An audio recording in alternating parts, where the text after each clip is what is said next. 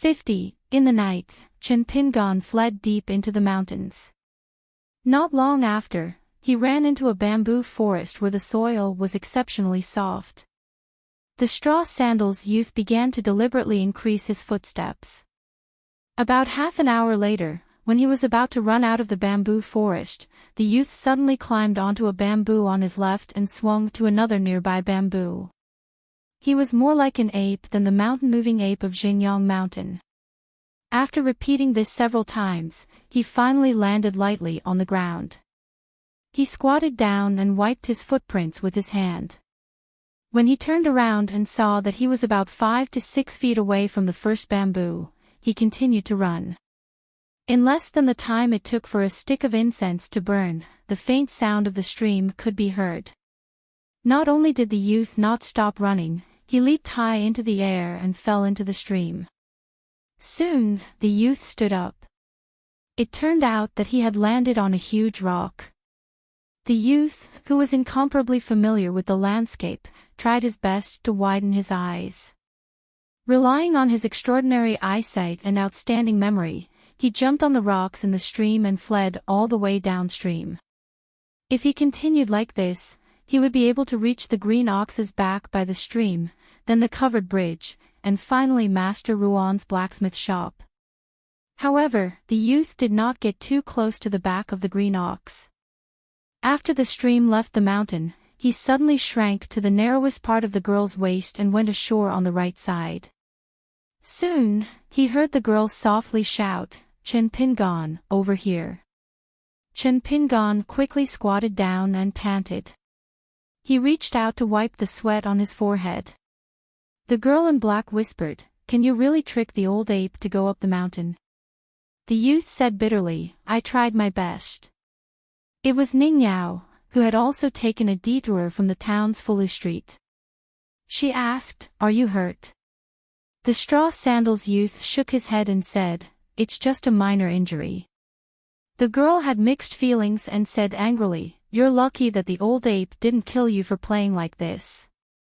Chinpingon grinned and said, "The old bastard broke the rules once. But if you had made your move a little later, I reckon I wouldn't have succeeded." The girl was stunned and then said happily, "It really worked." "Not bad, Chinpingon." Chinpingon chuckled. Ningyao rolled her eyes and asked, "What's next?" The straw-sandaled youth thought for a moment and said, "The general direction we agreed on will remain unchanged, but there are some details that need to be changed. The old ape is too powerful." Ningyao slapped the youth's head and laughed angrily. "You just realized." Chinpingon suddenly said, "Miss Ning, please turn around. I want to apply some herbs to my back. Also, help me keep an eye on the stream." The girl turned around and faced the upstream of the stream. Chinpingon took off the outer robe that originally belonged to Lu Xianyang, took off the wooden porcelain armor, and took out the porcelain bottle from the Yang family's shop from a cloth pouch at his waist. He poured out some thick ointment and poured it onto his right palm. He lifted the robe with his left hand and applied it on his back with his right hand. The young man, who was able to bear the pain, couldn't help but break out in cold sweat. Although the girl did not turn around, she still asked, "Is it very painful?" The young man smiled and said, "This is nothing." The young girl curled her lips. What was he trying to show off? In the westernmost house of the small town, a woman sat on the ground and cried loudly. She patted her chest with all her strength and swayed back and forth. Her thin clothes showed signs of exploding at any time. Her pair of dirty young children stood beside their mother, not knowing what to do. There was a simple and honest man squatting outside the house, sighing and moaning, his face full of helplessness. There was an inexplicable hole in the roof, and the cold air of spring had not yet faded. His body and bones could withstand it, but what about his wife and children? Not far away, the neighbors gathered together and pointed. Some said that they had also heard the noise on their roof. At first, they thought it was a stray cat causing trouble, so they didn't take it seriously. Some said that the west side of the town wasn't peaceful today. It was said that a child saw an old immortal in white floating around. His one step was as fast as a commoner's 10 steps. He could even leap onto roofs and vault over walls. They didn't know if it was the lord of the land who ran out of the ancestral hall or the mountain god who came out of the mountain. A young sword practitioner in the Wind Thunder Garden squatted alone in a corner with a solemn expression. Lu Baqiao had been chatting with Mr. Cui at the construction supervisor's office. After hearing about the disturbance in the Leaf family's mansion, he smelled something fishy. However, no matter how conceited this outstanding talent of the Wind Thunder Garden was, he didn't dare to provoke a mountain-moving ape. He was only considering whether he could watch the fire burn across the river. It would be even more satisfying if he had the chance to trick the old ape.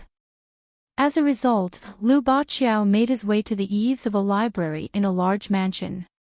He overlooked the town and searched for the old ape's movements. In the end, he soon discovered the abnormal activity in the mud bottle alley in the west side of the town. As a result, the bold Lu Baqiao secretly kept an eye on it. In the instant that the mountain-protecting ape of Xingyang Mountain did not hesitate to circulate its qi, Lu Baqiao had no choice but to move his natal flying sword that he had nurtured in his Mingtang acupoint after being injured. It became restless and was almost about to unsheath. This was because in this strange world, the level of cultivation was directly proportional to the strength of the heavenly way's suppression.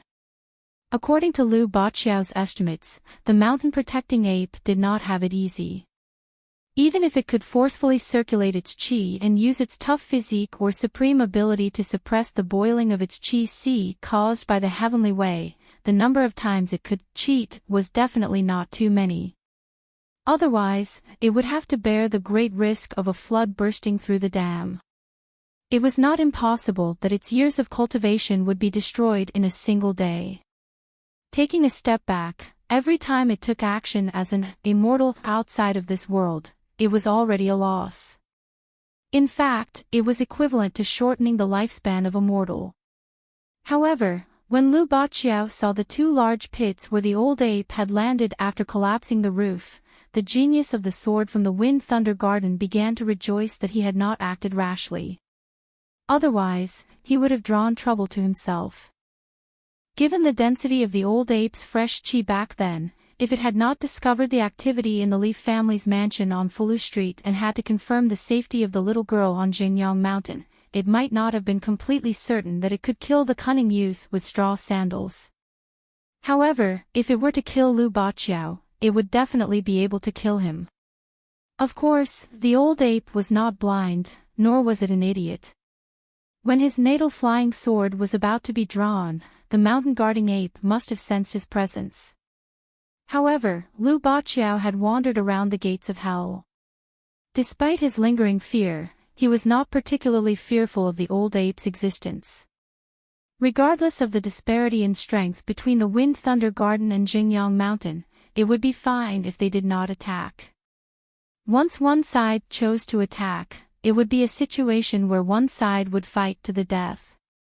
Moreover, people with low cultivation would never kowtow and beg for mercy.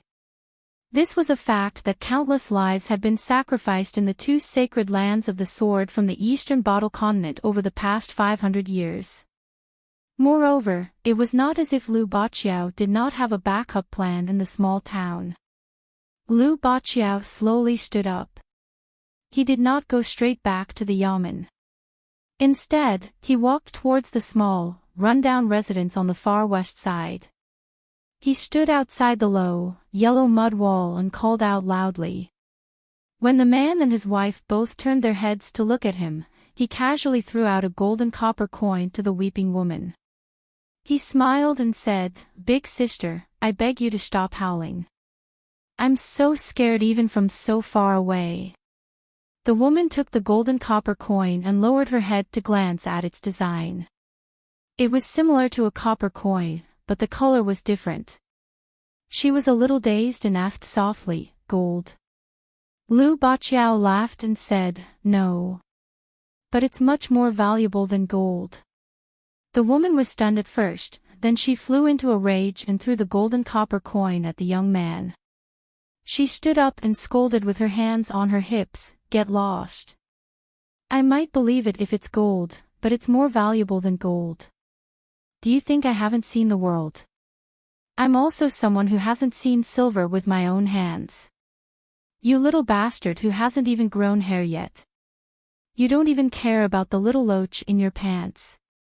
How dare you come to my place and pretend to be a master? My man is not dead yet." Speaking of this, the woman became even angrier. She walked over quickly. Her thick waist was not much thinner than a bucket, but she could still twist it in a different way. She kicked the man who was squatting on the ground without saying a word, causing him to fall to the ground. The man did not even dare to talk back, let alone fight back. He crawled away and then continued squatting, his eyes filled with resentment. The woman pointed at her man and scolded, "Useless coward, you're no different from being dead. You only know how to play dead when something happens. You only know how to wander around all day, catching fish and catching snakes. You're no different from a child wearing diapers. You're worse than your son. At least Xiao Huai knows how to steal. Pick up some things to go home. You're a father, why aren't you willing to work as a clerk in the Yang family shop? Are you so rich that you have to compete with silver? You don't even know how to do proper work all year round." Speaking of this, the woman with a bosom worthy of the word spectacular suddenly smiled. "If it weren't for the fact that you can still torment people at night, I'd be willing to spend my days with you." The neighbors who were watching the show burst into laughter. There were also young and strong men who whistled and said dirty words. The woman finally pointed her spear at the culprit again and roared, "Why aren't you getting lost? You haven't weaned yet, have you?" Lu Baqiao had never seen such rustic behavior. Not only did he not find it despicable, but he also found it quite interesting. He watched the show with relish. Even though he was badly scolded by the woman, he did not get angry but laughed instead. Every time he quarreled in the Wind and Thunder Garden, he would feel a kind of loneliness. He felt that he had good martial arts skills but had no equal opponent. He never thought that he would finally have a place to use his skills today. He became excited and said with a cheeky smile, "So what if I haven't weaned? Big sister, can you help me?" The woman raised her eyebrows and sneered, "I'm afraid that I'll accidentally suffocate you to death. You can go to Granny Ma in Apricot Blossom Lane. You can eat until you're full." Suddenly, laughter shook the sky. Although Lu Baqiao did not know who Granny Ma was, from the reaction of the audience around him, he knew that he had been defeated miserably. The young sword cultivator gave a thumbs up and said with a bright smile, "Big sister, you win." Then he clamped the gold fine copper coin with 2 fingers and shook it. "You really don't want it?" The woman was obviously hesitant and suspicious. At this moment, someone in the distance helplessly shouted, "Baqiao, Mr. Chui wants you to go back quickly." Lu Baqiao heard the voice and turned his head. It was Chen Songfeng, a disciple of the Qin family in the Dragontail Commandery. Beside him stood a tall and cold woman. She was empty-handed and did not carry any weapons. Her appearance was not outstanding, but her figure was indescribable. Her pair of long legs was very much to Lu Baqiao's liking. She was Chen Songfeng's distant relative. As for how distant, Chen Songfeng had never taken the initiative to mention it. The woman had always called Chen Songfeng by his name. Along the way, the three of them usually got along. Lu Baqiao did not feel that the woman was arrogant, just that her temperament was naturally cold. Since Chui Minghuang had spoken, Lu Baqiao did not dare to stay any longer. He followed the two to Fulu Street. But when he left, he subconsciously glanced at the middle-aged man with a frown. A sloppy man mixed in the crowd hesitated for a moment. After the neighbors dispersed, he walked alone to the courtyard. The woman was about to bring her son and daughter to live with her parents. She was really unwilling. Her parents were all snobbish and looked down on the man she had chosen. Therefore, in these years, except for festivals, they rarely interacted with each other. But this kind of unexpected misfortune, the woman had no choice. She wanted to be more unyielding and bring her son and daughter to live in an inn for a few days. She wanted to be the daughter-in-law of a rich man. But unfortunately, she was embarrassingly short of money. She was so poor that she could not even make a sound. She could only thicken her skin and return to her parents' home to be looked down upon. So, the more the woman thought about it, the angrier she became. Before she left, she fiercely pinched her husband's waist until his entire face was crooked. The two children were used to this scene. Not only were they not worried about their parents quarreling, they were even secretly laughing. The woman's eyes were sharp. She saw the sloppy man hiding by the door sneakily and immediately scolded, "Surnamed Zheng, are you here to steal my clothes again? Are you a dog? Rabbits don't eat the grass near their burrows. No matter how much I don't want to admit it, I still have 8 lifetimes of bad luck. I'm your sister-in-law. How can you bear to steal it?" The sloppy man wanted to cry but had no tears.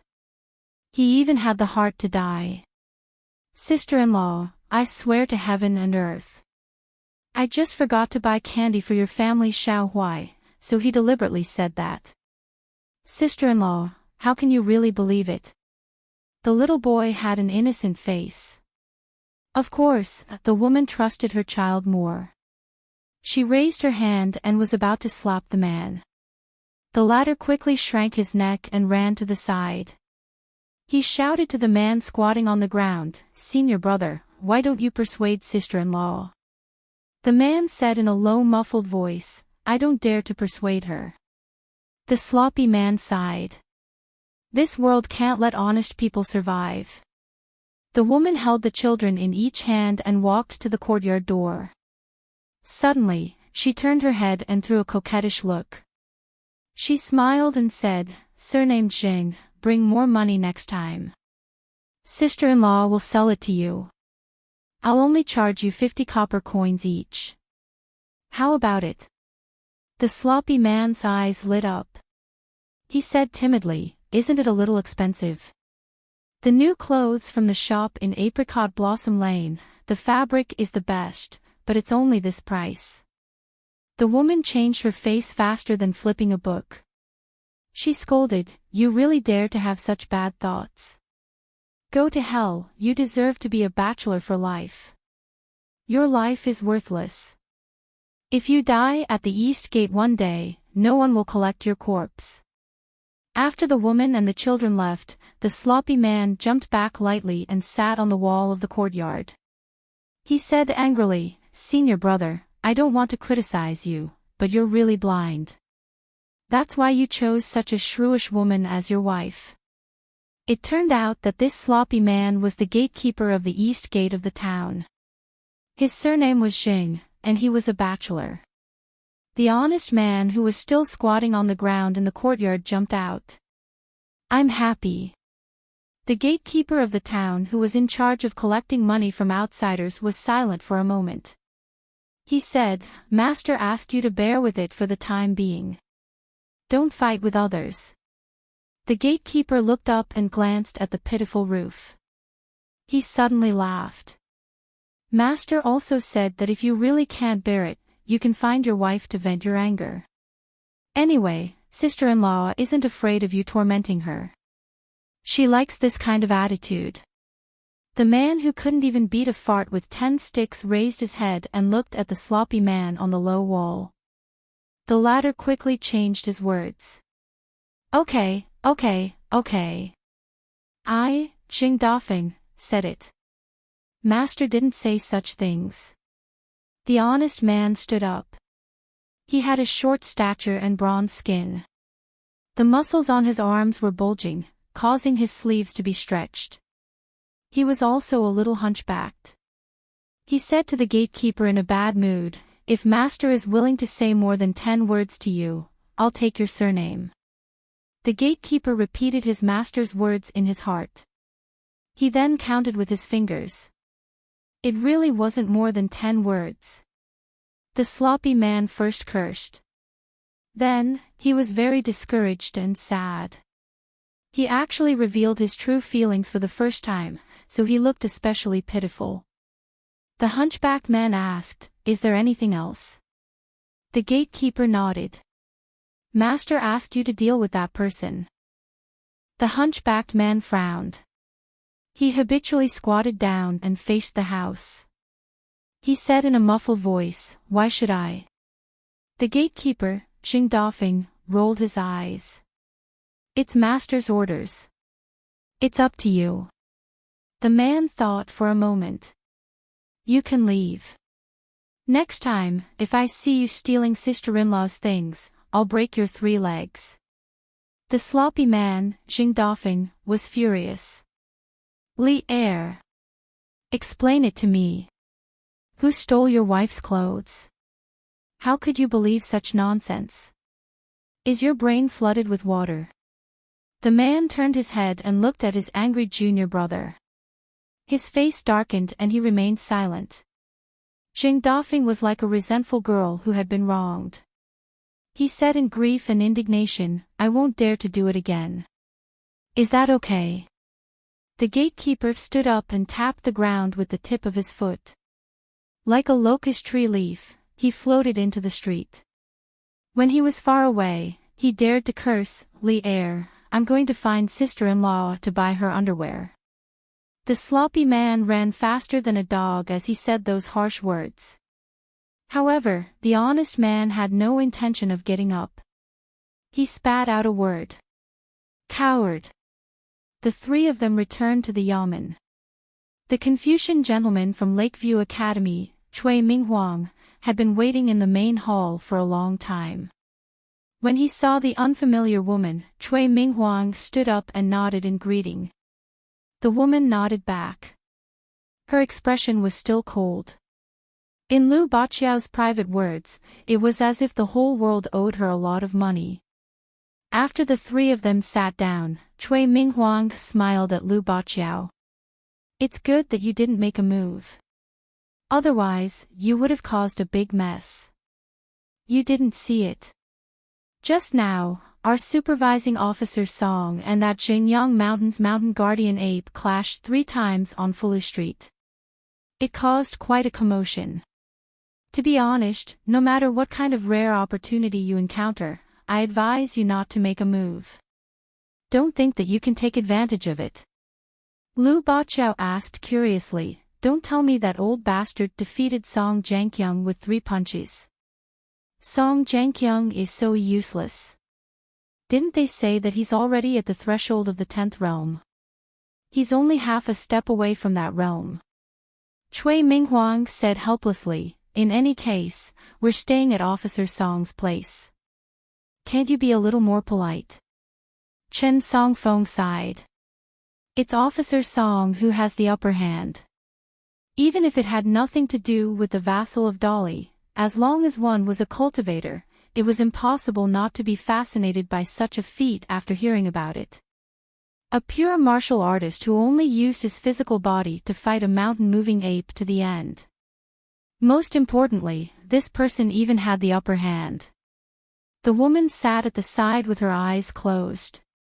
Her hands were naturally placed on her knees. When she heard this, her fingers moved slightly. She was also hurriedly found by Chen Songfeng. Originally, she planned to wander around the small town. The reason why she didn't insist and followed Chen Songfeng to find Lu Baqiao before returning to the yamen was because she did as the Romans did. As for whether Chen Songfeng could gain some benefits from the old locust tree and obtain a few ancestral shade locust tree leaves, the woman with the same surname Chen didn't care. However, when Chen Songfeng found her, she could still clearly feel the young man's deliberately suppressed excitement. It was most likely due to his bountiful harvest.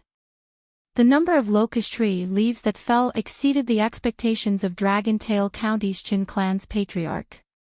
Lu Baqiao suddenly held his stomach and laughed. That old bastard suffered a huge setback this time. How delightful. He was actually led by the nose through half of the small town by an ordinary youth. This is the biggest joke in the world. It's enough for me to talk about in the Wind Thunder Garden for 10 years. When the time comes, with the temperament of those country bumpkins from Xinjiang Mountain, they'll definitely jump out and say that the Wind Thunder Garden is slandering them. If you have the ability, show me the evidence. I'll show you the evidence.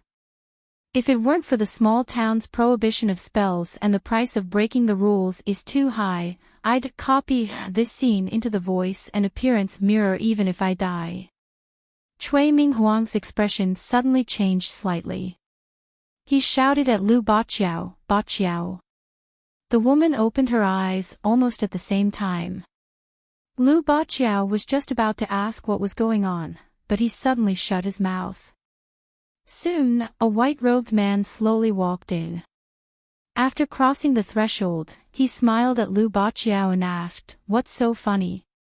It's better to have fun together than to have fun alone. Why don't you let me have some fun too?" Cui Minghuang had already stood up and was about to speak. He meant to give the main seat to this dolly vassal king. Song Zhengqiang smiled and shook his head at this scholar from Lakeview Academy, indicating that there was no need for such complicated formalities. He casually pulled a chair and sat beside Lu Baqiao, facing Chen Songfeng and the woman on his left and right. Although Lu Baqiao gave the impression that he was a mischievous person, at such a close distance, he was facing a martial artist who was very likely to reach the 10th realm of the legendary realm. This guy was notorious. Putting aside the king building temple incident, the fact that he had a hobby of killing geniuses was really creepy. Therefore, although Lu Baqiao kept calling him Song Zhengqiang when the dolly vassal king was not here, he was very guilty at this moment.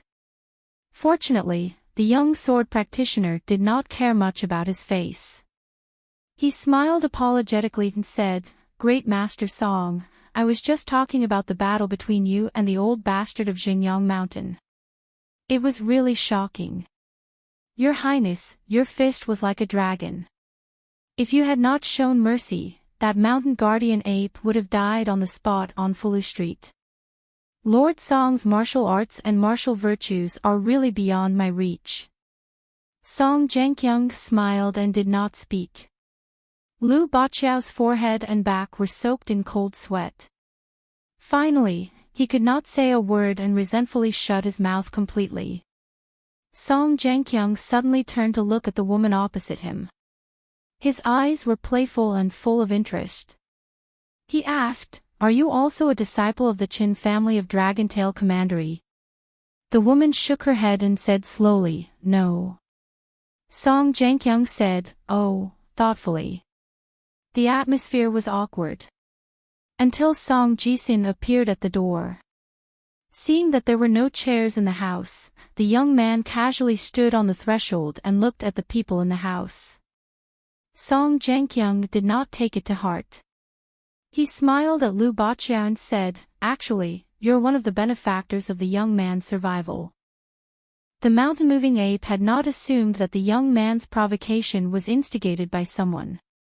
In this small town, those who dared to set a trap for Xinjiang Mountain were not fools.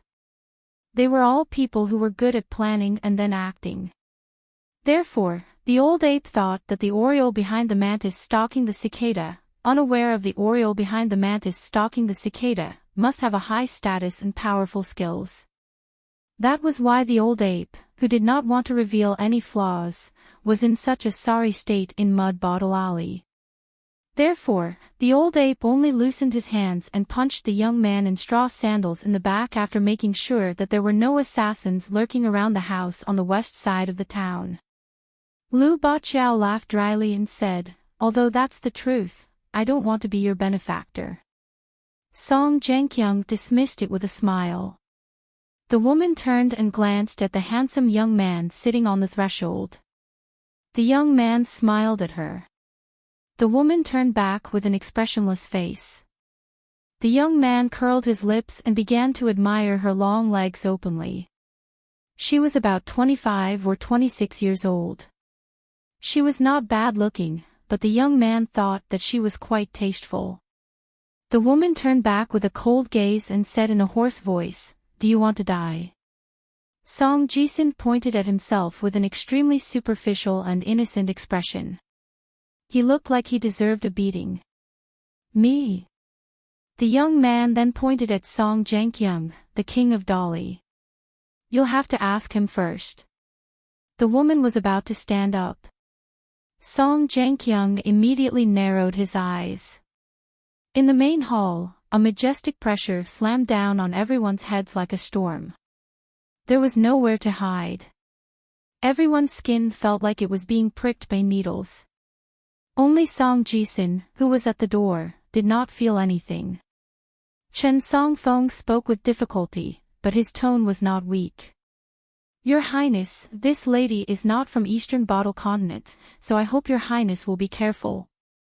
The woman smiled and stood up. "You dare to kill me? Aren't you afraid that Dali will be destroyed?" Chui Minghuang was about to stop her. The woman flew backward. The chair behind her turned into dust in the air. The woman's tall body was completely embedded in the wall, almost like an object embedded in the wall. Song Jang-kyung stood under the wall mysteriously with his hands behind his back. He looked up slightly at the woman who was bleeding from her 7 orifices and smiled. "Little girl, do you think that your father or ancestor is very powerful, so you're qualified to show off in front of this king?" "What's that word again?" The king turned to look at his nephew with a smile. The young man smiled and said, "Jew, nonsense." Song Jang-kyung smiled and turned to look at the woman. Although the latter's face was full of pain, her eyes were firm and did not show the slightest sign of weakness. Song Jang-kyung said, "In your next life, don't meet this king again." Chen Songfing's liver and gallbladder were torn apart. His eyes were bloodshot, and he was in an extremely complicated mood. He was about to speak with great anger and great fear. He was about to speak, but Chui Minghuang had already taken a step forward and bowed to apologize. He lowered his head and said sincerely, "Your Highness, can you give me face and not lower yourself to her level?" Song Jang-kyung's mouth twitched, full of sarcasm. The woman who was looking at the king of Dali suddenly closed her eyes as if she had accepted her fate. At this moment, the young man on the other side of the threshold laughed and said, "Uncle. Forget it. If word gets out that you bullied a woman, it will damage your reputation." Song Jang-kyung's figure paused slightly. It was so subtle that even Chui Minghuang and Lu Baqiao only felt that the killing god did not move at all. Song Jang-kyung tilted his head, stretched out 2 fingers, and flicked casually. It was as if he was brushing the dust off his shoulder. Lu Baqiao, the number 1 of the younger generation in the Wind Thunder Garden, was dumbfounded. Chui Minghuang was relieved. Chen Songfeng felt as if he had fallen into the clouds.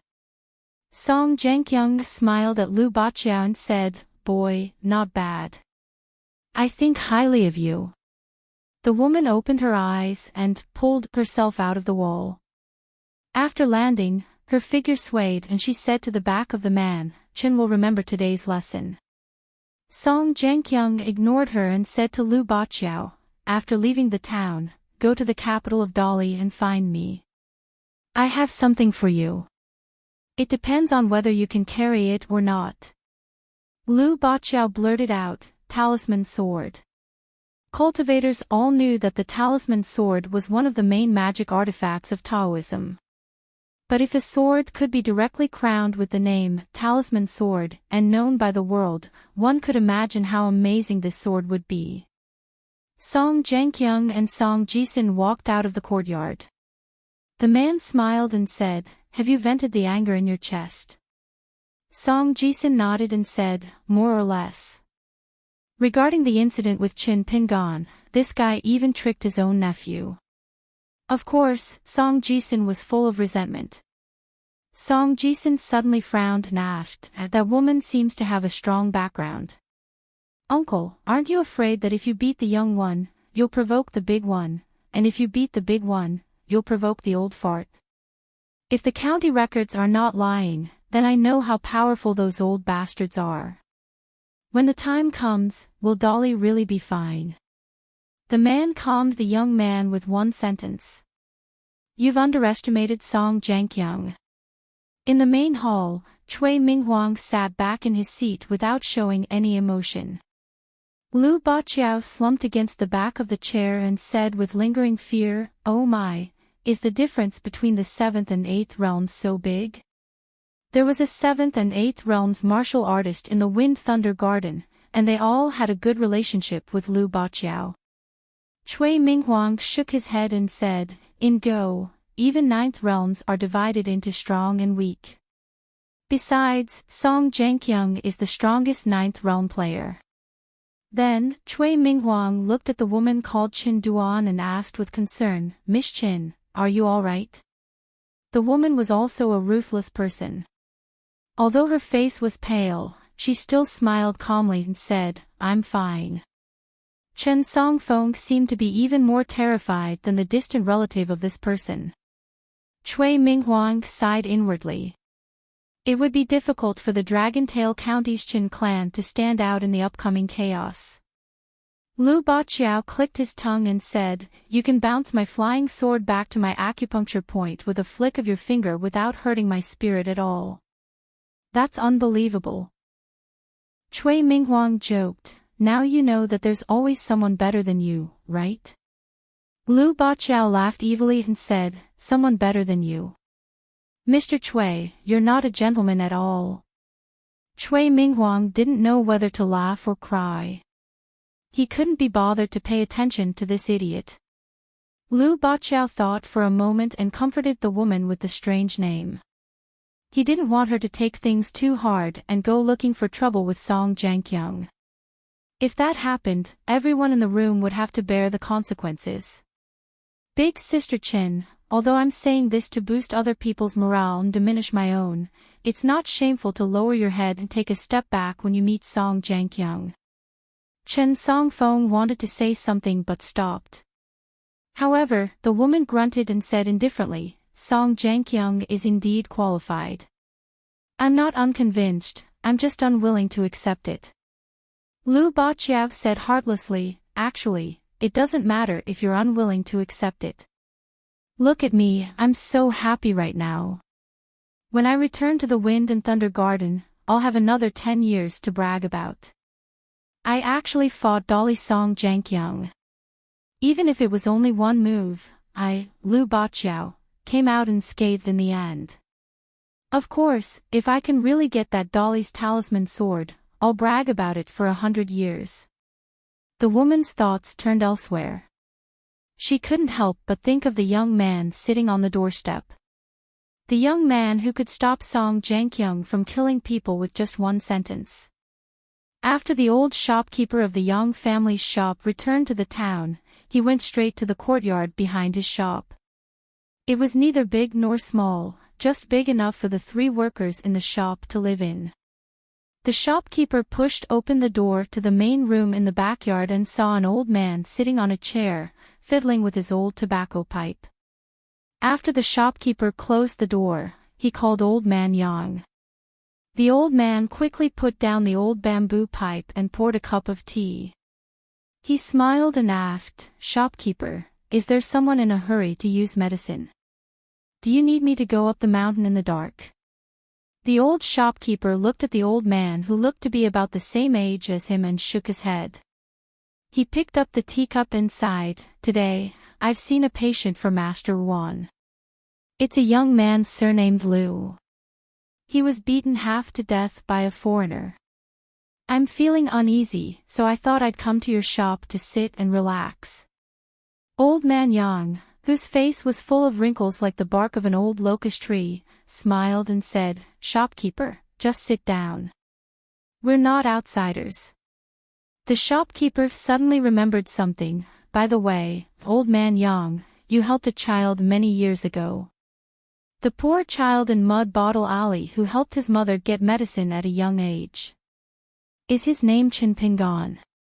Old man Yang was a little surprised, nodded, yes, that child's mother finally passed away. If I remember correctly, she didn't survive that winter. After that, I saw the child a few times, but not many times. I couldn't stand it at that time, so I gave the child a worthless prescription. What happened? Was the child injured by someone? The shopkeeper took a sip of tea and smiled bitterly. Didn't I just say that the young man's surname is Liu? Old man Yang, you really have a bad memory. Old man Yang laughed and didn't care. The old shopkeeper asked cautiously, Old Yang, should we do something for our shop? Old man Yang picked up the old tobacco pipe made of small Nanju bamboo and shook it. Shopkeeper, you don't need to do anything. The shopkeeper seemed to have eaten a calming pill and nodded, that's good, that's good. Old man Yang, I'll leave first. You do what you need to do. Old man Yang was about to stand up and send him off, but the shopkeeper quickly persuaded him, no need to send me off. After the shopkeeper walked down the stairs, he looked back and saw old man Yang was about to close the door. After looking at each other, old man Yang grinned and the shopkeeper quickly turned around and left. When the shopkeeper took over the shop in his middle age, his father, who was dying on the bed, said some strange words, if the shop encounters a big problem, find old man Yang and do as he says. This sentence seems to have been passed down from your grandfather's grandfather.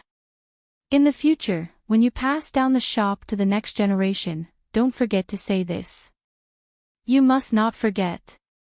At that time, the old shopkeeper nodded vigorously in agreement.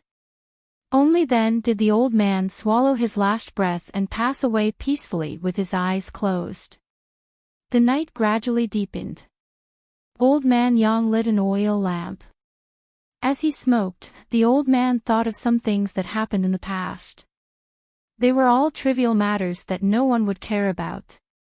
An ancestral house that had been passed down from generation to generation was neatly tidied up. It didn't look like a family in Clay Bottle Alley. An honest man squatted in front of the courtyard. Looking at a delicate and pretty child, he asked with a smile, Son, after the new year, are you an adult? The child raised his hand and said in a lively and childish voice, Father, I'm 5 years old, so I'm an adult. The man smiled and felt a little sad. Then when father is not here, mother will be handed over to you to take care of. Can you do it? The child immediately straightened his back, yes. The man smiled and stretched out a big hand full of calluses, pinky promise. The child quickly stretched out his small white hand and happily said, Pinky promise, I won't change it for 100 years. The father and son Pinky hooked their pinky fingers and their thumbs were tightly pressed together. After the man let go, he slowly stood up and turned his head to look at the graceful figure who was busy in the main room. Then, he suddenly strode away. The child behind him shouted, Father, tanghulu is delicious. The man's lips trembled. He turned his head and squeezed out a smile, I know. In the end, the child was sensible. He blinked his eyes, the small ones are more delicious. The man quickly turned his head and didn't dare to look at his son again. He continued to walk and murmured, Son, father is leaving. In the young family's shop, a child who came to buy medicine every few days was pushed out of the shop by an impatient shop assistant. The young shop assistant scolded, How many times have I told you? These few pieces of silver can't even buy the dregs of medicine. How can you be so annoying and block the way for half a day? We are a medicine shop. We are doing business, not a temple. There is no bodhisattva for you to worship. If it weren't for your young age, I would have hit you. Get out, get out. The child clenched the shriveled money bag tightly. He wanted to cry, but he insisted on not crying out loud. He still repeated the same words over and over again, My mother is still waiting for me to boil the medicine. It has been a long time. My family really has no money, but my mother is really sick. The young shop assistant casually picked up a broom and pretended to hit the child. The child standing outside the door was so scared that he squatted down and covered his head with both hands. His left hand still didn't forget to hold the money bag tightly. After a long time, the child raised his head and found a stern-faced old man standing there, looking at him. The young shop assistant had resentfully put down the broom and busied himself with the matter at hand. The old man stretched out a hand. Give money when you buy things. It is a matter of course for businessmen to make money. As for how much you earn, it depends on your conscience.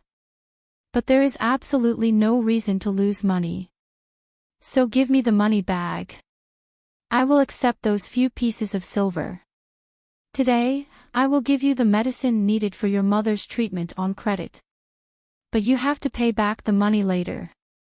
You are not allowed to owe the shop a single cent, little guy, do you understand? The child blinked his eyes. He was confused, but he still handed over the money bag. In the end, the old man leaned on the counter with some effort. Then, he looked at the child whose head was almost invisible and asked, "Do you know how to boil the medicine?" The child pecked at the rice. "I know." The old man frowned. "You really know?" This time, the child only dared to gently nod. The young shop assistant laughed in the distance. Our Master Lu went to Mud Bottle Alley at that time. After treating his mother, he taught the child once. Later, he was worried and personally watched the child suffer. It's strange. A big kid unexpectedly didn't make any mistakes. Master Lu said it himself, so it should be true. The old man waved to the child, "Go." The child happily carried a large bag of medicine wrapped in butter paper and quickly ran back to Mud Bottle Alley. His mother was lying on the wooden bed. After the child tiptoed into the house, he found that his mother was still sleeping. He touched her forehead and found that it was not hot. He was relieved. Then, the child quietly moved one of his mother's hands back to the quilt. The child went to the kitchen outside the house and began to boil the medicine in a clay pot. Taking advantage of the time, he began to cook. The child needed to step on a small stool. The child vigorously turned the spatula and choked on the hot water. He didn't forget to nag, "It must be delicious, it must be. Otherwise, mother will lose her appetite again." A child who was only 5 years old carried a basket almost larger than himself and walked to the mountain outside the town. This was the child's second time entering the mountain. The first time, old Yang of the Yang family's shop took care of the child's weak leg strength, so he walked very slowly. In addition, the old man only taught the child to pick a few kinds of herbs, and the basket was also carried by the old man, so it was actually easy to enter and leave the mountain. Today, it was different. The child carried the basket under the hot sun, and there was a burst of burning pain on his back. The child walked while crying. He gritted his teeth and walked forward. That time, the child returned to the Yang family's shop after dark. There was only a thin layer of medicine in the basket. Old Yang was furious. The child cried and said that his mother was the only one at home. He was afraid that his mother would be hungry. Otherwise, there would be more medicine. He said that he could get up early tomorrow and enter the mountain. The old man was silent. He turned and left, only saying that he would give him another chance. Less than 2 months later, the child's hands and feet were full of calluses. One day, a sudden rainstorm made the child, who had forgotten the time while picking herbs in the mountain, separated on the other side of the stream. Looking at the raging flood, the child wailed in the heavy rain.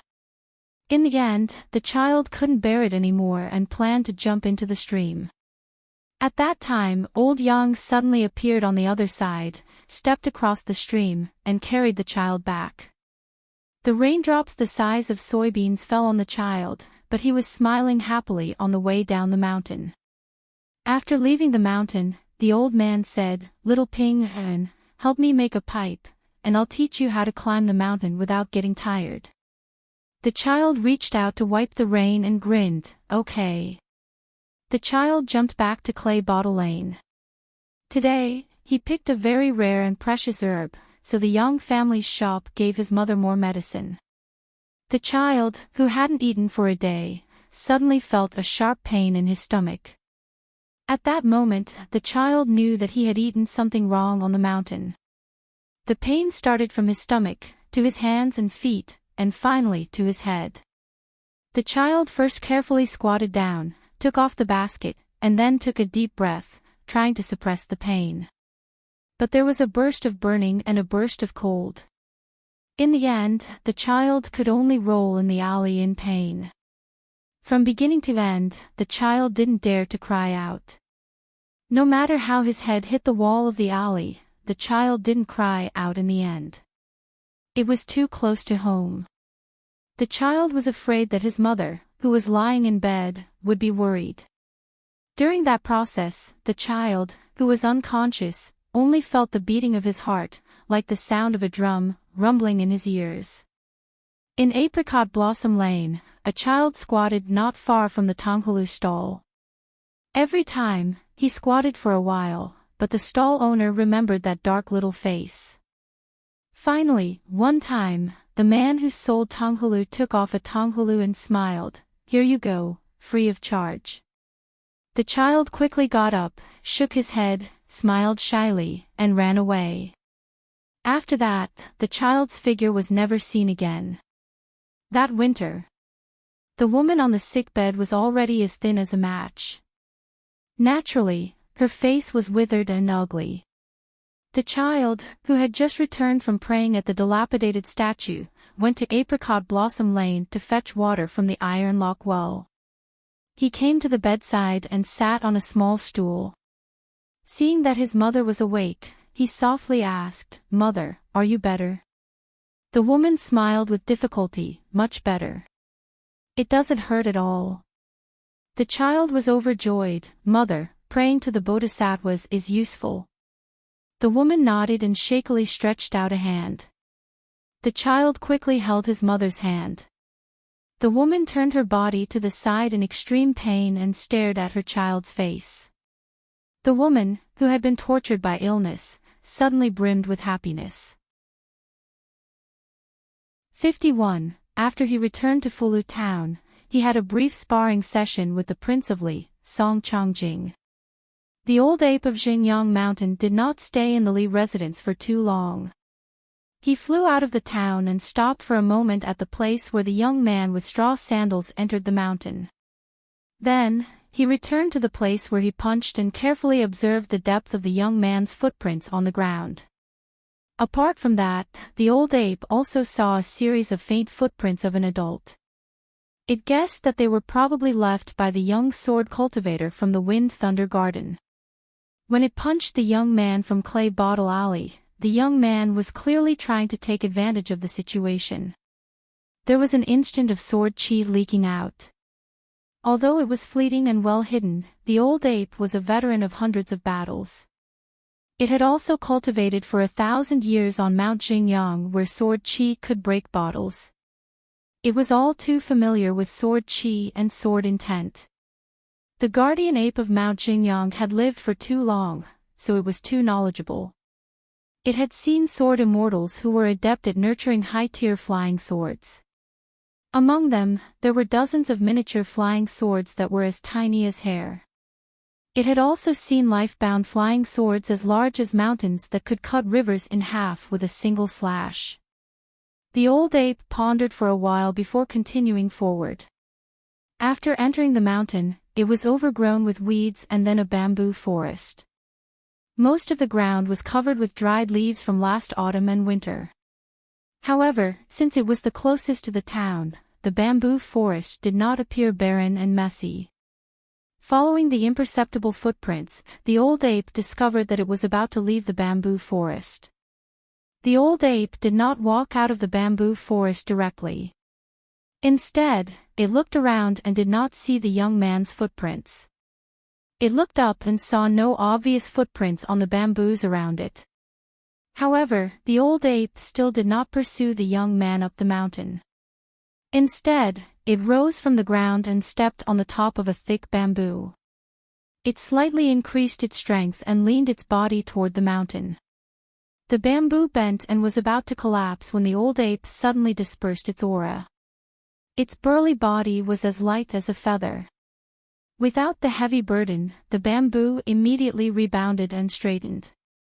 The old man stood on the top of the bamboo like a deity riding the wind.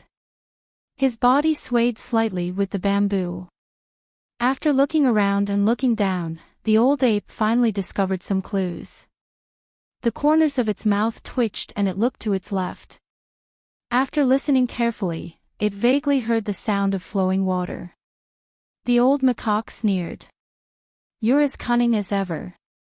The old macaque stepped on the bamboos and ran toward the stream on its left. It did not know how many bamboos were broken along the way, but when it arrived at the stream, the old macaque was unsure whether the young man with straw shoes would follow the stream into the deep forest or escape downstream. The old ape squatted by the stream and frowned. It was rather resentful. If they were in the outside world, as long as there was a mountain with a bit of spiritual energy, the old ape would be able to forcefully summon the earth god, who had lost his backing, and find out where the young man went after asking. This was also one of the original supernatural powers of the mountain-moving ape. Otherwise, no matter how powerful and famous other cultivators were, they would never be able to easily order around the gods of a region. The path to the Great Tao was different. It was just like how the Minister of War could not order a small minister-counselor of the Ministry of Revenue to do this and that. The most important thing was that the Minister of War and the Minister-Counselor were not in the imperial court of a country. Since the girl's first two moves had failed, she did not get close to the old macaque. Instead, she kept a distance from him and walked slowly. After the old macaque appraised the sharpness of the two weapons with his unparalleled body, he completely ignored the bloody groove on the outside of his arm. He said with a smile, "Your weapons are really good. I can tell with a single glance that you're a disciple of a 1,000-year-old clan on the mountain, or a direct disciple of a first-rate wealthy clan at the foot of the mountain. I almost thought you were another sword cultivator from the Wind Thunder Garden hiding in the dark." The old macaque moved along with the girl's seemingly careless footsteps. He shifted his gaze along with her and said in a deep voice, "Young lady, I know you won't give up even if you suffer a setback. I'll give you one last chance. I'll let you tell me your clan's background. If you're killed by me after that, Xingyang Mountain won't admit their mistake. They won't care where you're from or who your master is."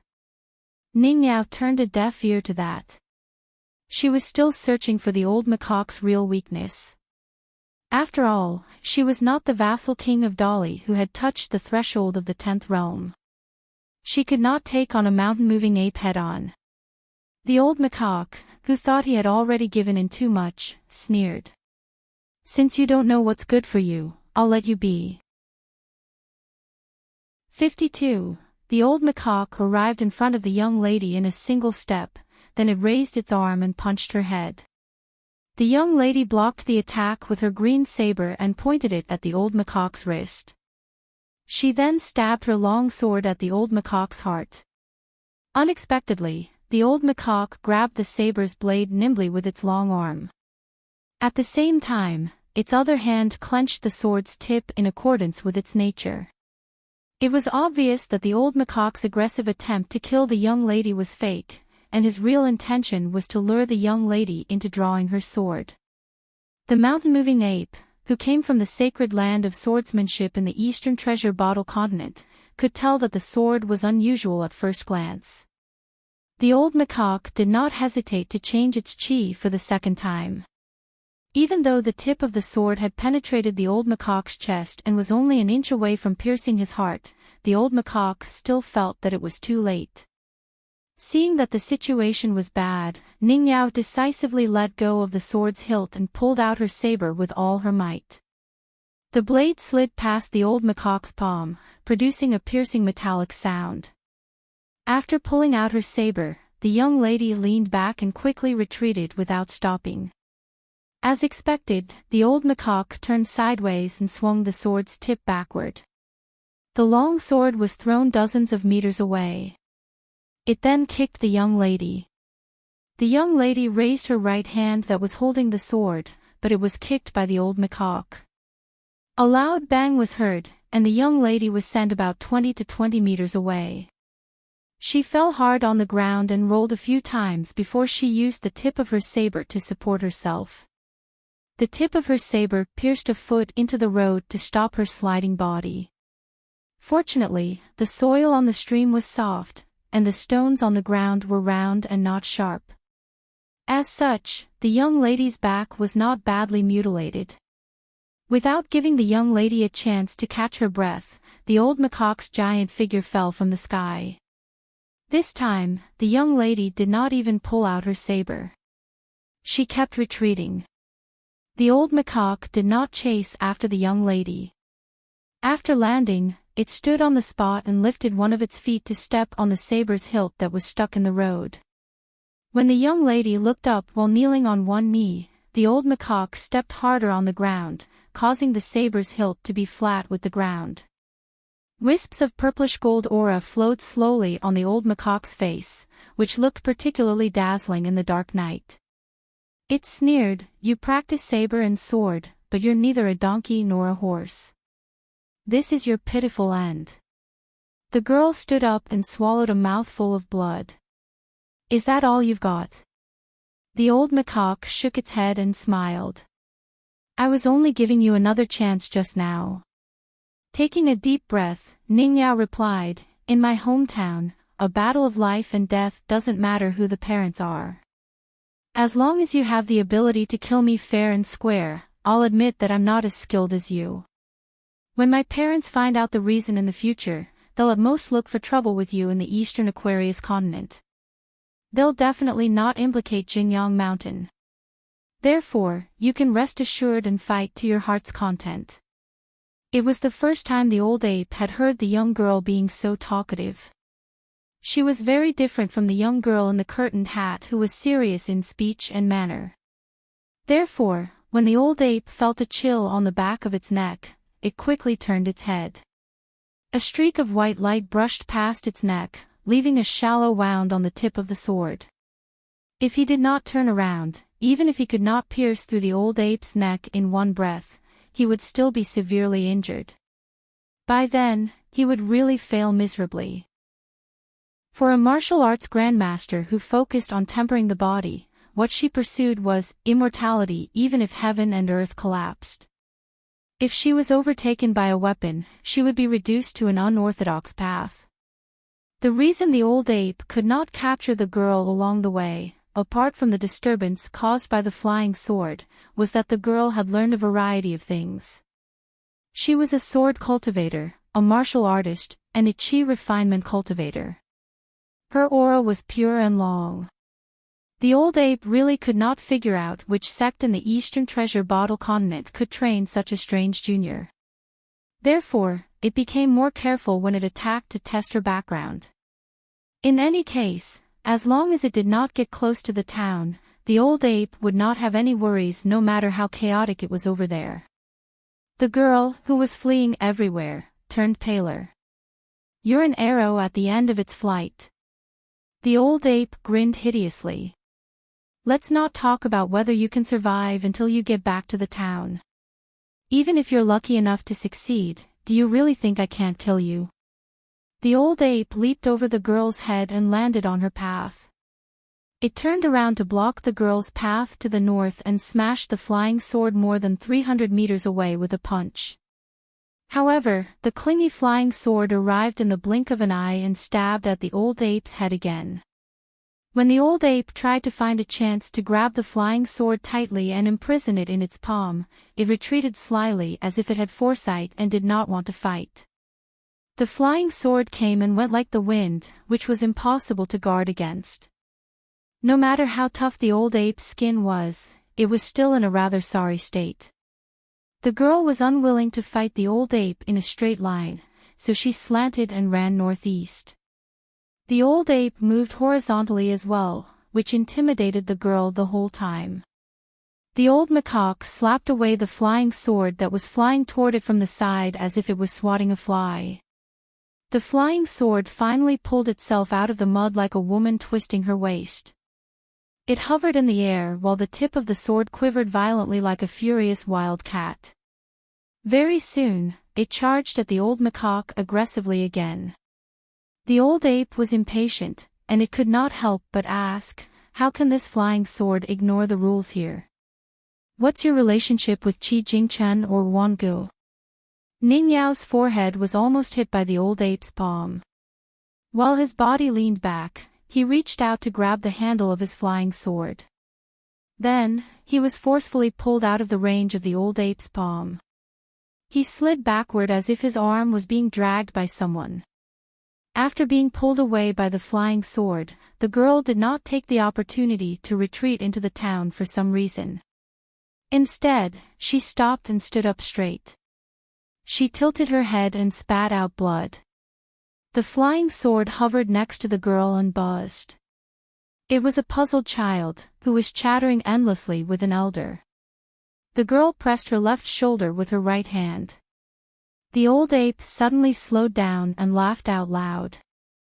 As expected, this flying sword that acknowledges you as its master can indeed disobey the rules, but it's still a flying sword after all. No matter how mystical and spiritual it is, it's still inferior to you when you're controlling it. Unfortunately, your body and soul were severely injured in the town and haven't recovered, so you can't control it at all. Therefore, it's been intermittent, and it's attacking on its own. In any case, you never really wanted to injure me seriously and only used a defensive move to save your life, so you had no choice but to control the flying sword according to your will. The girl finally spoke again. "You talk too much." Her lips were red, her face was white, and she wore a dark green robe. In the middle of the night, the girl looked like a female ghost that wandered the countryside at night.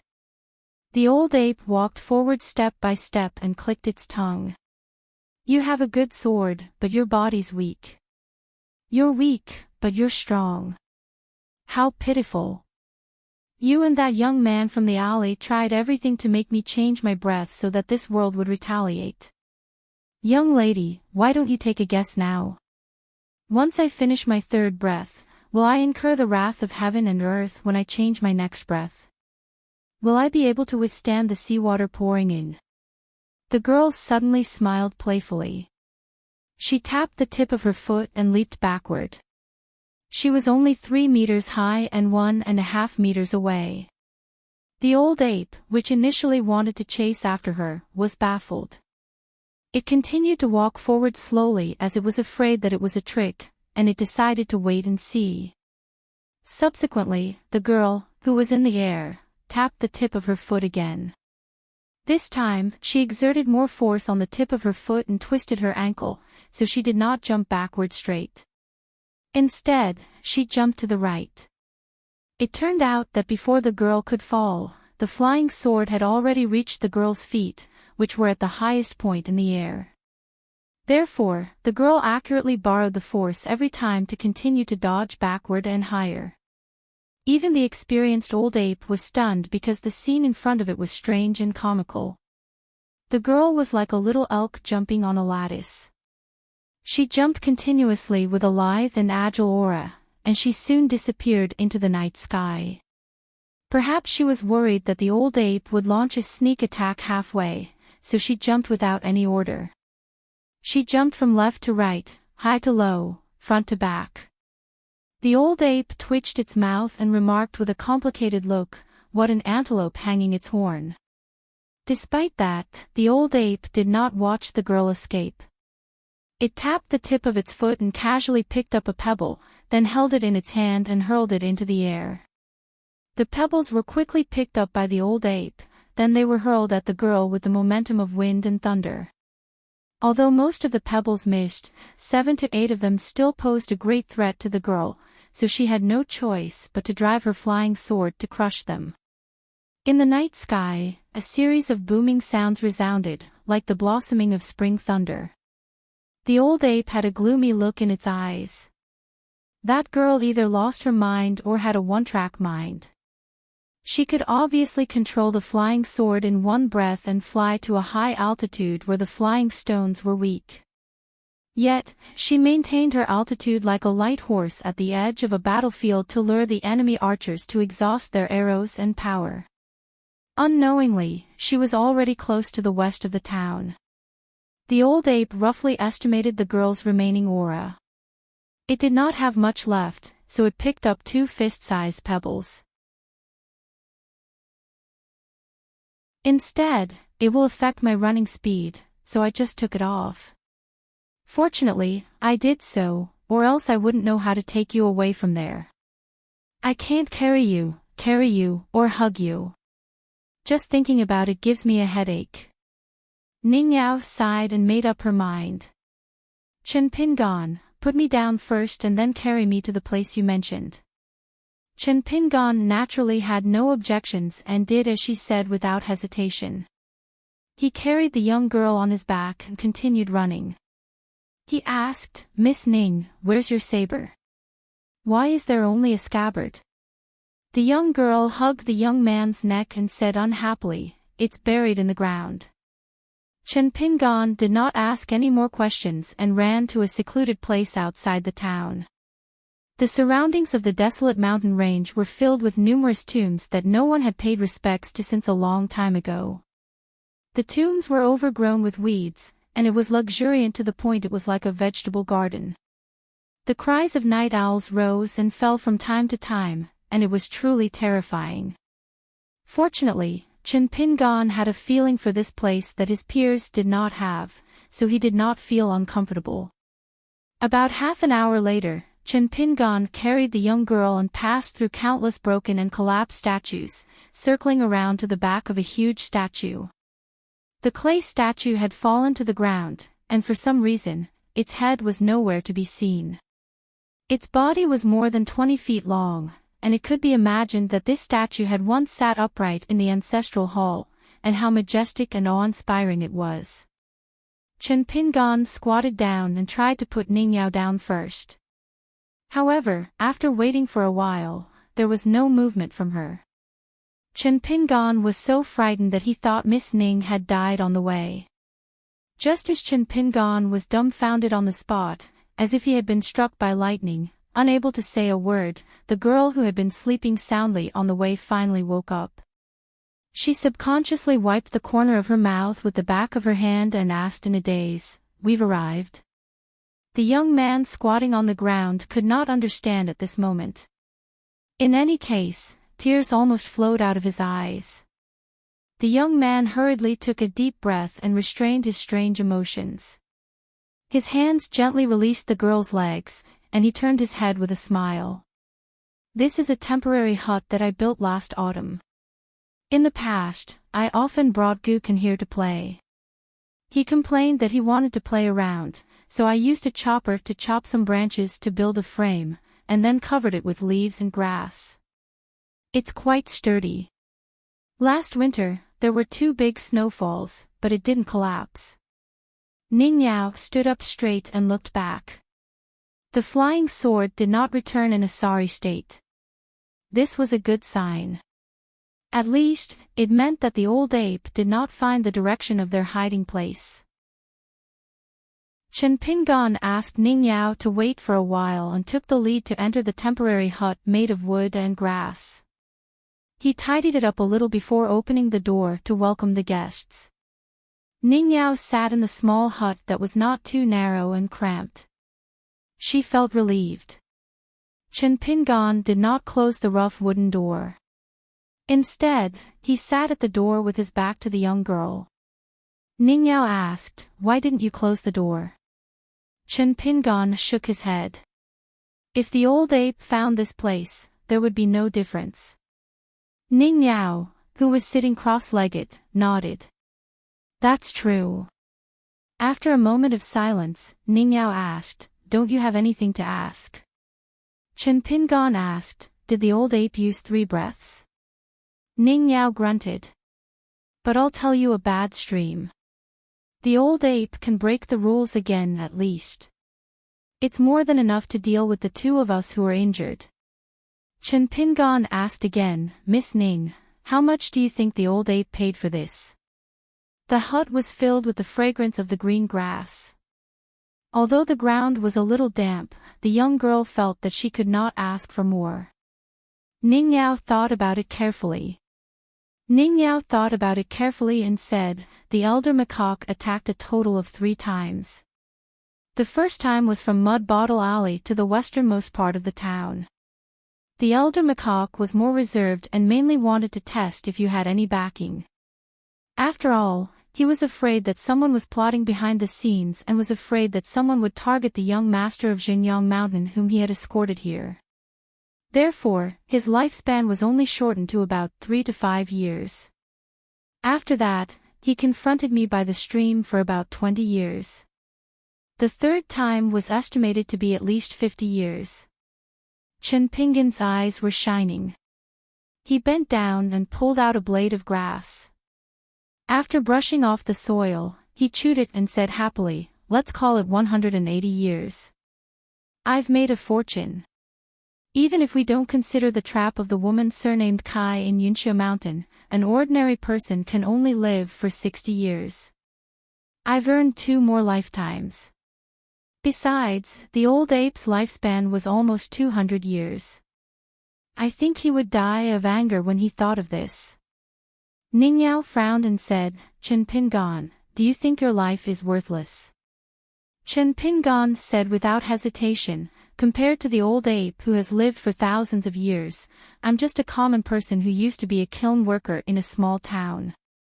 Of course, I'm worthless. It's not shameful to admit this. Ning Yao was flustered by Chen Pingon's fallacious reasoning. Chen Pingon turned his head and smiled. Of course, when I think of this and accept my fate, I still feel aggrieved in my heart. Think about it, why is my life worthless when I'm just here to experience the world? Ning Yao was just about to agree, and then show off a few heroic and knowledgeable sayings of the sages. Unexpectedly, the youth quickly gave an answer. He seriously asked himself, could it be that I didn't do enough good things in my previous life? But I didn't have time to do any good deeds in this life. Won't I be doomed in my next life? What should I do? Ning Yao picked up the empty green scabbard on her leg and gently tapped the young man's back with the tip of the scabbard. The young man in straw sandals suddenly grimaced.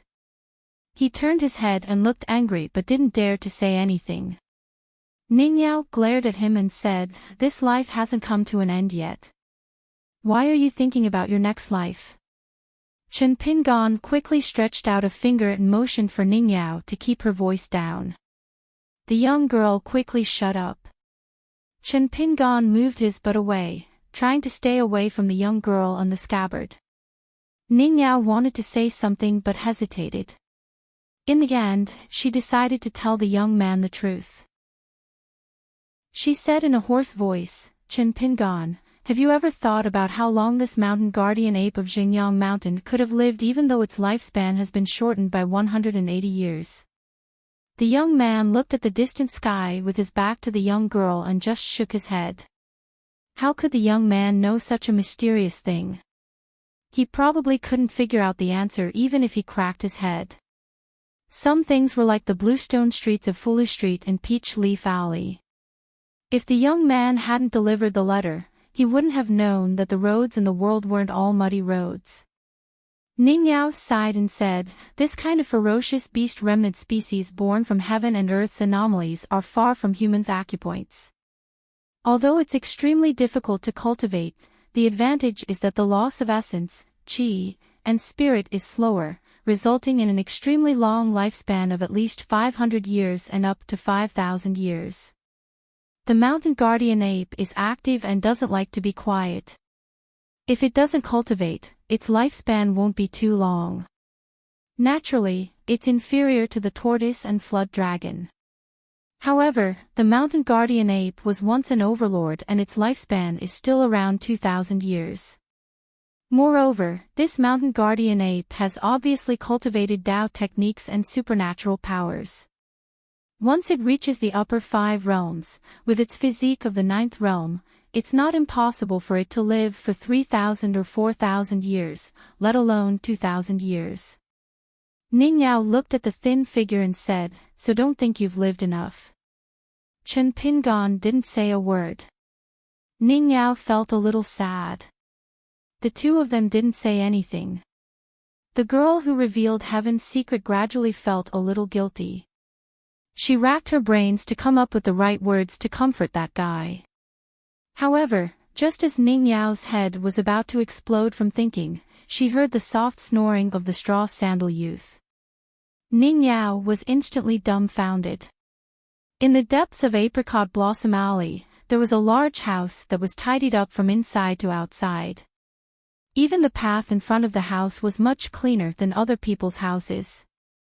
An old woman, who had absolutely no affinity for kindness, flicked the wick of the lamp to make the light in the house brighter. Then, she looked at her grandson dotingly and began to nag, "Day after day, year after year, why are you on the roof again in the middle of the night? As the old saying goes, spring is cold in autumn. You never listen to my advice.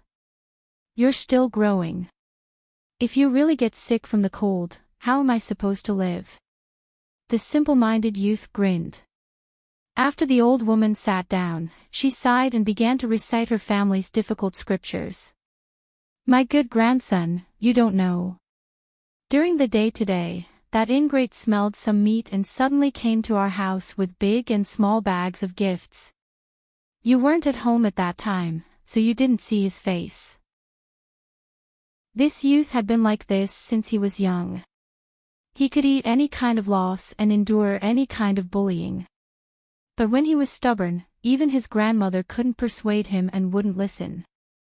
The old woman thought for a moment, then got up and ran out to see if the courtyard door was locked. She returned to the room and sat down again. She lowered her voice, "Grandson, don't think that Grandma has been pretending to be mysterious all these years. Other than being a midwife, giving people a bowl of talisman water to drink, or shamelessly collecting junk from people. But let Grandma tell you, those old things that I have collected are all top treasures." The youth returned to his lazy appearance. It was obvious that Ma Ku Xian had no interest in his grandmother's big box of junk. The old woman continued to talk about the various tricks she had used in her early years and was very proud of herself. Ma Ku Xian suddenly asked, "Grandma, Chen Pingan's father from Mud Bottle Alley, did he die in?" The old woman's expression changed dramatically. She quickly reached out and covered her grandson's mouth. She sternly said, "There are some things that can be done, but can't be said." The youth smiled and nodded, no longer asking questions.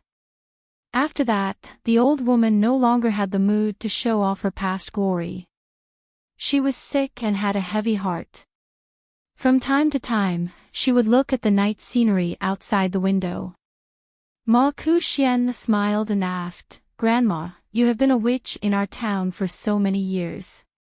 Everyone in Apricot Blossom Alley says that you can cross the boundary between yin and yang and lead the souls of the dead back to the world of the living." The old woman rolled her eyes and said, "Others believe in this foul atmosphere, but you also believe in it? Grandma is even afraid of thunder. If I really see a ghost, won't I be scared to death? Grandma, don't be afraid." The youth Ma Ku Xian laughed softly. Humans and ghosts walk different paths. The great path leads to the sky, and each of us walks on one side. At dawn, Ning Yao, who was in her small nest, slowly opened her eyes. There was no trace of the youth. She quickly got up, bent over and walked out. She tiptoed and jumped onto the huge shoulder of the worn-out statue that was lying on its side. In the distance, the youth in straw sandals was running in her direction. His footsteps were neither fast nor slow, and it did not seem like he was being chased. When he saw the girl in dark green, he quickly waved his hand to signal her to come down. Ning Yao jumped down from the Buddha's shoulder and stood in front of the youth. The old ape did not find us. After saying this, Chen Pingon faced the headless statue, put his palms together, bowed his head, and muttered. Ning Yao vaguely heard that he was sincerely begging her not to blame him. She rolled her eyes but did not say anything. After that, Chen Pingon whispered mysteriously, "I'll take you to see 2 statues. They are very interesting."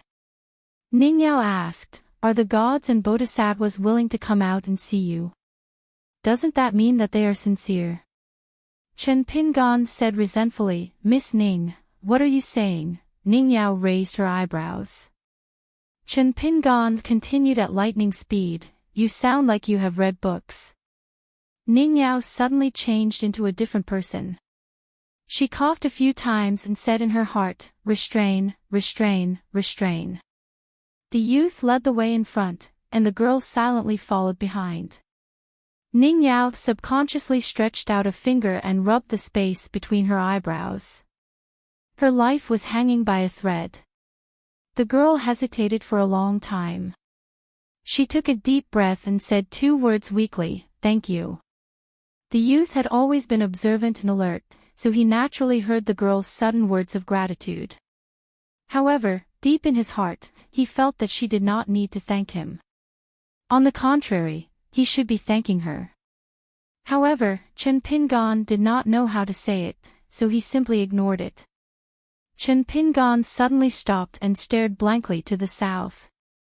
He said to himself, "What if the old ape has been expelled from the country by Mr. Qi, so he did not chase after us? What should we do?" The girl was speechless. Chen Pingon continued to move forward. Nothing seemed out of the ordinary. Ning Yao quickened her pace and walked side by side with him. She could not help but ask, "Chen Pingon, are you okay?" Chen Pingon shook his head and said, "I'm fine. I know that some things are like this. There is no way around it." The youth was not educated, so he did not know the meaning of that sentence. In other words, there would be a time when a person's strength would be exhausted. Ning Yao suddenly stopped. When the youth turned around in confusion, she pointed at the red mark between her eyebrows. "I know you're curious, but you're too embarrassed to ask. I might as well tell you the truth. This is my trump card. The old ape of Xingyang Mountain is powerful, right? You drove me and you into a state worse than a stray dog, didn't you? But in the acupuncture point between my eyebrows, there's a 10th birthday present from my mother. It's my natal item. As long as it appears, not only will the old ape die, even." At this point, the girl cut off the conversation and directly skipped the topic. "The reason why I'm telling you this is to tell you that the world is very big. Don't underestimate yourself and don't be discouraged. Aren't you already practicing martial arts? Why don't you practice swordsmanship as well?" Chen Pingon asked, "You know how to teach swordsmanship?" Ning Yao said confidently, "I'm too talented. I learned swordsmanship very early, and my realm rose very quickly. But I don't know how to teach swordsmanship at all." Chen Pingon scratched his head. Ning Yao thought for a moment and said seriously, "Even if I wanted to give that flying sword to you, it wouldn't agree. Moreover, I don't want to humiliate it like this. In my hometown, all swords that have spirits in the world are people of my generation." Ning Yao finally took off the snow-white scabbard at her waist. "But I can give you this scabbard." Chen Pingon was confused. "Why?" Ning Yao patted Chen Pingon's shoulder and said earnestly, "You even have a scabbard. Are you still far from becoming a sword immortal?" Chen Pingon took the empty scabbard in a daze. He was dumbfounded. "What did you say?" Ning Yao strode forward. The girl only felt that she had done an extremely cool thing. That was all. Chen Pingon carefully carried the scabbard, wondering where he could find a sword. 54. Chen Pingan led Ningyao to a colorful statue. It was about a head taller than the young man. It originally had 3 pairs of arms, but now only the highest arm was left. It was raised high and the lowest arm was shaking hands. The reason why one arm could shake hands was because the 10 fingers of the statue were intertwined. Therefore, even if the other arm was cut off at the shoulder, the palm and wrist were still left. The colorful clay statue was an armored deity with a big beard, clanging armor, and continuous scales. The edge of the armor was decorated with 2 pearls, and the pearls were full. Compared to the ugly Lu Xian Yang's ancestral Mingzi armor, in terms of appearance, it was really the difference between a child and Granny Ma. The deity statue stood on a square, pitch-black stone pedestal. Compared to the headless deity statue that the 2 of them had been living under last night, this painted deity statue, although it had many broken arms and the painted sculpture was modeled, it still exuded a spirit that was in high spirits. The most important thing was that at the waist and abdomen of the clay statue, the hands were intertwined together in an extremely strange posture. Ningyao saw the clues at a glance and understood why Chen Pingan hurriedly brought her here. She nodded and said, "It is indeed a bit like the stance of the stance boxing in the Hans Han manual, but it is a bit different from the sword furnace in the manual." Ningyao thought for a moment and asked, "Can you find the other broken arms nearby?" Chen Pingan squatted on the ground and shook his head regretfully. "I've looked for them, but I didn't find anything. They were probably trampled by the children who came here to play hide and seek. After so many years, these clay gods and clay bodhisattvas have probably suffered all kinds of hardships. Take a look at this one. His tallest fist is missing a large piece of his wrist, and there are many cracks around it. Obviously, it was damaged by slingshots or stones. The children in the small town were all like this. The more the adults did not allow them to come here to play, the more they liked to secretly come here to catch crickets and dig for wild vegetables. Especially when it snowed every year, there would often be dozens of people here having a snowball fight. It was very lively. After they had fun, they would not care about anything else. When they were young, they liked to compete to see who could climb higher. Some people liked to climb on the top of the statue to pee and see who could pee further. So think about it, after years, there are no complete clay statues. In fact, when I was young, I had a few wooden statues. Later, I heard that a lazy man found it too tiring to chop firewood in the mountains, so he set his eyes on them. At the beginning of winter, he secretly took them home and chopped them into firewood and burned them. The young man kept muttering and was a little sad. At that time, I was chased to the mountains by Old Man Yao because I didn't have the ability to understand kills.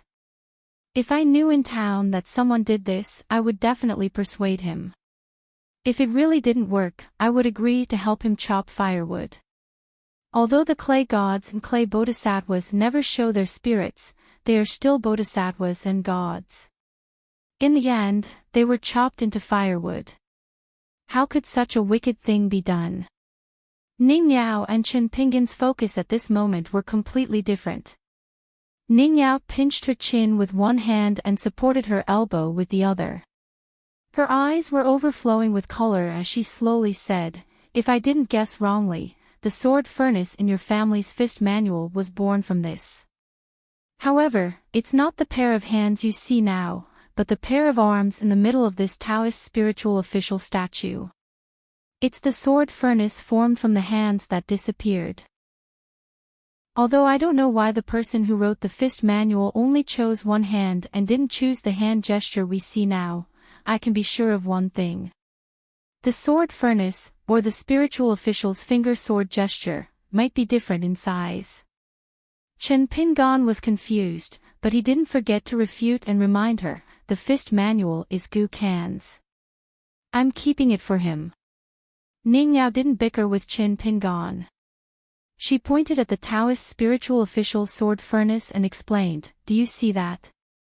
In the fist manual, the right hand's little finger is protruding. But here, the 9 fingers are entangled, circled, and interlocked. Only the left hand's index finger is protruding. The purpose is to form a sword gesture with the fingers and ultimately nourish the index finger. Ning Yao continued, I've traveled around your world for many years. I've seen many temples for heavenly kings and spiritual officials from various Taoist temples. This clay statue, Chen Pingan waited for her to continue, but he didn't get an answer. He could only ask, is there anything strange about it? Ning Yao nodded and said seriously, it's the shortest. The young man squatting on the ground didn't say anything. He just gave her a thumbs up. Ning Yao turned her head and asked, have you seen a Taoist spiritual official statue that's taller than your Mount Biyun? Of course not. Chen Pingan was stunned and asked doubtfully, Mount Biyun is on our side. Ning Yao suddenly understood and explained, it's the tallest mountain here. A long time ago, it said that there was once an enlightened master who buried a heavenly master's seal on Mount Covering Cloud to suppress the dragon Qi in this world. Chen Pingan's eyes lit up, do you know the approximate location? Can we dig it? Ning Yao smiled and said, why? Do you want to dig it up and sell it? Chen Pingan, whose truth was exposed, blushed slightly and said frankly, we don't have to sell it for money. As long as it's something good and valuable, it's good to keep it at home as a family heirloom. Ning Yao used her finger to point at the guy who only cared about money in the air and said unhappily, if you can establish your own sect in the future, I reckon that with a sect leader like you, your disciples and guests won't have to worry about food and clothing for the rest of their lives. They'll just have to lie down and enjoy life. Chen Pingan didn't think that far. As for establishing a sect, he didn't understand. He stood up and asked, no matter the size, is this also a kind of sword furnace? Ning Yao nodded and said, the big and small sword furnaces are divided into left and right hands. The real object of nourishment is definitely not the left index finger and the right little finger, but all the way up to, when Ning Yao said this, she closed her eyes and concentrated. She didn't even need to form seals to be able to sense it. She opened her eyes and bent her finger, pointing to 2 places on the back of her head. They were the jade pillow and sky pillar acupuncture points. They were indeed suitable places to nourish her life-flying sword. She smiled and said, the left-hand sword furnace corresponds to here, and the right hand points to here. Chen Pingan said blankly, Miss Ning, in fact I've always wanted to ask. This sword furnace is said to be the foundation of a fist manual, but the fingers are twisting here and there. What does this have to do with practicing the fist? Can I gain strength? Ning Yao was dumbfounded. If Ning Yao had to explain martial arts or the ways of cultivation, then it would be too difficult for her. She couldn't even talk about how she had smoothly crossed all the big and small obstacles along the way. After all, to Ning Yao herself, was there a need to say these useless truths? Wasn't it natural to be familiar with them? So the young girl scolded the youth with a stern face, if you don't have the cultivation, then it's useless to talk. Why are you asking so many questions? Just focus on practicing. Why? Can't bear the hardship. Chen Pingan was skeptical and said carefully, Miss Ning, is that really the case? Ning Yao crossed her arms in front of her chest and asked with a righteous expression, otherwise. Chen Pingan stopped asking about this matter and looked up at the painted statue that Ning Yao called the spirit official of Taoism. He said, this is the immortal of Taoist Lu's family. Ning Yao said helplessly, what do you mean by the immortal of Taoist Lu's family? First, Taoism. Although Taoism has the word family, it's definitely not the family of the common people in your small town. Taoism is so big that it's far beyond your imagination. Even I don't know how many Taoists there are in Taoism and how many branches there are. I only heard my father say that the ancestral court is now divided into 4 parts, upper, lower, north, and south. Forget it, telling you this is like playing the lute to a cow. Secondly, immortals, immortals, immortals. Although you are used to chanting together, and even the mortals in the world are the same, at the end of the day, immortals and immortals walk different paths. Let me give you an example. Have you heard of this saying before? Chen Pingan nodded and said, in the past, Granny Ma often quarreled with Gu Kan's mother in Apricot Blossom Alley. I always heard this sentence. Ning Yao seemed to be giving advice at this time. Why should Buddha fight for an incense stick? Because immortal does need incense. Without incense, immortal will gradually weaken and eventually lose his boundless spiritual power. The reason is very simple. It's like a person who doesn't eat grains for several days. Where does the strength come from? Why does the secular imperial court want officials everywhere to ban obscene temples? What they are afraid of is that the incense in the human world is in chaos, allowing some people or something who shouldn't be immortal to sit on the throne of immortal. Taking a step back, even if they become immortal without permission, they are naturally kind people who are willing to protect the local people year after year and never violate the rules of heaven and earth. However, to the emperor who claims to be true dragon's body, these obscene temples that are not conferred by the imperial court are a disaster to the feng shui of a region. It's tantamount to setting up an independent regime and weakening the fate of the dynasty. It's an act of digging a hole in the wall because it will shorten the lifespan of the dynasty. How can one sleep when one's sleeping? As for immortal, it's very simple.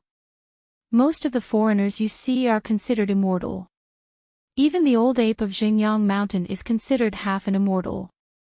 They all rely on themselves to walk on the great Tao, climbing the mountain step by step to reach the peak of immortality. Cultivators are also known as Qi practitioners. Cultivation is known as immortal cultivation or true cultivation. Chen Pingan asked, then is this Taoist spiritual official a god or an immortal? According to Miss Ning, he should be considered an immortal of Taoism, right? Ning Yao's expression was solemn. She gently shook her head and did not continue to reveal the secrets of heaven. She suddenly frowned. A stone mysteriously shot over and heavily smashed onto the fist of the spiritual official that was higher than the head of the statue, causing many fragments to fall down. Ning Yao waved her hand to disperse the dirt and dust above her head. Chen Pingan stood up and followed Ning Yao's line of sight. He turned his head and saw an unexpected figure. There was a short, dark-skinned youth squatting on a fallen statue in the distance. He constantly threw and caught stones with one hand. Chen Pingan turned around and stood side by side with Ning Yao. He said softly, he's called Ma Kuxuan. He's the grandson of Granny Ma in Apricot Blossom Lane. He's a very strange person. He didn't like to talk since he was young. The last time I met him in the stream, Ma Kuxuan took the initiative to talk to me. He obviously knew that the snake gall stone was very valuable. The youth named Ma Kuxuan stood up and continued to weigh the stone. He smiled brightly at Ning Yao and Chen Pingan and went straight to the point. If I go to the Li residence on Fulu Street and tell the old ape of Xingyang Mountain that I found the two of you, I think I can get a bag of money no matter what. However, as long as you give me 2 bags of money, I'll pretend that I didn't see anything. Let me say this first, it's just business. Don't think about silencing us. There are so many immortals and bodhisattvas on the ground watching us. Be careful of retribution. The angry Ning Yao was about to speak when Chen Pingan grabbed her arm. He took a step forward and asked Ma Kuxuan in a deep voice, if I'm willing to give you money, will you really not tell anyone? Ma Kuxuan was slightly stunned. It seemed that he didn't expect this young man and girl to be so easy to talk to and actually do business with him. However, he was too lazy to continue acting. He took out a beautiful and exquisite bag of money and casually threw it on the ground. He smiled and said, I've already received my payment from the Li residence. However, I'm not doing this for money. You're Chen Pingon from Mud Bottle Lane, Song Jisun's neighbor, right? If you want to blame someone, blame the person next to you. She's too annoying. She ruined many people's plans yesterday. The youth's mouth twitched and he pointed at himself. Like me. Chen Pingon looked around. Ma Kuxuan looked at Ning Yao and smiled. Don't worry. The old ape has something to deal with for the time being. I'll take this opportunity to ask for something from you. You know what it is, right? Ning Yao sneered, be careful that you don't have the life to use it. Ma Kuxuan chuckled, you're not my wife. Why are you worried about this? Chen Pingon really couldn't imagine why someone would think that such a ghastly person was a fool. Ning Yao's face was gloomy. She touched Chen Pingon's shoulder and whispered, I don't know why, but the flying sword can't enter this area. Ma Kuxuan shifted his gaze and grinned at Chen Pingon. The battle on the roof yesterday was very exciting. I happened to see it. Oh, right. You can take off the sandbag on your leg. Otherwise, you won't be able to catch up to me. Chen Pingon squatted down and slowly rolled up his trousers. His gaze was fixed on Ma Kuxuan. It wasn't until this moment that Ning Yao was surprised to find that inside Chen Pingon's pants, there was a sandbag that was neither thick nor thin tied to his calf. Chen Pingon explained to Ning Yao, when I was young, Grandpa Yang of the Yang family's shop told me not to take it off. I originally planned to use it to deal with the old ape's fourth breath. But now that I think about it, I feel that this Ma Kuxuan fellow is as dangerous as the old ape. Ma Kuxuan jumped down from the statue lightly and shot a glance at the young girl, who was wearing a dark green robe, and said to himself, I thought that I would meet my first enemy after I left the town, but I didn't expect that I would meet one so soon. When luck comes, it's unstoppable. Ning Yao suddenly asked, Chen Pingon, that fellow was also swung by an ox's tail when he was young. Chen Pingon stood up and gently stomped his feet. He seriously thought about Ning Yao's question and replied, Granny Ma is very rich. So I remember that this Ma Kuxuan's family's ox is very big. When it swings its tail, it's very scary. When Chen Pingon stood up, Ma Kuxuan squatted down and placed a handful of stones in his left palm. In the end, the youth from Clay Bottle Lane and the youth from Apricot Blossom Lane, two people of the same age, faced each other from afar. 55. Chen Pingon's left and right toes twisted the ground imperceptibly, as if he was still adapting to his lighter legs. He noticed that Ma Kuxian had picked up a total of 5 stones, 4 in his left hand and 1 in his right. Ma Kuxian's expression was calm as he looked at the foreign girl whose scabbard were empty. He smiled and said, It's settled. Now it's me and Chen Pingon's duel.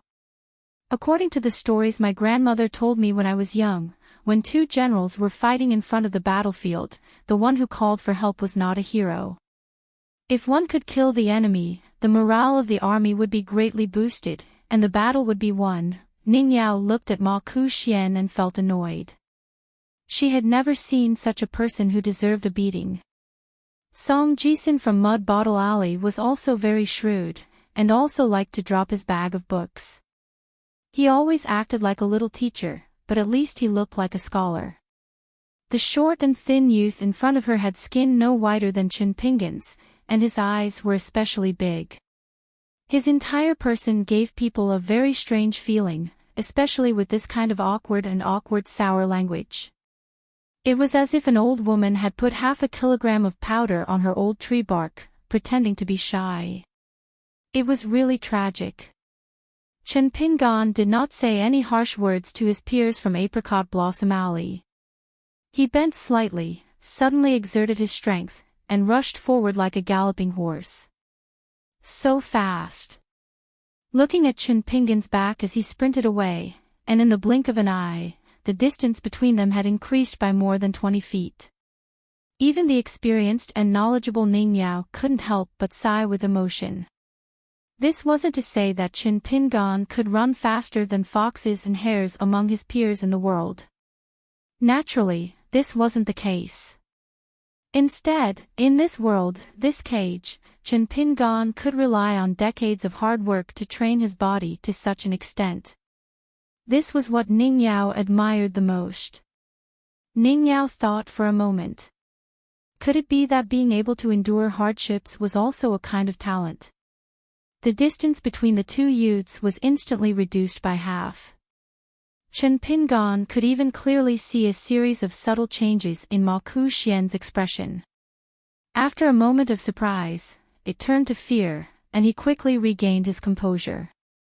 Then, without hesitation, he quickly raised his arm. His slender arm bloomed with a shocking explosive force. Chen Pingan, who had been staring at the movement of Ma Kuxian's right hand, no longer rushed forward in a straight line. In an instant, he turned to the right. Ma Kuxian's arm actually showed a subtle pause. His wrist shook, and his target was Chen Pingan, who had deviated from the straight line. The stone shot, it was fierce. Although it was not as terrifying as the mountain, it was still not to be underestimated. Chen Pingan, who should have been flustered, didn't stop. He twisted his waist and turned his upper body sideways. The stone just happened to flash in front of his eyes, and the hair on the forehead of the straw sandals youth was swept up by the cool breeze. Ma Kuxian's left hand, which held the remaining stones, lightly flung one of them into the palm of his right hand. This short youth from Apricot Blossom Lane did not seem to think that he could finish off Chen Pingan with a second attack. Therefore, he did not stay where he was and began to run to the right. At the same time, he flung out a second stone. The straw sandals youth suddenly bent down without warning. His hands were almost touching the ground. The stone quickly streaked past his back, scraping Chen Pingan's thin clothes.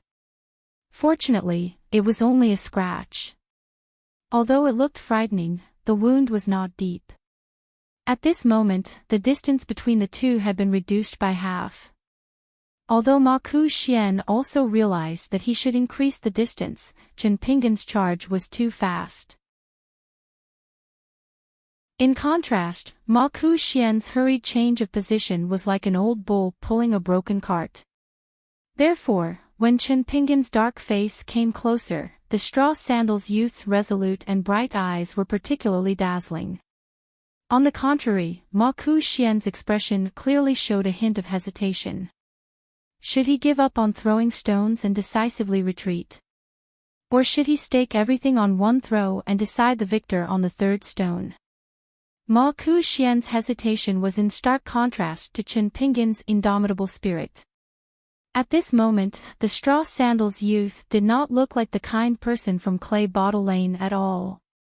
At this critical moment, Ma Kuxian took a step back and waved his arm again.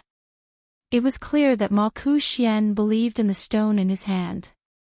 Let alone fighting, this solitary youth had never quarreled with anyone before. Ever since he was young, he did not like to hang out with people of the same age. Compared to Chen Pingan or Gu Kan, he was more like a solitary wild cat. He liked to grab a handful of stones when he had nothing to do. As he walked, he would throw them. Of course, his strength was very light. It looked like he was just playing casually, and no one took it seriously. Only, when Ma Kuxian was on the shore under the covered bridge, when there was no one around, he would play by himself. The slightly thinner stones would often create more than 10 ripples on the surface of the water before smashing into the inner wall of the stone arch bridge on the opposite shore. His strength and dexterity could be imagined. Ma Kuxian would often squat on the back of the green bowl and throw stones at the fish swimming in the water. Regardless of whether or not he could hit the fish, the stones the youth threw into the water almost never caused a splash. As a result, in the ancestral house in Apricot Blossom Lane, in the courtyard, or on the roof, there would often be several bird corpses, badly mutilated. The distance between the two was less than 10 steps. After dodging Ma Ku-shien's stones twice, Chen Pinggan's footsteps leaned towards nimbleness and lightness, not revealing any of his muscles or bones. The straw sandal's youth was like a light and fluttering leaf. However, when Chen Pinggan and Ma Ku-shien were about to collide, Chen Pinggan finally revealed his heavy side. He took 3 large steps in succession, both fast and fierce, full of tension. When he landed, it was like a hammer smashing down a sword. When he raised his foot, it was like pulling up the roots of a mountain. 3 steps, he was almost within reach. Ma Ku-shien still did not have time to throw the stone. Logically speaking, the situation was already over. However, Chen Pinggan's heart was shaken for no reason. However, he still did not cower back, because the situation was pressing. He could no longer pull back before the precipice, so he might as well leap up and take a risk. The corners of Ma Ku-shien's lips curled up into a playful smile. His left hand loosened, throwing away the remaining stone. His raised right hand was already clenched into a fist, so he took advantage of this opportunity to send out a punch. He had set a trap for Chen Pinggan from the very beginning. The so-called hesitation, purposely giving Chen Pinggan a chance to get close to him, and even the reason why he had chosen to use stones as a means of attack, were all the meticulous plans of this foolish kid from Apricot Blossom Lane. All of this was for the sake of showing weakness to the enemy, luring this loach youth who could slip away from the old ape to his side, making this Chen Pinggan deliver himself to his doorstep. The distance of an arm was the distance of a fist. Chen Pinggan was not too obvious a left-hander. As a result, his fist collided with Ma Ku-shien's right fist. The instant their fists collided, the 2 youths both sent out a kick towards each other at almost the same time. Chen Pinggan and Ma Ku-shien flew backwards at the same time, fiercely crashing into the mud. The 2 were separated by another 20 or so steps. Ma Ku-shien crawled up and knelt on one knee, gasping for breath. He raised his arm and loosened his fist. Because the stone in his hand had not been thrown out, the youth's palm was now scarlet red, a ghastly sight. Ma Ku-shien grinned and rubbed his stomach. His eyes were burning as he laughed loudly at Chen Pinggan. Chen Pinggan, do you dare to come again? Chen Pinggan's left hand was in an even worse state. Because of the attack on Yunxia Mountain's Kai Chinqian in the alley, his palm had been deeply cut by the broken porcelain. During this period of time, even though he had been applying the secret medicine passed down from the Yang family's shop, injuries to the muscles and bones would take 100 days to heal. No matter how tough the youth's body was, he was not the kind of immortal who could grow flesh and bones. Therefore, in this exchange of punches and kicks with Ma Ku-shien, Chen Pinggan was at an even greater disadvantage. Chen Pinggan's bandaged left hand was already trembling uncontrollably. Blood seeped out of the bandage and dripped onto the grass by his feet. Chen Pinggan deliberately took a deep breath, and thus clearly felt the piercing pain from his abdomen. He wanted to determine just how much this degree of pain would affect his following actions. This was due to habit. Chen Pinggan came from a poor background. It was precisely because he had too few things that he was particularly calculative. On the other hand, rich people like Song Jisin and Lu Jingchun would definitely not care about a few copper coins in their pockets. This was a big business not caring about the details. Of course, Chen Pinggan could not do that. As a result, the impression that Chen Pinggan gave others was that he was reserved, gentle, and patient. As for that Ma Ku-shuan who had appeared out of nowhere and wanted to fight to the death with Chen Pinggan, Ning Ning, and Yao Ning, he was most likely an unreasonable freak. At the very least, Ning Ning could be described as showing off his ability, but Ma Ku-shuan was completely unfathomable. Chen Pinggan did not turn his head. With his back facing Ning Yao, he lightly waved his hand, indicating that he was fine. Ma Ku-shien slowly stood up. In front of him, the youth grabbed a clump of grass and casually wiped the blood from his palm. Chen Pingan also stood up. Ma Ku-xian was the first to exert force. 2 mud pits appeared where he had been standing. This skinny monkey-like youth was unbelievably fast. He jumped high into the air, and his knee struck towards Chen Pingan. Chen Pingan's fist smashed into Ma Ku-xian's knee. However, Ma Ku-xian's body was leaning forward in midair, and his fist smashed into Chen Pingan's forehead.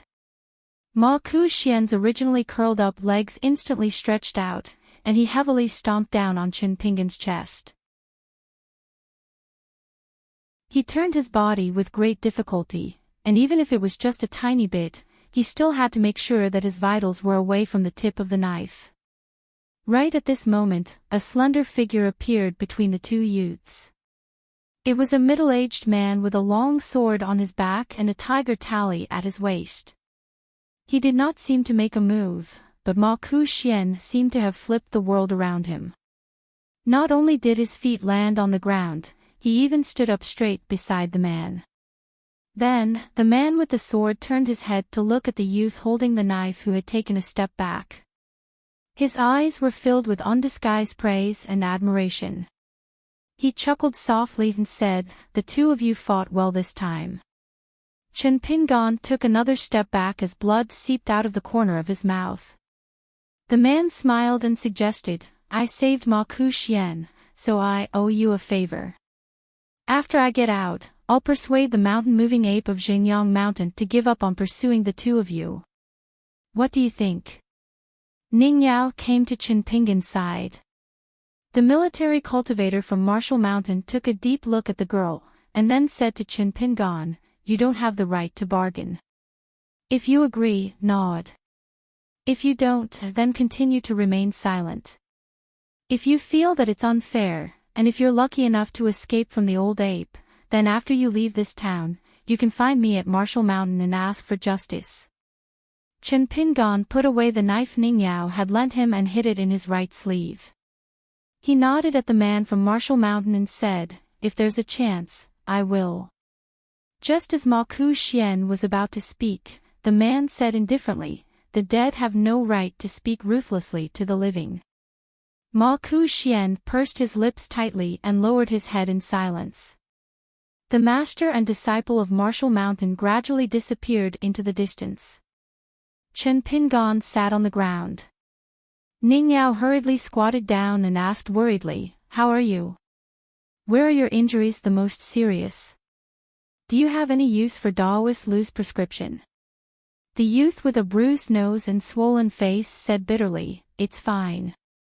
I can still feel the pain, which means my injuries aren't that serious."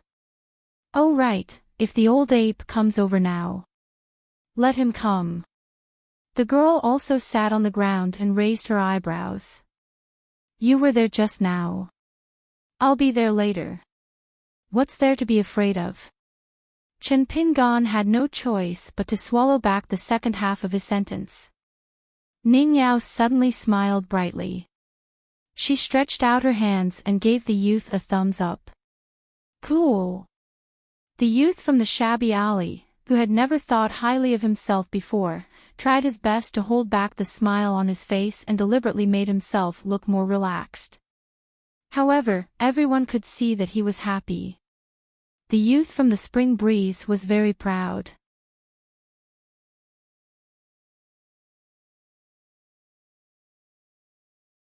Killing 2 birds with 1 stone. What a beautiful dream. The boy's face reddened. He stiffened his neck and said angrily, "Whose master are you?" The man laughed loudly. The 2 of them returned to the town. The boy asked, "Compared to Xingyang Mountain, is Marshall Mountain higher or lower?" The man smiled and asked, "Do you want to know the truth or a lie?" The boy rolled his eyes. "What about a lie?" The man replied, "Then it's about the same height." The boy sighed sadly. He felt that he had been unlucky to have 2 masters. One had died in the town's dragon-riding alley for no reason, while the other was not very capable but had many rules. The man smiled and said, "On the surface, Xingyang Mountain is the foundation of Sword Dao, but in the hearts of the Eastern Bottle Continent's cultivators, its status is far inferior to our archenemy, Wind Thunder Garden. Therefore, Xingyang Mountain is not considered a first-rate sect. Of course, this is only a facade on the surface. In fact, Xingyang Mountain's foundation is extremely deep. However, after that feud, there was a person in Wind Thunder Garden whose Sword Dao attainments far exceeded his peers. He was so outstanding that Xingyang Mountain had to endure the humiliation for hundreds of years." Ma Kuxuan said in annoyance, "No matter how much you praise Xingyang Mountain, it won't change the fact that Martial Mountain is inferior to Xingyang Mountain." The man smiled and said, "Ma Kuxuan, you're mistaken. The difference between Xingyang Mountain and Martial Mountain is probably that of Xingyang Mountain." The boy was stunned. After understanding the man's meaning, he smiled and said, "That's more like it." The man reminded him, "Sects are sections. You are yourself."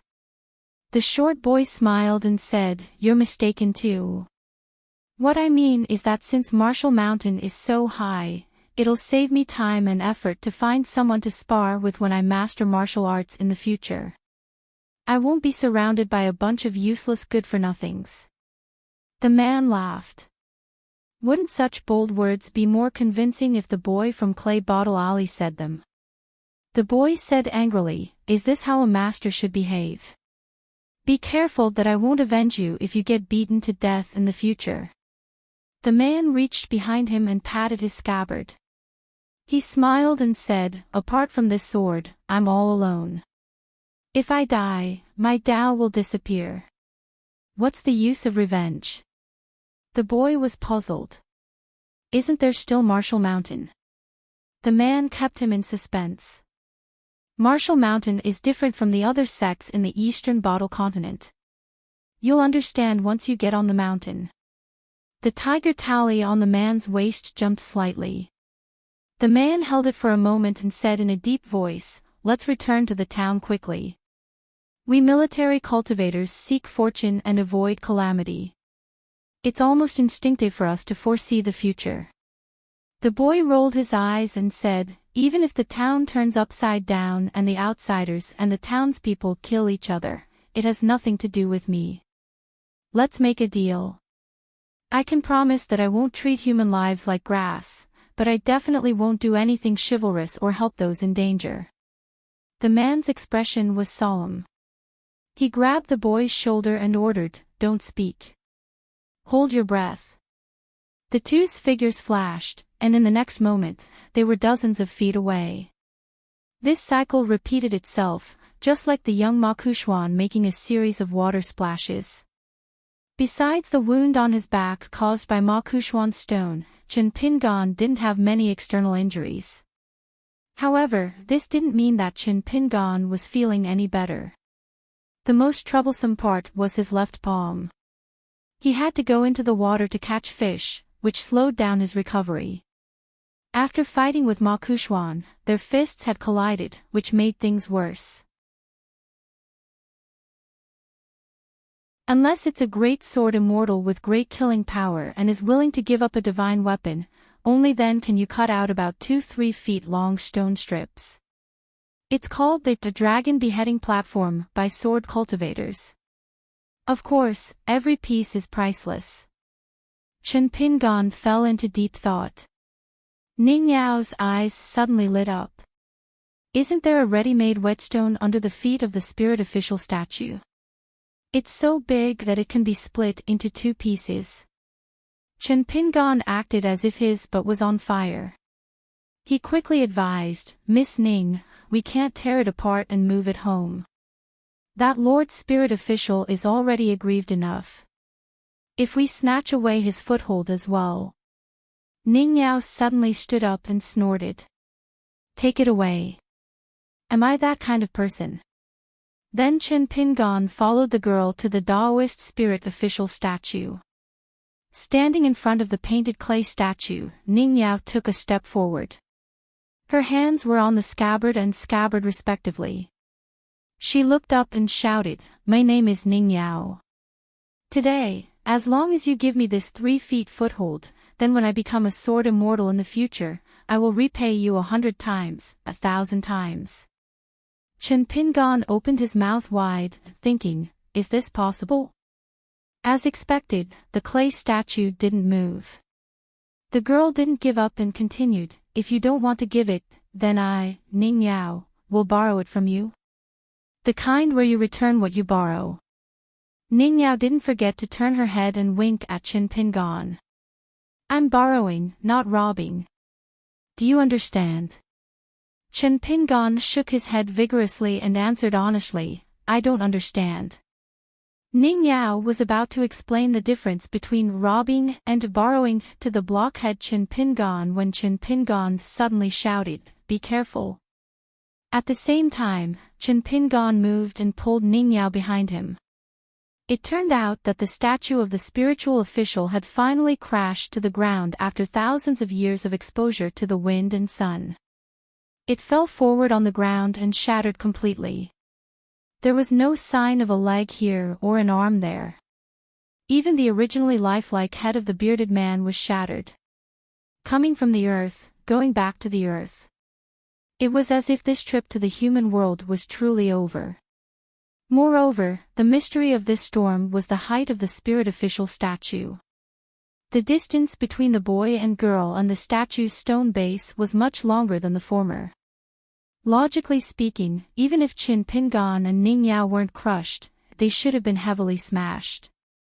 But in the end, the clay statue turned into dust, and the furthest it reached was their feet. Ning Yao, who was experienced and knowledgeable, swallowed her saliva and felt a little guilty. She lowered her head and looked at the flying dust, muttering, you're too stingy. If you don't want to lend, just don't lend. Why do you want to destroy everything with me? Chen Pingon suddenly shook his head and said, this is called bodhisattva nodding. He agrees. Ning Yao stood side by side with the boy. She looked at the debris and dust, then looked at the bare black dragon beheading platform further away. Finally, she turned her head to Chen Pingon and asked tentatively, are you sure? Chen Pingon smiled and said, I'm sure. Ning Yao believed him without any doubt. Even she didn't know why. Finally, under the leadership of Chen Pingon, Ning Yao helped to move the debris into a pit that had been dug earlier and covered it with soil. Chen Pingon lowered his head and said silently, whether it's a human or a god, rest in peace. Ning Yao also lowered her head and whispered, rest in peace. After doing all this, Ning Yao asked curiously, Chen Pingon, is this the custom of your town? Is it a rule passed down by your ancestors? Chen Pingon shook his head and said, no, it's just what I think. Ning Yao raised her eyebrows. Chen Pingon smiled and asked, Miss Ning, don't you feel comfortable after doing all this?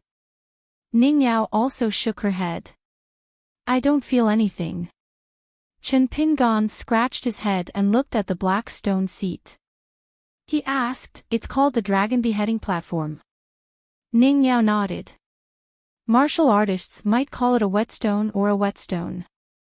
Only the sword cultivators on the mountain call it the dragon beheading platform. Ning Yao turned her head and looked towards the southwest. Her eyes were absent-minded as she whispered, in my hometown, it's also called a whetstone. Everyone has one. It varies in size. Generally, it's only the size of a fist. Some sword cultivators with declining family fortunes and low cultivation are even left with a whetstone the size of a thumb. They still value it more than their lives. It's not like there aren't any. My family also has one. It's very big. Chen Pingon asked softly, how big is it? The girl whispered, it's bigger than your house in Mud Bottle Alley. The youth was shocked. Then, he said with envy, Miss Ning, your family is really rich. And with such a large whetstone, you don't have to worry about it being stolen. How good is that? Unlike me, I barely managed to save some copper coins. I can't sleep well no matter where I hide them. The sadness of the girl who had left her hometown vanished. She smiled and said, "Of this whetstone, we'll split it in half." The youth waved his hand. "What do I need it for?" "I have a hatchet at home, but why would I need such an expensive whetstone? Every time I sharpen a hatchet, my heart aches. Why bother? So, Miss Ning, you can take it all." "Oh right, didn't you want to ask Master Wan to forge a sword for you? You can use the other half as the money for the sword." Ning Yao helplessly said, "Chen Pingan, are you really stupid or just stupid?" Chen Pingan thought for a moment and smiled. "Miss Ning, just think of me as a good person." Ning Yao suddenly pointed at the youth. She had an expression of sudden realization. She narrowed her eyes and smiled. "Chen Pingan, be honest with me. Are you plotting something? Are you thinking of making Miss Ning your wife in the future? Then wouldn't everything be yours? This little abacus of yours is really fierce." The youth wanted to cry, but no tears came out. His lips twitched. Song Jisun had once said, "If you want to condemn someone, you can always find a pretext." Ning Yao laughed. "Look at how scared you are." "I was just joking." Chen Pingan sighed. He felt a little tired. Ning Yao suddenly said, "Be careful. My flying sword is already on its way back." Chen Pingan looked like he was facing a great enemy.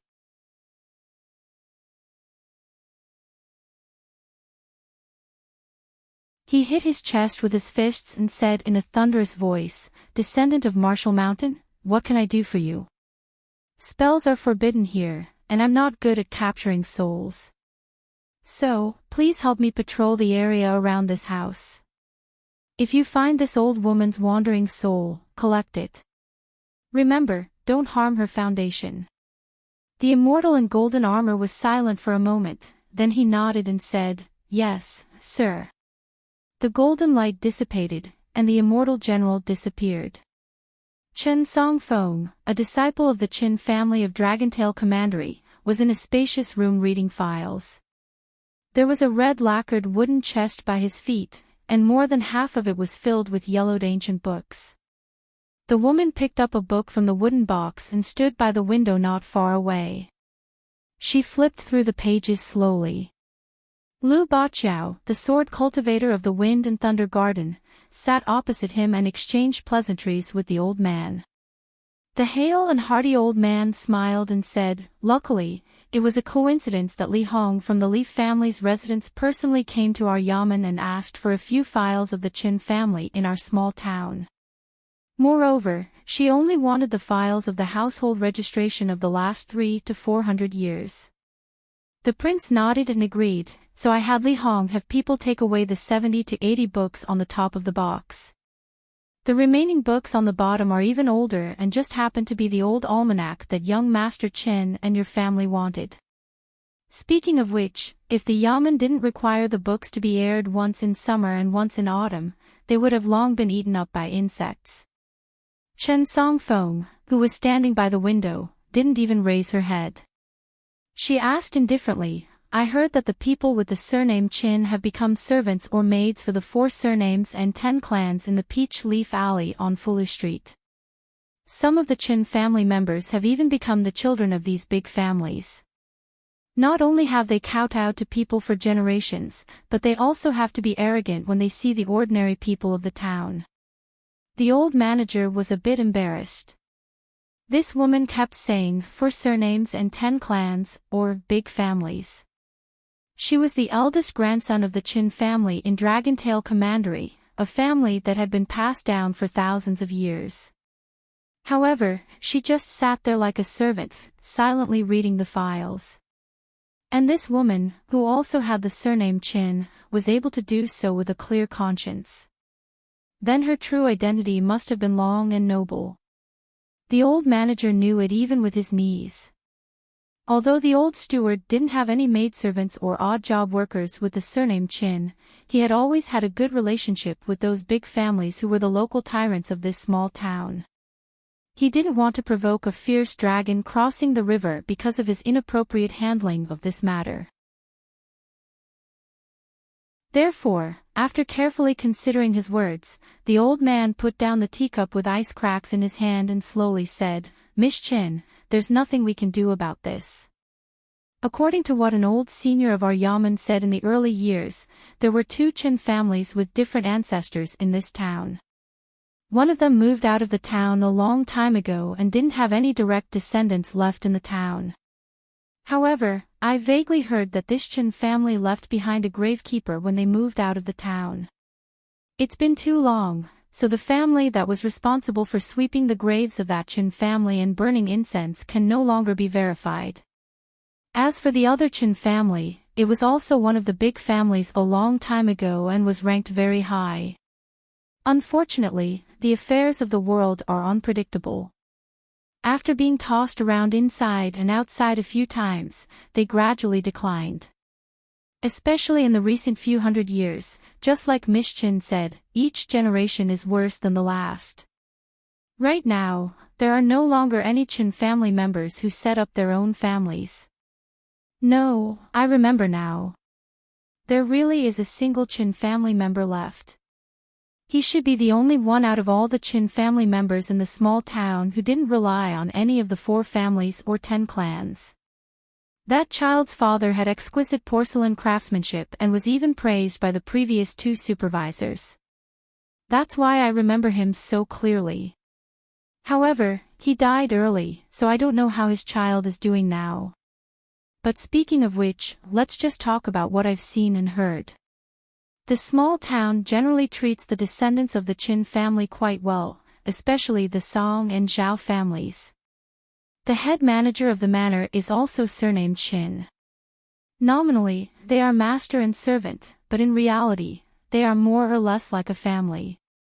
After saying these old stories in one breath, the old manager turned around and picked up the teacup to drink a mouthful of tea. Chen Duan smiled and nodded. Manager Shua is an understanding person. No wonder the yamen operates so smoothly. The old manager beamed with joy. Miss Chen is too kind. People like us only know what we are capable of, so we can only do our best. It's a life of hard work, a life of hard work.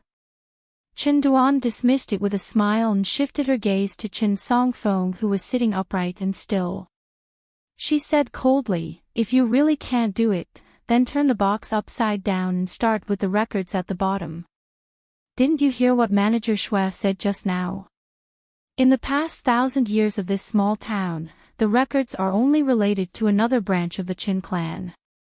If I'm not wrong, this branch of the Qin clan of this small town can be considered to have the same distant ancestor as your Qin clan of the Dragontail Commandery. Why? From the beginning to the end of the genealogy, all those names are either servants or maidservants. Chen Songfeng's forehead seeped with fine sweat. His lips were slightly pale, but he didn't dare to refute a single word. He hurriedly stood up from the chair and bent down to flip through the box to move the books. The old manager of the yamen immediately straightened his back, no longer having the slightest hint of relaxation from his busy schedule. Lu Baqiao really couldn't stand it anymore. Chen Songfeng's personality was soft, but he was still the future head of the Dragontail County's Chen family. No matter what background Chen Duan had, whether or not they were of the same family, he should at least be given the necessary respect. Thus, Lu Baqiao said in a low voice, "Chen Duan, if I'm not blind, I can see that Chen Songfeng is helping you. Even if you don't appreciate it, don't speak so harshly." Chen Songfeng hurriedly raised his head and gave Lu Baqiao a look. The latter stared back with wide eyes. Even the emperor has a few poor relatives.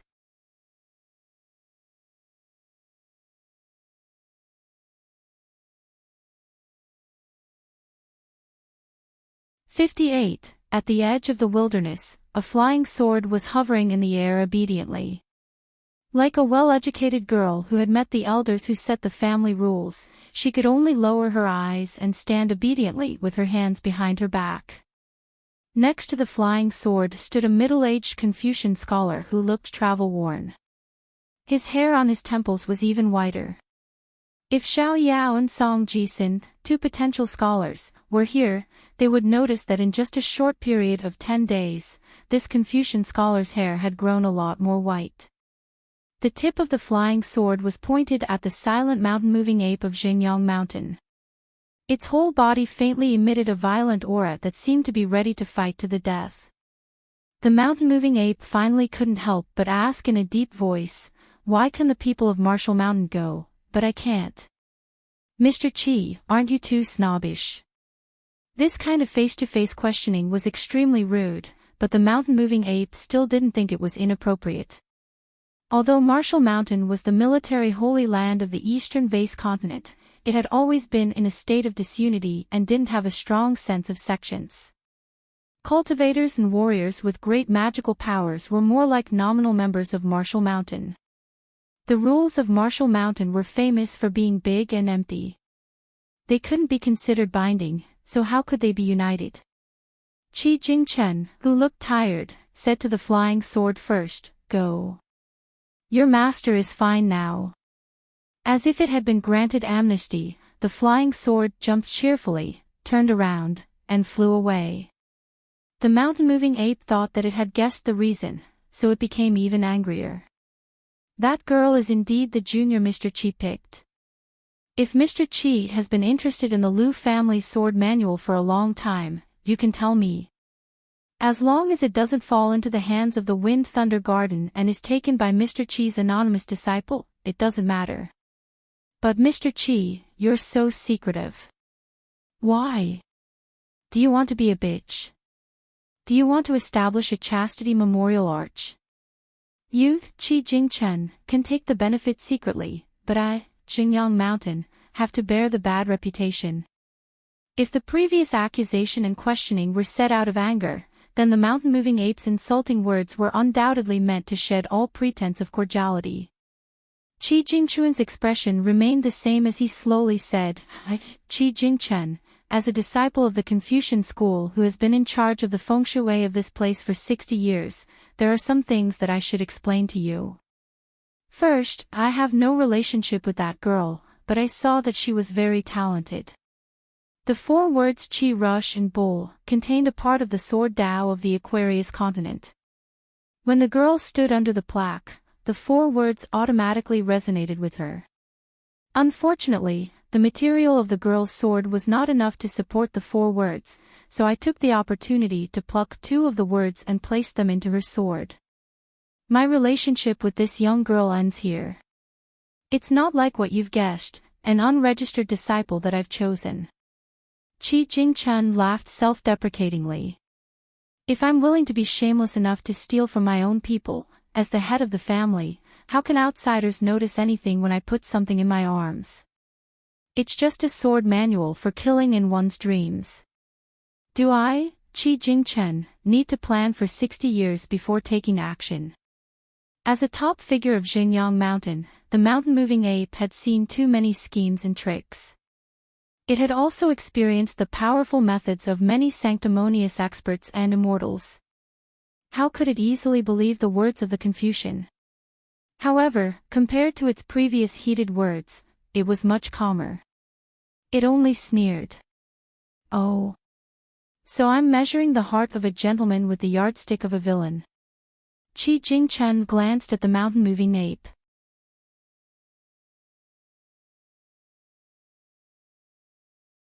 In fact, his essence, qi, and spirit had been leaking out.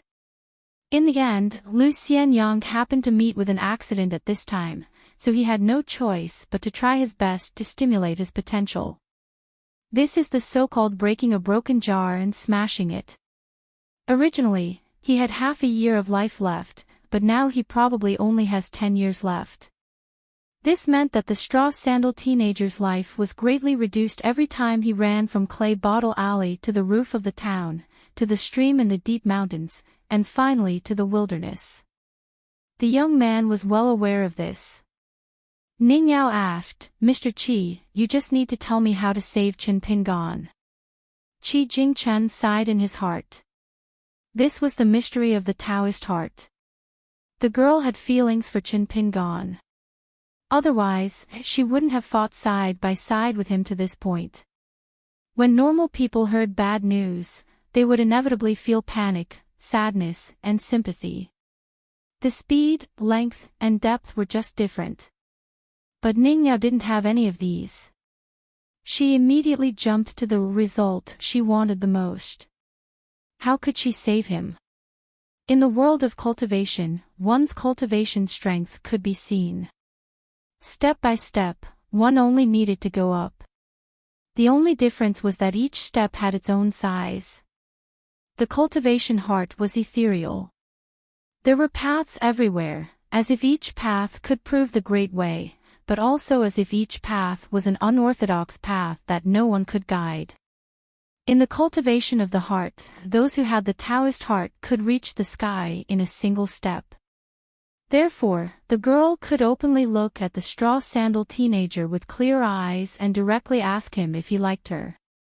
Qi Jingchen thought of the young Taoist priest with the lotus crown on his head. His mood became more serious. Ning Yao crouched down and gently carried Chen Pingan on her back. She asked, Mr. Qi, please tell me. But let me say this first. I don't think the old shopkeeper of the Yang family's shop is very good at healing the wounded. Chen Pingan, on the other hand, knows an old shopkeeper who is quite good. Qi Jingchen looked at the girl with a serious face and asked a strange question, what is the most heaven-defying thing in the world? What goes against the flow? Ning Yao didn't even think and said loudly, one person with one sword to kill all the demons. Qi Jingchen didn't know whether to laugh or cry. He said helplessly, it's cultivation. Ning Yao thought carefully. It's actually the same. Qi Jingchen pointed to the place where they were before and then pointed to another place. The sword furnace can nourish the body, and the 1,000 years can strengthen the soul. However, for Chen Pingan, it can barely maintain a balance. If he's lucky, he might have a small surplus. So when he wakes up, help me tell him that in the future, even if he doesn't pursue anything else, he must work hard to survive. Ning Yao breathed a sigh of relief. In fact, she was not much better than Chen Pingan. Qi Jingchen, who had always been called Mr. by the people of the town, was thinking of his Mr.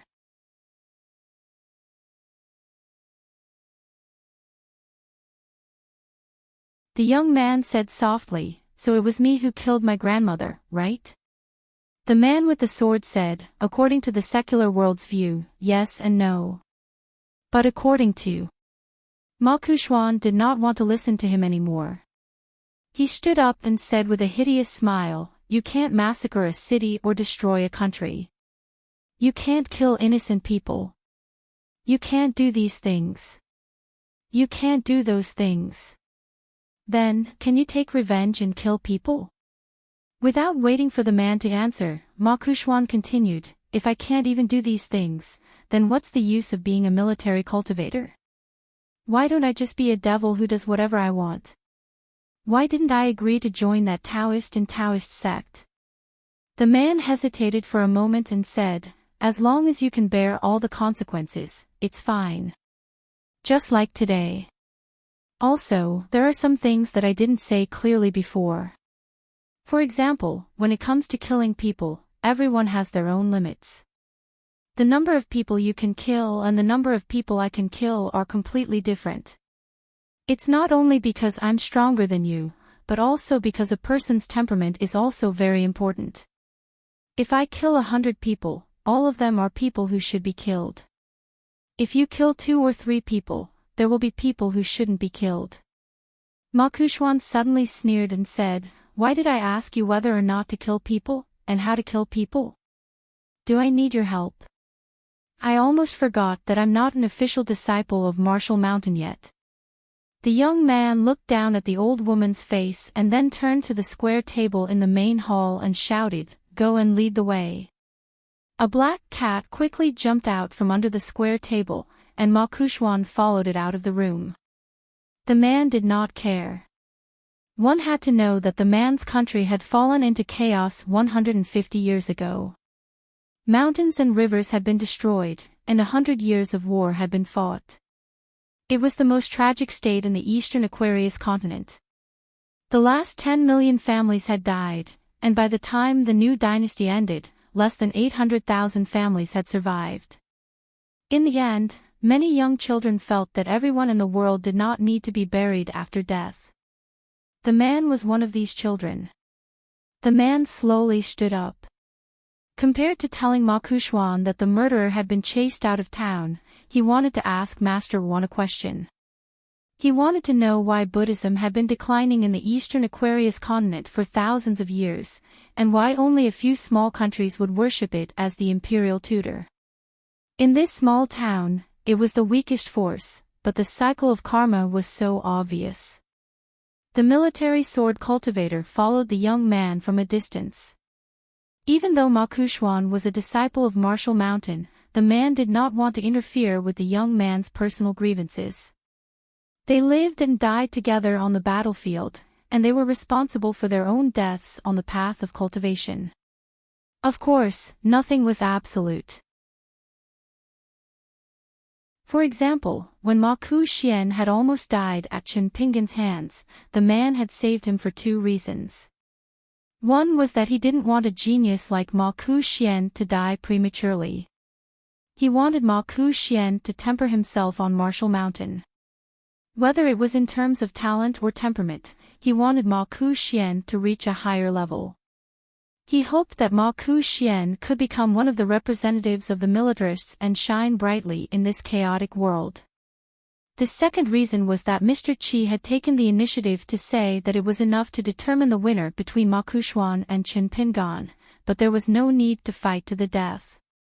At that time, the man had thought that Mr. Qi was worried that the young man in Mud Bottle Alley would die.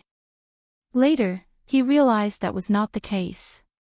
The man followed the young man from a distance and found that after Ma Kushwan's initial excitement, his footsteps became slower and more relaxed.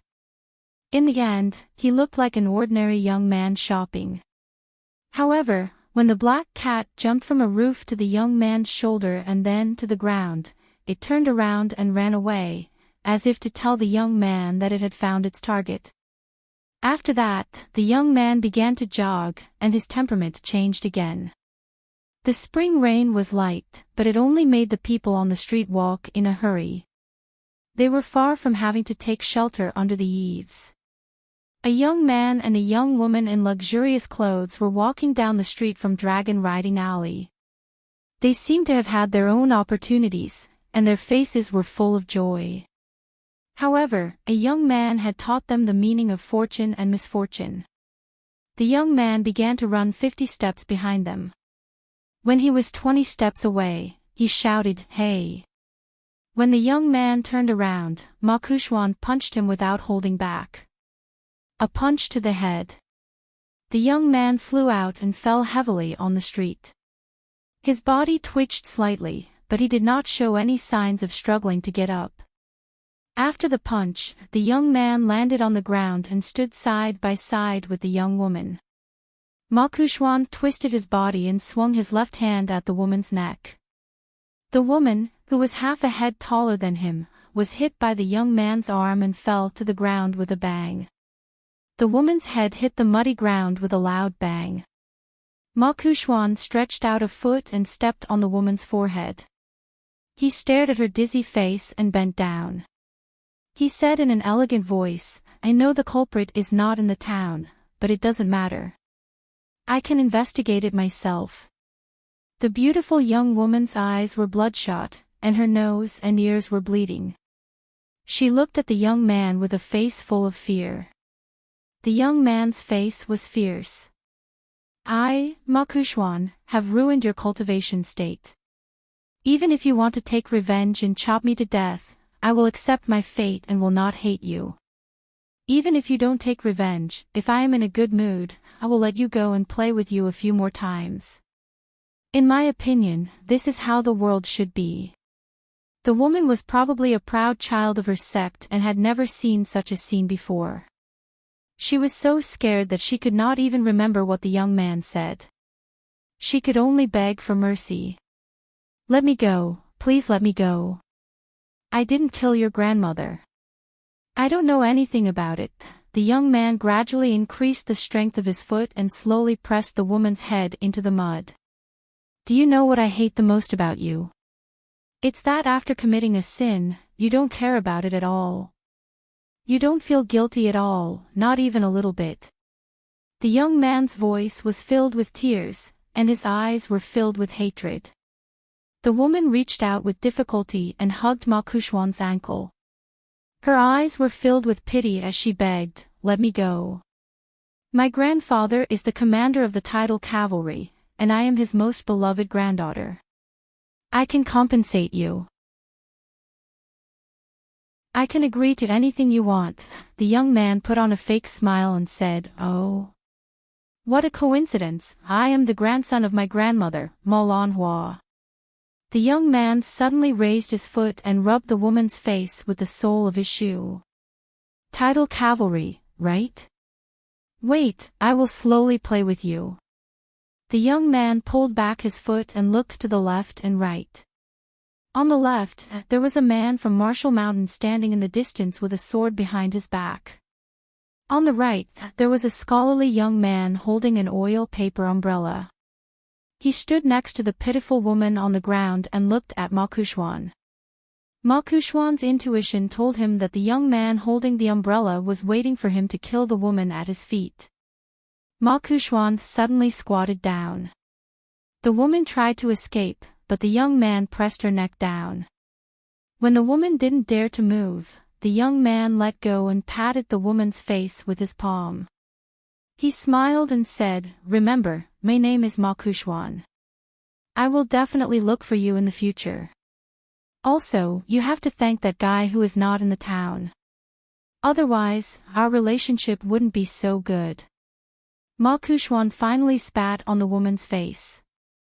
The young man stood up and walked towards the man from Marshall Mountain. He asked in a low voice, "Who is that guy?"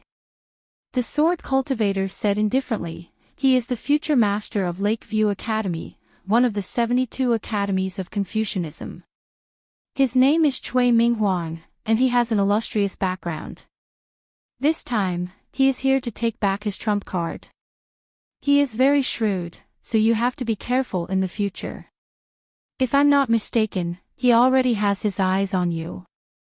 Ma Kushwan frowned and said, "This person gives off a very different feeling from Mr. Qi in the school." The sword cultivator laughed involuntarily and said, "How many scholars do you think are like Mr. Qi, who is scrupulous in following his heart?" He hesitated for a moment, but still explained, "The outside world says that Mr. Qi agreed to be banished to this small world because his realm fell and his state of mind was shattered after his teacher was defeated. Although he is constantly under the influence of the heavenly law, he can still do whatever he wants." "I don't think so." Ma Kushwan wasn't interested in these things. He turned around and saw the man holding the umbrella squatting beside the woman. He was probably comforting her. Ma Kushwan looked away and walked side by side with the man carrying the sword. The young man's footsteps were heavy as he returned to Apricot Blossom Lane. The man said, "Your body is heavily injured. Don't leave any hidden injuries. Otherwise, it will hinder your future cultivation." Ma Kushwan wiped the rain off his face and suddenly asked, "What is our town to those outsiders?" The sword cultivator replied, "Just like the small stream outside the town. There are all kinds of people here."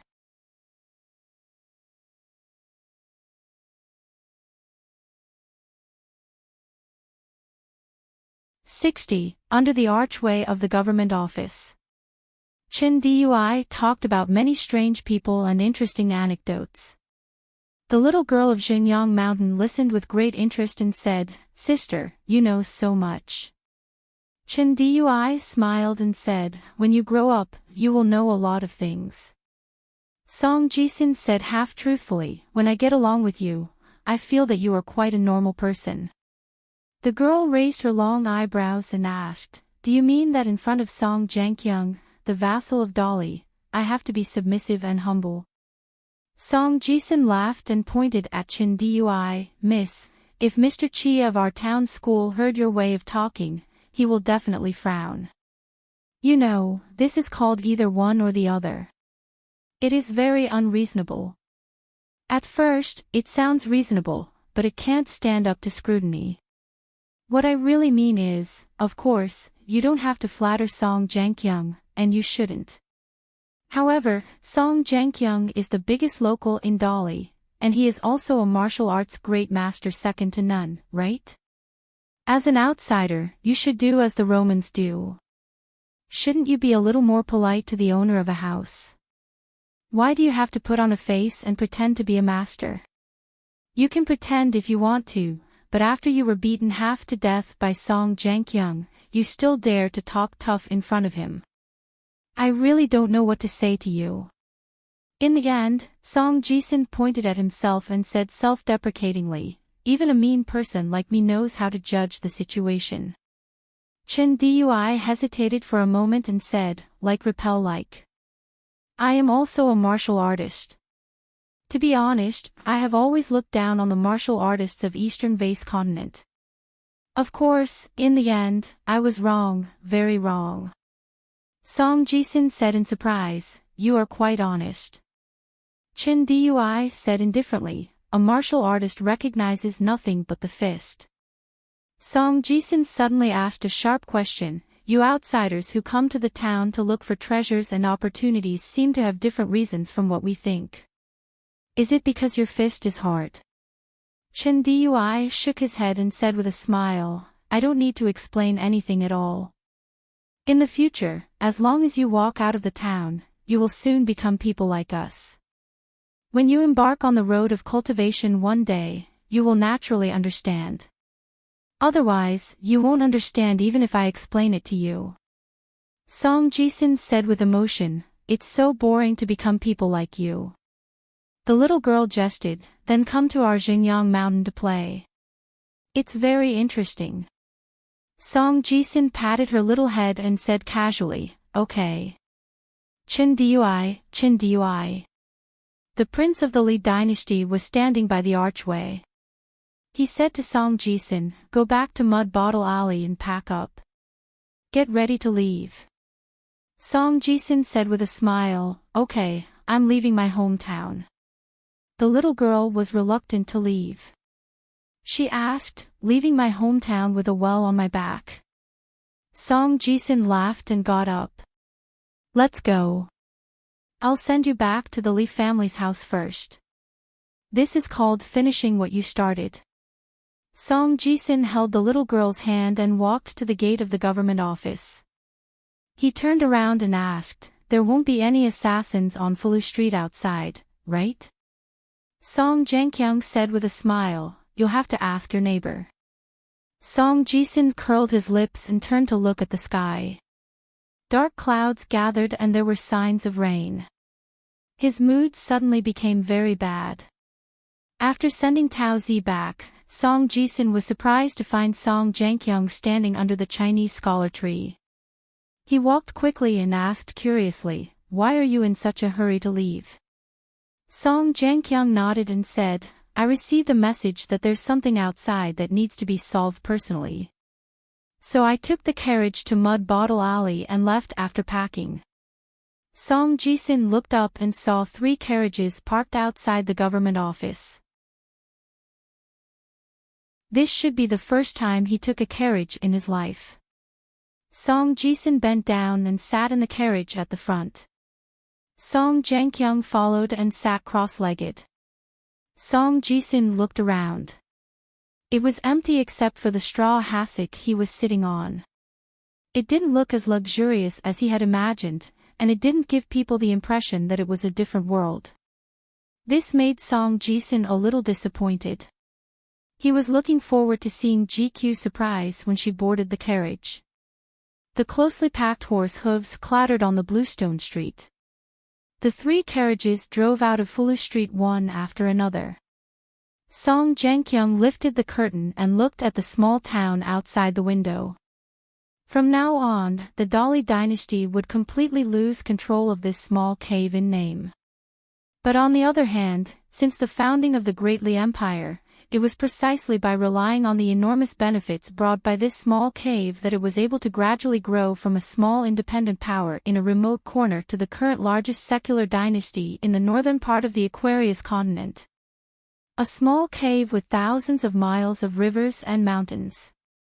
In the future, he could only look for it in the secret history of the Dali Palace. Song Jianqiang collected his thoughts and asked casually, "Are you not going to say goodbye to Qin Pingan?" After driving out of Fulu Street, the road was uneven. Song Jisun's body began to sway along with the carriage. He shook his head and said, "It's hard to say if that guy can survive. If we only wait for a corpse, it would be disgusting. Qin Pingan has no parents. Now that his good friend is dead, won't it be up to me, his neighbor, to take care of his funeral?" Song Jianqiang nodded. Song Jisun asked, "The little girl from Zhengyang Mountain mentioned a person called Ma Ku Xian. He is from Apricot Blossom Lane and is about the same age as me. It seems that he sold Qin Pingan and the little girl's hiding place to Zhengyang Mountain for a bag of money. Do you know where this guy came from? I only heard that he was a fool before, but I didn't expect him to hide so well." Song Jianqiang thought for a moment and said, "The assassin lurking in the Song family previously tried to assassinate the prince of the Great Sui Kingdom in Dragon Riding Lane. Originally, some clues were found, and it involved this young man named Ma Ku Xian. In these years, the assassin, who was once a felon, secretly contacted Ma Ku Xian many times. They might be master and disciple. Now that Martial Arts Mountain has interfered, we can only put it aside for the time being. After all, there are many disciples of martial arts in the Dali army, and their official positions are not low." Song Jisun smiled and said, "Uncle, there are times when you say only." Song Jianqiang didn't take it seriously and said, "It's because I have the identity of being the king of Dali." Finally, he said, "How many words have been carved on the city wall now?" Ning Yao answered honestly, "My grandfather's generation produced many heroes, so in just 100 years, 2 new words were carved. Now there are a total of 18 words." The old man sighed, "It's already 18 words. Dao, Haoren, Western Heaven, what else is there after these 6 words?" Ning Yao said in a deep voice, "Thunder Pool Important Land, and Sword Chi Everlasting are 4 words, Chi, Chen, and Dong." Old Yang frowned and asked, "Little girl, there are still 3 words left. Did you eat them?" Ning Yao said angrily, "I forgot." The old man didn't ask to the end and changed the question, "Is it still the same old rule? Every time you kill an Ascendant Realm monster, you are qualified to carve a word on the city wall." Ning Yao frowned and said, "Why do you know so much about the situation in my hometown?" The old man smiled and said, "A long time ago, there was a foreign sword cultivator who had the habit of writing travel books. He wrote down the local conditions and customs along the way. In the end, he died near our town. I took the thick travel book back and flipped through it when I was free." Ning Yao doubted the authenticity of this statement. The old man seemed to have eyes on the back of his head, believe it or not. Ning Yao observed Qin Pingan's state, which was a bit like Taoist meditation or Buddhist meditation. She asked, "What's wrong with him?" Old Yang said slowly, "Shao Si." Shao Si was sleeping. Ning Yao was a little helpless. The words of this old man from Yang family's shop were either harsh or strange. The old man said to himself, "Little girl, let me ask you, when a person murmurs in his heart, whose voice is the so-called inner voice?" Ning Yao was stunned and fell into deep thought. Soon, she closed her eyes naturally and then fell asleep. In the end, she nodded suddenly and fell asleep. Old Yang stood up, walked around the girl, and came to the young man. He pointed at Ning Yao with his pipe and said to the young man, "Look at her. With just a few words, she can break through the realm in one fell swoop. Look at you. You don't have any ability, but you like to be stubborn. Who do you think you are? How many years has God been sleeping? Is he willing to take care of a guy like you?" Old Yang returned to his original position and sat down. He looked at the rain curtain that was gradually getting heavier outside the house. The rapid raindrops hit the ground of the courtyard, making pitter-patter sounds. The old man looked a little sad. "After so many years, I have chosen so many people. I didn't expect that the most hopeless one would have the toughest life." A skinny child with a large basket of wild vegetables on his back and 7 or 8 small fish skewered with green bristles in his hands was walking in the alley. After the child opened the door to his courtyard and walked into the courtyard, a young master dressed in silk clothes immediately stepped on a stool and skillfully climbed up the courtyard wall.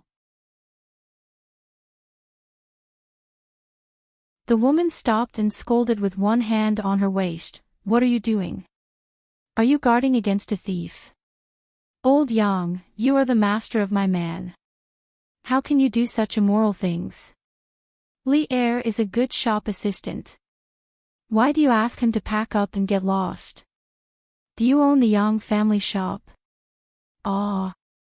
Did Li Er sleep with his master's wife or his master's daughter? The man who was blocked from the street shrank his neck and hid by the back door. He wished he could dig a hole and bury himself. How could he not know what kind of person his master was and what kind of person Li Er's wife was? Therefore, he felt that he would lose a layer of skin even if he did not die this time. Old Yang was expressionless. "Are you done? If you are, go home and call Chun Chun. I heard that the cats in the westernmost part of the town have never stopped meowing all year round. They meow during the day and at night. Many people moved their homes because of the noise." The woman seemed to be hurt. Her voice rose again. "Old thing, you still have the nerve to talk about going home. Your disciple has lost her livelihood and only knows how to wander around aimlessly. 2 days ago, the roof of our house collapsed and she couldn't even afford to repair it. Because of that, I had no choice but to return to my mother's house with a mountain of gold and silver and suffer all kinds of bullying. If Li Er had not been chased out of the shop by you, would our family of 4 be in such a miserable state? Old Yang, quickly take out the coffin money and repair our house.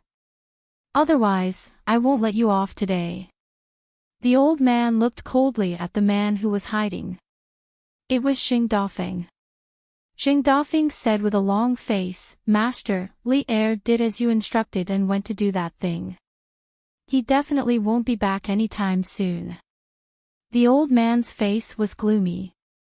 Xing Dafeng even had the urge to kneel and kowtow. The woman threw away the umbrella and sat on the rain-soaked ground. She wailed, "Old thing, you like to take my ashes. You won't even let your disciple's wife go."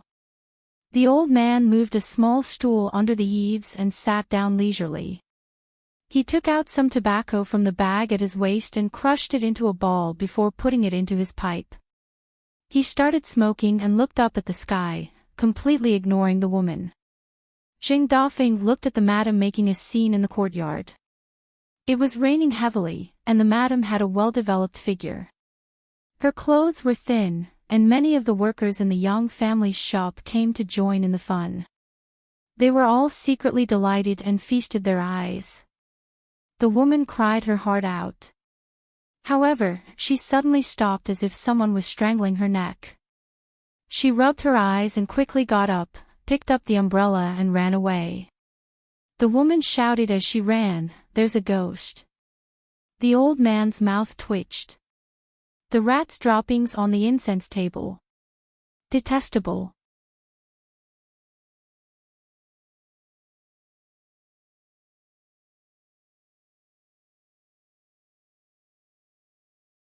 Due to the taboo of the Venerable One, Chen Songfeng really could not tell the truth. He could only vaguely describe it as polite. The family opened the door for her. The family head bowed deeply to her.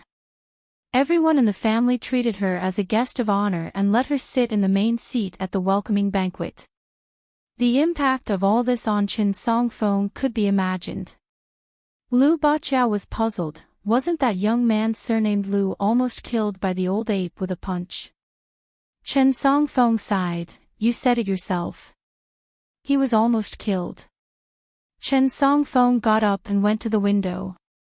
The wind was blowing and drizzling outside, but looking at the sky, it seemed like it was going to rain heavily. Chen Songfeng said softly, that Master Wan seems to be an old acquaintance of one of Qin Tui's elders. They used to travel the world together and are close friends. Liu Baqiao asked tentatively, you're saying that Wan Tui was able to replace Qi Jingchen and take charge of this place because of Qin Tui's family? Chen Songfeng said indifferently, I didn't say anything. Liu Baqiao was amazed. No wonder this woman could be so unyielding in front of Song Jianqiang. The family's power was far away, and the saint's protection was right in front of her. How could she not be arrogant? Liu Baqiao suddenly asked, tell me about the natal porcelain and the person who bought it. I've always been interested in it, but it's a pity that the Wind Thunder Garden doesn't do it. It was only when I was forcefully dragged here by my master that I roughly heard about it. It seems that there are a few famous people at the top of the eastern Aquarius continent who first came out of this small town. Chen Songfeng hesitated for a moment, but still chose to tell him everything. He divulged the heavenly secret. It's similar to the stone gambling in the secular world. Every year, there are about 30 babies born in this small town. The 30 dragon kills choose a certain child according to their ranking to be the porcelain of their dragon kiln. For example, if the town gives birth to 32 babies this year, then the 2 dragon kills at the top will have 2 porcelains. If there are only 29 babies next year, then the dragon kiln at the bottom can only have a year without any production. Therefore, the people born and raised in this small town will have their own natal porcelain. Chao Shi and Xie Shi, who are currently in the limelight in this continent, are no exception. One of them is a Taoist perfected lord who has a chance of becoming a heavenly lord, while the other is an itinerant sword immortal with limitless killing power. Although it's easier for a flood dragon to appear in this small town compared to the outside world, the price of dragonification is huge. Once these porcelains successfully reach the middle 5 realms, they are destined to have no next life if they don't reach the middle 5 realms in their lifetime. Their souls will dissipate, and everything will come to an end. The old man frowned and said, thank me. If I remember correctly, I have never helped you for nothing. When have I ever been short of payment? Chen Pingon smiled. Just like when old Yang promised him to go up the mountain to pick herbs for the Yang family's shop and buy them at a low price, the medicine shop also sold many herbs to Chen Pingon at a low price. It seemed fair, but in fact, Chen Pingon knew that this was the most practical help. Also, how much was a self-made bamboo pipe worth? But Chen Pingon was able to persevere for so many years without illness or disaster. To a large extent, he relied on the breathing method that old Yang taught him. The old man raised his head and looked at the sky. He sneered and said, when others give a small favor, they can't wait to be a bodhisattva who saves people from suffering. Especially when important people dig out a little dregs from their teeth, they are especially grateful. They can even be moved by their own innocence and feel that they are repaying kindness. Therefore, they are a loyal minister and a proud student of so-and-so. They are a group of bastards who forget their roots. They shouldn't have crawled out of their mother's womb. Chen Pingon scratched his head and was a little nervous. He did not know if old Yang was talking about him. After the old man retracted his gaze, he said indifferently, I'm not talking about you. Chen Pingon suddenly saw a familiar figure and was a little stunned. There was a corridor at the back door of the main hall. A middle-aged Confucian scholar with white hair came with an umbrella in one hand and a bench in the other. After passing through the side door, he placed the bench in the corridor. After sitting down, he leaned the umbrella against the bench and patted his knees with both hands. He sat up straight and finally smiled at the old man and the young man under the eaves of the backyard. He said warmly, "Qi Jingchun of Cliff Academy pays his respects to Mr. Yang." The scholar's boots were soaked by the rain and were stained with mud. So was the hem of his robe. The old man's attitude was relaxed as he pointed his pipe at the sage. "From the first day you came, I knew that you weren't going to succeed. But after so many years, I haven't heard a single word of complaint from you. That's strange. You, Qi Jingchen, don't seem to be a person who would submit to humiliation. So I'm not surprised that you've gone crazy this time." Qi Jingchen patted his stomach and smiled. "I have complaints. My stomach is full of them. It's just that I haven't said them out loud." Old Yang thought for a while. "I don't know about your ability. But your master, based on the fact that he dared to say those 4 words, in my eyes, he can be counted as one." The old man gave him a thumbs up. Qi Jingchen smiled bitterly. "My master is actually more knowledgeable." The old man sneered. "I'm not a scholar. Even if your master's knowledge is greater than that of the holy master, I won't say anything good about him." Qi Jingchen asked seriously, "Mr. Yang, do you think that the 4 words my master are correct?" The old man laughed. "I don't think so. It's just that before, all the people in the world believed in the previous 4 words, which annoyed me. So when someone came out to sing a different tune, I felt relieved. That's all. You scholars are fighting amongst yourselves. I'm very happy to see that your refined culture is swept away and covered with chicken feathers." Qi Jingchen laughed involuntarily. Qi Jingchen was about to speak when the old man waved his hand.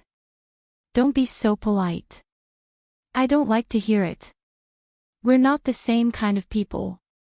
It's been like this for generations. Don't break the rules. Besides, you, Qi Jingchen, are now hated by everyone. I don't dare to be friends with you." Qi Jingchen nodded. He stood up and waved at Chen Pingan. "I used the snake gallstone you sent to carve 2 private seals. One in Li script and one in Xiao Zhuan script. I'll give it to you." Chen Pingan ran through the courtyard in the rain. He stood in front of Qi Jingchen and took a white cloth bag. Qi Jingchen smiled. "Remember to keep it well. In the future, when you see calligraphy or paintings that you like, such as some landscape maps of mountains and rivers, you can take out the seal and put it on." Chen Pingan nodded in a daze. "Okay." Old Yang glanced at the bag in the young man's hand and asked, "Where's the Chen character?" Qi Jingchen smiled. "I carved a seal earlier and gave it to a child of the Zhao family." The old man laughed. "Qi Jingchen, are you the child of wealth?" Qi Jingchen didn't care about the old man's teasing. He said goodbye and left. Seeing the young man standing there like a block of wood, old Yang laughed angrily. "You took someone else's things for free, and now you want to jump home and hide in your quilt. Don't you know how to walk, Mr. Qi?" The young man quickly ran to the back door of the main hall. The old man laughed and scolded, "Take an umbrella. With your current body, can you withstand the wind and rain?" Chen Pingan borrowed an umbrella from the shop assistant. He followed Mr. Qi and walked on the street together. The old man sat under the eaves, smoking a pipe. The smoke lingered. He thought of the 2 private seals. Although they were still in the bag, old Yang sensed something was wrong. That was why he asked about the Chun character. It was a spectacular sight. Soon, the young man with straw sandals returned to the yard. Old Yang asked, "What did he say in the end?" Chen Pingan sighed and sat back on the stool. Mr. Chi said that a gentleman can be bullied. Old Yang said sullenly, "Those old men in the Confucian temple must be out of their minds. It's obvious that someone is targeting Cliff Academy and Qi Jingchen, but they've been standing by and doing nothing. Do they really think they're useless?" Chen Pingan didn't hear him clearly. He asked, "Grandpa Yang, what did you say?" The old man didn't say anything. What a good to be a gentleman instead of a sage.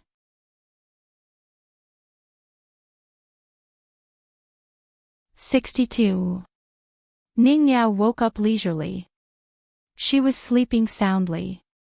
When she opened her eyes, she found herself sitting on a stool. She was a little dazed. After a moment of daze, she got up and opened the door. She saw an old man and a young boy sitting in the corridor outside. After hearing Ning Yao's footsteps, Chen Pingan turned his head and smiled, "You're awake. I didn't wake you up because you were sleeping soundly." Ning Yao nodded. She didn't care about it and asked, "Senior Yang." The old man said in a bad mood, "What? Are you afraid that Chen Pingan will take advantage of you when you're asleep?" "Don't worry, I'll keep an eye on him. He only has bad intentions but no guts." Chen Pingan quickly explained, "Miss Ning, don't listen to Grandpa Yang's nonsense. I promise I don't have any bad intentions." Ning Yao made a gesture with her hands and told herself, "Sir, please be magnanimous." The old man glanced at the straw sandals boy and gloated, "You know 6 out of 7, but you know nothing." The rain was already very light. The old man said straightforwardly, "Go back and bring that bag of money. Then, this little girl and your medicine will be paid together." Ning Yao frowned. What kind of medicine does the Yang family shop have that is so expensive? The old man said indifferently, "When people are about to starve to death, how much can the steamed bun in my hand be worth?" Ning Yao said in a deep voice, "You're looting a burning house." The old man smoked so fiercely that his entire upper body was shrouded in faint smoke. Then, the old man's hoarse and cold voice came from the sea of clouds, "Asking for a sky-high price and asking for money on the ground is a dirty business. I can't do it. My rules are that I mean what I say. There is only one price. You can buy it or not and sell it or not." Ning Yao wanted to say something, but she found that Chen Pingan was tugging at her sleeve and secretly winking at her. In the end, she swallowed her anger. The quality of the medicinal herbs produced in this small grotto heaven was indeed excellent. However, this famous pearl grotto heaven was not famous for its heavenly materials and earthly treasures. Instead, it was famous for its porcelain and treasures of opportunity. Therefore, even if the medicinal herbs in the Yang family's shop were piled up into mountains, they were still only worth a few gold essence copper coins. The old man shook his pipe. "The rain has stopped. Don't make eyes at me. Aren't you ashamed?" Chen Pingan pulled Ning Yao's arm and walked down the stairs. They passed through the shop's main hall and came to the main street. Chen Pingan smiled and asked, "Can't you figure it out?" "It's fine. Grandpa Yang is just like that. He doesn't like to talk about favors with you. Everything he does is very fair." "Yes, very fair." Ning Yao sneered, "Justice. Everyone had a scale in their heart, so why did he feel that he was fair? Just because you're older." Chen Pingan shook his head and said, "I don't think spending a bag of copper coins is a waste of money." Ning Yao glanced at the young man. "If you can survive 10 years outside and still be able to pat your chest and repeat these words, then you win." Chen Pingan smiled and said, "Then we'll talk about it when the time comes." Ning Yao sighed. She really didn't know what to do with him. "Where are we going next?" Chen Pingan thought for a moment. Let's go to the shop and see how Lu Xianyang is doing. While you're at it, pull out your knife from the ground. Ning Yao said decisively, then lead the way. She suddenly asked, is your body okay? Chen Pingon grinned. It's not a big problem. But other than practicing martial arts, I'll be like you every day and have to boil medicine to eat. Grandpa Yang said that if the effect isn't good, I might have to spend more money. Ning Yao was puzzled. You really believe that? Chen Pingon smiled and shook his head. It was as if he couldn't be bothered to argue with her about this kind of problem. After walking out of the town, he rolled up his sleeves, took off the knife, and returned it to the young girl. She hid the cloth-pressing knife and went to retrieve the saber that had been stomped into the ground by the mountain-moving ape. As for the scabbard that had been given away, Chen Pingon temporarily left it with Ning Yao. She hung it on her waist, so the flying sword finally had a place to stay. When Chen Pingon and Ning Yao walked to the south end of the covered bridge, they saw a young girl in green with a ponytail sitting on the top of the stairs. She held her chin with both hands and stared into the distance, leaving them with only her back. In the backyard of the Yang family shop, an old man alone put away his pipe and waved his hand to disperse the smoke around him. He said, "Don't worry, after the matter is done, I promise to give you an immortal body of Granny He. As for whether you can really become a god in the future and be promoted to a river god, it depends on your own luck." The old man finally took the pipe and gently knocked it on the ground. He looked up in the direction of the old locust tree and said, "When the tree falls, the monkeys scatter." The three carriages drove to the clay bottle alley one by one. The king of Dali really couldn't understand why his nephew had to compete with a boy in a shabby alley. He even had a knot in his heart. Song Zhengqiang said with a smile, "Anyway, since I've intervened in the messy account between you and Chen Pingon once, I won't interfere again. You can solve it yourself."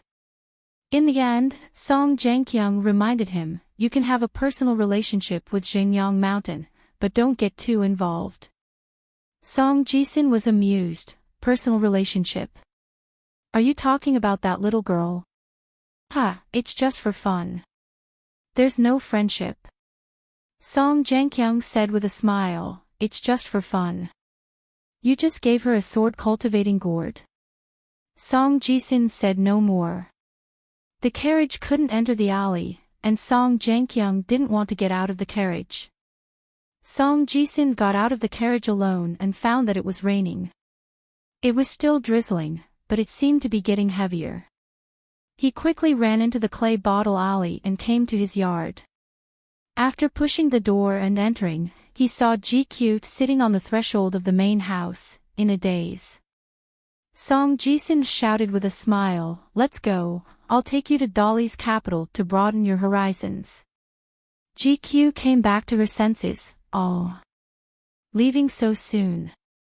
Song Jisin nodded and said, "Anyway, things have been packed. There are 2 big boxes in my house, plus your small box. We don't have anything left in our house. It doesn't make a difference whether we leave now or later." GQ put her chin on her knees and said sadly, "Yes, this is our house." Song Jisin sighed and sat on the threshold with her. He reached out to wipe the rain on his forehead and said softly, "What's wrong? You don't want to leave? If you really don't want to, then let's leave later." "It's okay, I'll go and say hello." GQ suddenly smiled and shook her small fist, "No need. Let's go, who's afraid of who?" Song Jisin reminded her, "Don't forget about that 4-legged snake." Child K flew into a rage and said angrily, "That damned idiot sneaked under my suitcase yesterday and made me look for him for half a day. When I finally found him, the rouge boxes under my suitcase were all filthy. It's really unforgivable and can't escape the death penalty." Song Jisin began to worry about the fate of the 4-legged snake and asked tentatively, "That stupid bastard couldn't have been killed by you, right?" GQ shook her head, "No, I'll let it live for the time being. When we reach the capital, I'll deal with it later. Oh right, young master, when we reach the capital, let's raise a few more old hens, okay? At least 5. Song Jisun asked curiously, we already have enough eggs, why do we still need to buy more? Don't you always dislike the old hens in our house for being too noisy? GQ said seriously, when the time comes, I'll tie a rope to each of the old hen's legs and then tie it to the stupid bastard's 4 legs and head. As long as it's unhappy, I can chase the old hens away. Otherwise, although the 4-legged snake is stupid, it's not slow. In the past, it would tire me to death every time, which would only make me angrier. Listening to his own maidservant's hypocritical thoughts, Song Jisun's mind was filled with the image of the execution. He muttered to himself, wouldn't that be dismemberment by 5 horses? Oh no, it's dismemberment by 5 chickens. Song Jisun held his stomach and laughed. GQ was used to her young master's imaginative way of thinking, so she didn't find it strange. She only asked, young master, the box is so heavy, how can the 2 of us carry it? Also, there are a lot of things that shouldn't be thrown away. Song Jisun stood up and snapped his fingers, come out, I know you're hiding nearby. I'll have to trouble you to carry the box to the carriage. There was no response. Song Jisun was silent for a long time. His face was gloomy, come out. Do you believe that I won't ask my uncle to carry it himself? A moment later, several hidden figures quietly appeared from the alley on the rooftop opposite Clay Bottle Alley, or from the alley outside the courtyard. A total of 5 black-clothed death warriors, after the leader opened the door, entered in a line. The leader hesitated for a moment, then clasped his fist and said in a muffled voice, I was doing my duty before, so I didn't dare to show myself. I hope your highness can forgive me. Song Jisun said expressionlessly, do what you need to do. The man kept his head down, I'll be so bold as to ask your highness to help explain to the prince. Song Jisun said impatiently, why would my uncle bicker with you over such a trivial matter? The 5 figures didn't move at all. They stood in the courtyard in the drizzle, unwilling to move even if they had to die. Song Jisun compromised, okay, I'll help you explain the situation. The 5 people entered the house. 3 black-clothed men easily carried the boxes, while the other 2 escorted them empty-handed. After slowly walking into Clay Bottle Alley, they all ran away. Song Jisun was deep in thought. GQ held up an oil paper umbrella and gave Song Jisun a slightly bigger one. After locking the door of the main house, the kitchen, and the courtyard, the master and servants stood at the entrance of the courtyard with the umbrella. Song Jisun looked at the red and black Spring Festival couplets and the painted door god, and said softly, I don't know if we'll be able to see these couplets the next time we come back. GQ said, if we leave, then leave. Why come back? Song Jisun said self-deprecatingly, that's right. If we do well, we won't have anyone to show off. If we don't do well, there will be many people who will laugh at us. The rain didn't stop, and the alley gradually became muddy. GQ really didn't want to stay any longer, so she urged, let's go. Song Jisun nodded, and the 2 walked to the entrance of Clay Bottle Alley one after the other. GQ walked in front in a hurry. Song Jisun walked behind her slowly. When they passed by the high wall of the alley facing the courtyard of a house, Song Jisun, who was holding an umbrella, stopped and looked back. The young man looked at the yellow mud wall, which didn't have anything special, and was lost in thought. GQ, who was in front of him, turned her head and couldn't help but complain, young master, if you don't walk faster, the rain will get heavier. The young man under the umbrella didn't have a clear expression. After raising his arm and making a gesture, the young man responded to the maid's call and finally began to speed up. In the carriage on the street outside Clay Bottle Alley, the king of Dolly, Song Jankyung, was resting with his eyes closed. Every day, the inspection office would create a secret file, which would be observed and recorded by 9 top-notch spies in the Great Li. Everything written in the file was the daily trivia of the supervisor Song's illegitimate son, such as what street he went shopping with his maidservant today, how much he spent on food and goods, which text he recited in the morning, which sage book he read aloud in the morning, when he secretly drank wine, who he went to the town with to release kites to catch crickets, what the reason was, who he had a dispute with, and so on. Every 3 months, it would be sent to the capital of the Great Li and sent to the table of the imperial study in the palace. Finally, it would be compiled into a book, which was personally named Small Daily Record by that elder brother of his, who loved to play with words and ink the most. From Small Daily Record 1 to the current Small Daily Record 15, the bits and pieces of a 15-year-old boy living in a shabby alley for 15 years were written into 15 books. Before Song Jianqiang came to the town, he flipped through those books that were full of boring trivia, but he keenly found that one of the books, 7, was missing a page in the middle, which was obviously torn by someone. This should mean that during the summer and autumn when Song Jisin was 12 years old, a huge accident happened. Before Song Jianqiang came to the town, he thought that it was a bloody assassination that started in the capital of Dali and involved some people that even his elder brother could only suffer in silence. However, Song Jianqiang later realized that the story recorded on that page was definitely not a happy memory for the young Song Jisin, and it must be related to Chen Pingan in Clay Bottle Alley. Song Jianqiang began to organize his thoughts. The number 1 king of Dali, who rarely took a break from his busy schedule, carefully recalled the details of the conversation between the 2 teenagers recorded in the book, as well as the scene at that time. Song Jianqiang opened his eyes and looked at the curtain of the window. First, he saw the slender figure of the servant girl holding the umbrella, then his nephew Song Jisin. The master and servant went to the second carriage, and the 3 boxes were already moved to the last carriage. Song Jianqiang whispered, "Let's go." The carriage slowly moved. The carriage suddenly stopped, and not long after, Song Jisin rushed into the carriage in a flustered and exasperated manner, his face full of anger. "What do you mean?" Song Jianqiang asked. "You mean the corpse in your carriage?"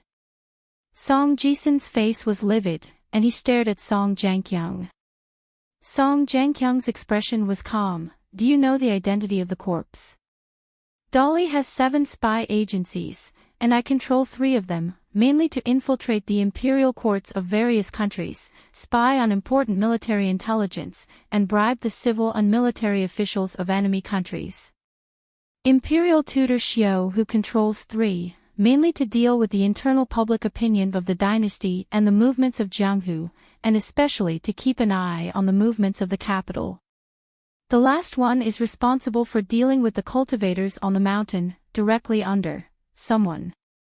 There are a total of 9 Dali spies in this small town, and they come from these 7 places to ensure your safety, and there will be no mistakes."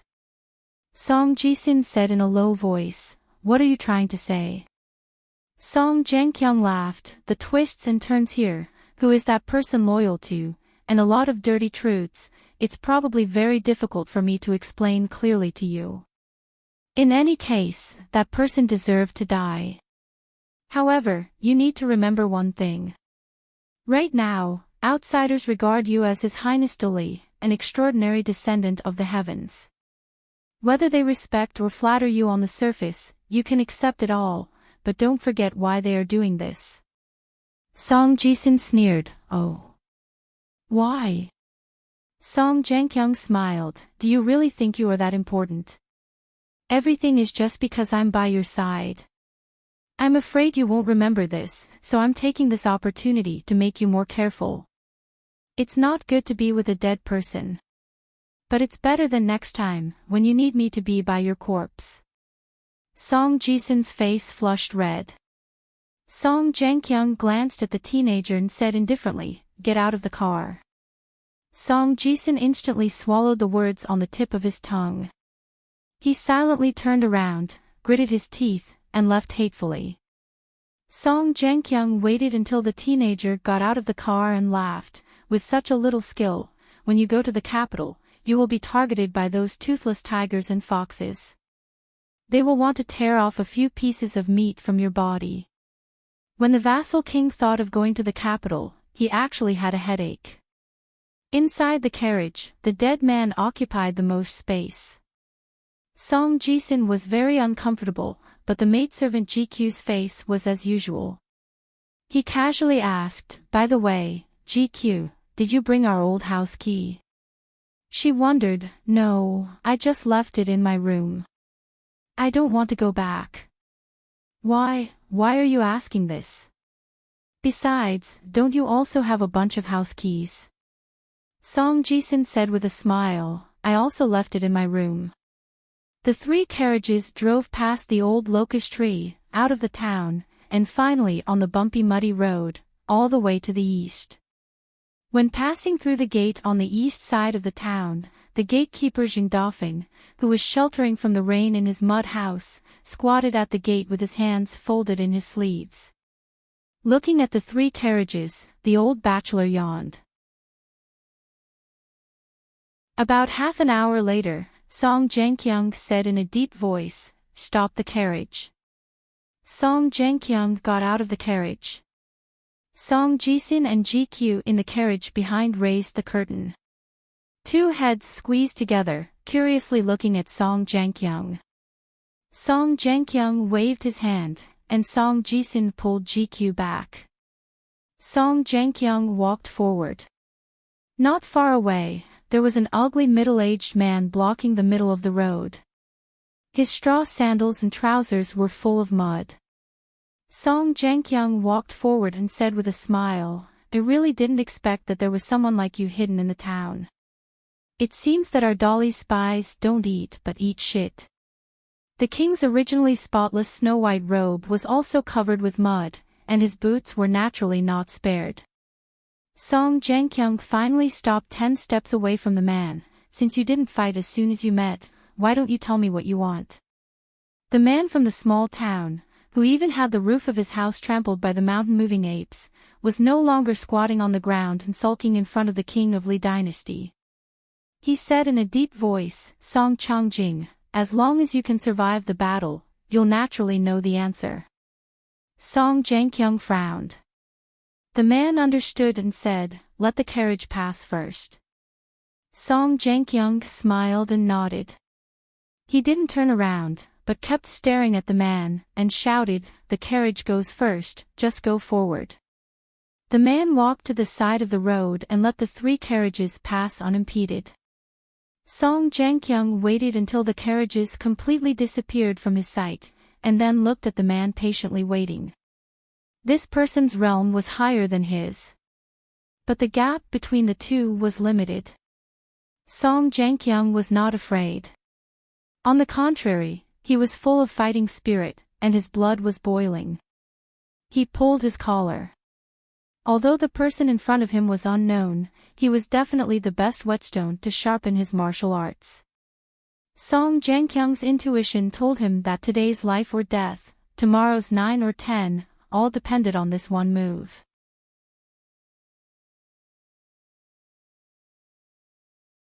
63. At that time, in the small street, the rain gradually stopped. Ning Yao turned her head to look at Chen Pingan, whose breathing was steady and calm. Although she didn't like Old Man Yang, she had to admit that this old man was a real expert. Old Yang isn't a simple person. Ning Yao paused for a moment and turned to look at the inconspicuous Yang family's shop. After the rain, the medicine shop silhouette was soft and misty. The girl made some slight modifications. Old Yang isn't a simple person. Chen Pingan didn't hear the difference between the two. He just nodded and smiled. "I used to think that Grandpa Yang was a good and fair person. Now I know that Grandpa Yang hid his strength. Miss Ning, he should be considered a cultivator, right?" Ning Yao said something that Chen Pingan didn't understand. "Somewhat similar, but actually different. But it doesn't make any difference to you." Now that they were at the south end of the covered bridge, Chen Pingan, who had survived the disaster, turned back to look at the girl in green. The young man's state of mind was very different. When she heard the footsteps, she stood up with a shy smile. She saw the straw sandals boy and the girl in green standing side by side. The girl with a ponytail was slightly uneasy. Chen Pingan didn't dare to treat the girl named Ruanxiu in front of him as an ordinary girl. Of course, the girl's image that left the deepest impression on him was still the 4 words, idle and idle. Ruanxiu glanced at the cold and arrogant Ning Yao. She didn't dare to greet her. Ning Yao glanced at the delicate and pretty girl with a petite figure. She didn't want to greet her. The 3 of them walked down the steps of the covered bridge. Chen Pingan said softly, "I heard from Mr. Qi that Lu Xianyang is fine." Ruanxiu nodded vigorously. He's awake."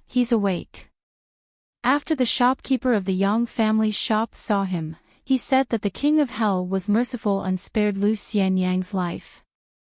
The old shopkeeper also said that as long as he's awake, he'll be fine. "I was afraid that you would be anxious, so I wanted to tell you as soon as possible, but my father wouldn't let me cross the bridge." The young girl rambled on and on like a chirping oriole. In the end, she was somewhat apologetic. Actually, there were some things that the girl didn't say out loud. After Lu Xianyang woke up, the first thing she did was rush out the door. When she reached the covered bridge, she was so focused on telling the boy the news that she completely forgot about her father's warning that she wasn't allowed to enter the town. However, just as she was about to run down the northern steps, she was grabbed by the ear by her elusive father. The girl had to persuade her father to let her sit on the southern steps and wait for someone. This wasn't the first awakening of love, nor was it some kind of romantic love. Instead, it was a spontaneous kindness. Of course, the premise was that Chen Pingan didn't make the girl dislike him. On the contrary, she had a good impression of him. Or it could be said that she acknowledged Chen Pingan. All of this was the first time the 2 met on the back of the green ox. The boy was willing to go into the water to fish for someone else. Afterwards, the wound on his left hand hurt so much that he sucked in a breath of cold air, but he didn't feel any regret. Later on, when Lu Xianyang met with misfortune, the boy was willing to step forward and shoulder the responsibility that he should shoulder. These were the blessings that Chen Pingan had accumulated, bit by bit. All of this was the persistence of the boy Chen Pingan for a long time. It was just that the girl, Ruanxiu, happened to see it. In truth, Chen Pingan had missed out on even more things. For example, the golden carp in the fish basket, the loach that he gave to Gu Kan, the 4-legged snake, the locust tree leaves that floated in front of the boy, and so on. All of these blessings and opportunities that he had missed out on would not be grasped by the boy just because Chen Pingan was a person who cherished good fortune. Chen Pingan, Ning Yao, and Ruanxiu walked down the covered bridge. The boy and girl didn't notice that droplets of varying heights quietly fell into the stream. These droplets of water were originally hanging under the eaves of the covered bridge, gathered on the railings of the covered bridge, or in the potholes at the edge of the covered bridge. In the end, they all fell into the stream and blended into the water. At the same time, the puddle-like backyard of the Yang family's shop rippled and returned to its muddy appearance, just like all backyards in the world. On the surface of the water stood a blurry figure covered in smoke. One could vaguely see that it was a hunchbacked old woman whose face couldn't be seen clearly. Old Yang didn't find it strange. He smoked his pipe again and asked, "What did you see?" The figure was like a water plant that swayed involuntarily with the water. She said hoarsely, "That little girl is the only daughter of the next saint here. She has such a noble status. Why did she fall in love with the boy from the shabby alley?" Old Yang sneered and said, "That's it." The old woman on the water trembled and didn't dare to speak again. The old man said slowly, since you've come this far, there are some rules that I should make clear to you.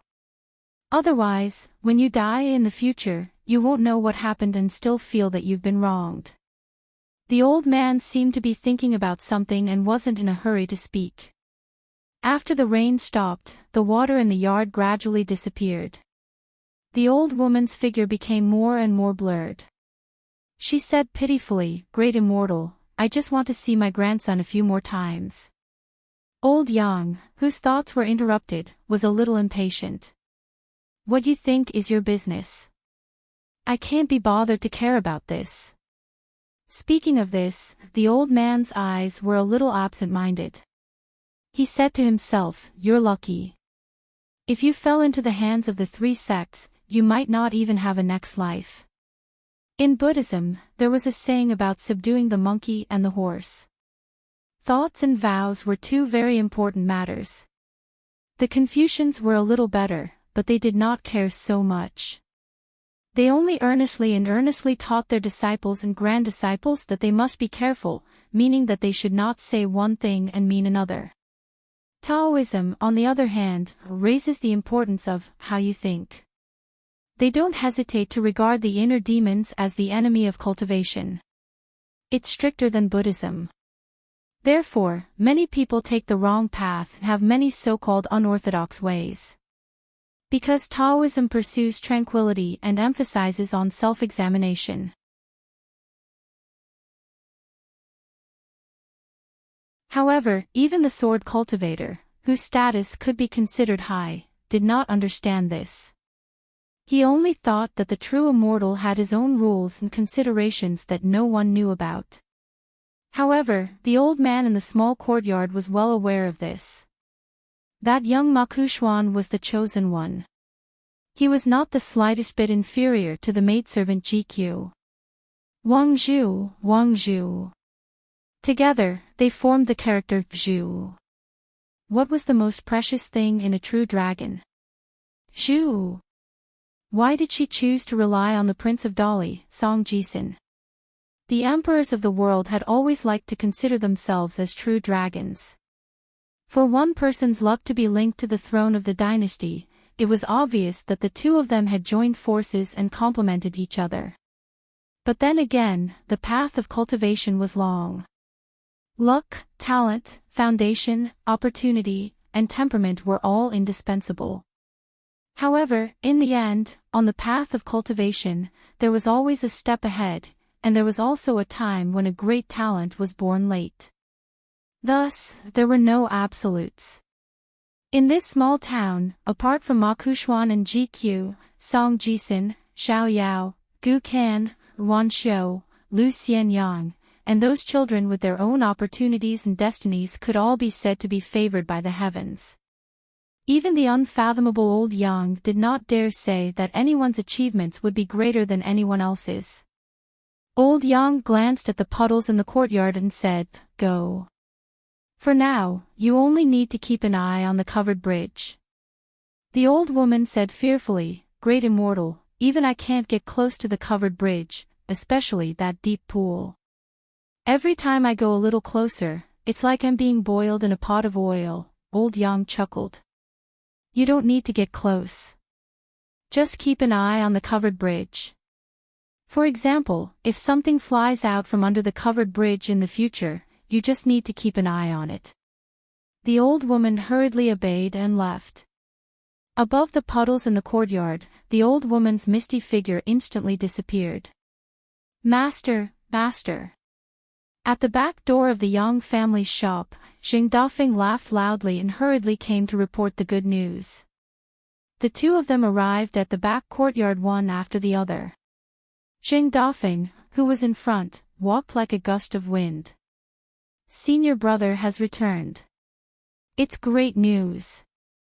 Old Yang looked at the honest man behind Xing Dafeng, and the latter nodded. However, the man wanted to say something but hesitated. He was full of questions, but his words were clumsy and he did not know where to start. In the end, the man could only mutter, "Master, why did you take Ma Kushuan as your disciple and not that youth?" "I don't like that kid surnamed Ma." Old Yang glared at him. So you took the initiative to grab that golden carp and sell it to Chen Pingan. The middle-aged man was much more courageous than Jing Dafeng, who had his hands and feet tied in front of the old man. He sat down on the bench that Chen Pingan had previously sat on. What's wrong? I'm happy to. Master, don't you like that kid too? If Chen Pingan was present, he would definitely be shocked. This was because the middle-aged man who sold the fish on the street was this man. Old Yang laughed angrily. And the result? That basket and that golden carp were delivered to Chen Pingan. The man was unhappy and did not say anything. Jing Dafeng fanned the flames. Senior brother, it's not that I want to criticize you, but you wasted that Dragon King basket. Of all people, you just had to give it to Dolly's sworn enemy, the little prince of the Great Sui Kingdom. Be careful that Song Jianqiang won't let you off the hook in the future. Besides, we shouldn't let the goodies flow into our own fields. It's fine to leave it to my nephew and niece. What, do you think it's too hot? If you really can't do it, you can give it to me. Old Yang coldly looked at Jing Dafeng. Jing Dafeng kept quiet and did not dare to say another word. He raised his hands and obediently sat on the steps.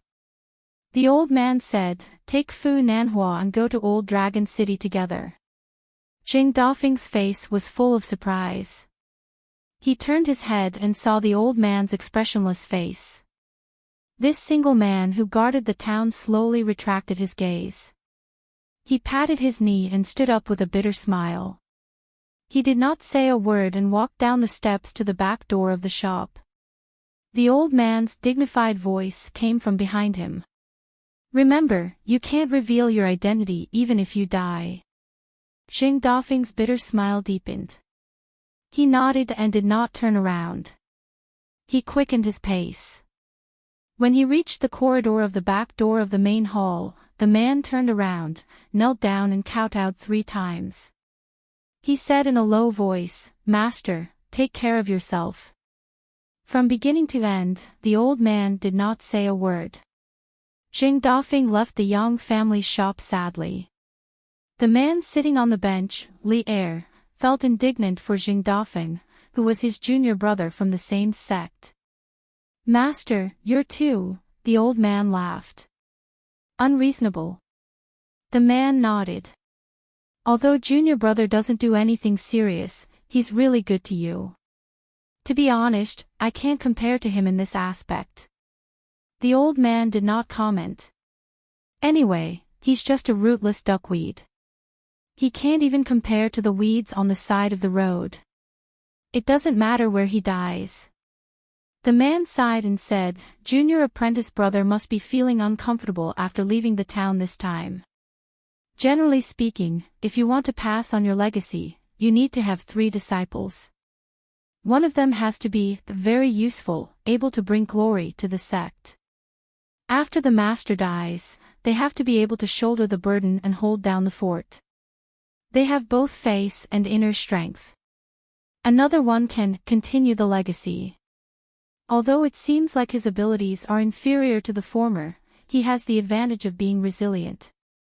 Even if the sky falls, even if the useful disciple dies, it has to be this person who can ensure the continuity of the sect. When the sect is at its peak, his usefulness is not obvious. When the sect is in danger, he becomes very important. The last one has to be interesting. He has to have good talent, a good foundation, and everything else. He has to be very interesting. He doesn't even need to be grateful to the master and the sect. As the saying goes, teaching a disciple makes the master starve to death. This is the case for the last disciple. The man asked curiously, "Me, junior brother, and Ma Kuxuan, who are we?" Old man Yang smiled and said, "So many years have passed, who said that I only have 3 disciples?" The man was stunned. His smile was a bit awkward. "I forgot about that." Old Yang laughed. Then how about Song Jianqiang? The man thought seriously for a moment. In the end, he only said 2 words. Not bad. Old Yang smoked his pipe and exhaled smoke. He clicked his tongue in wonder. Then he's very powerful. The man said, Song Jianqiang agrees.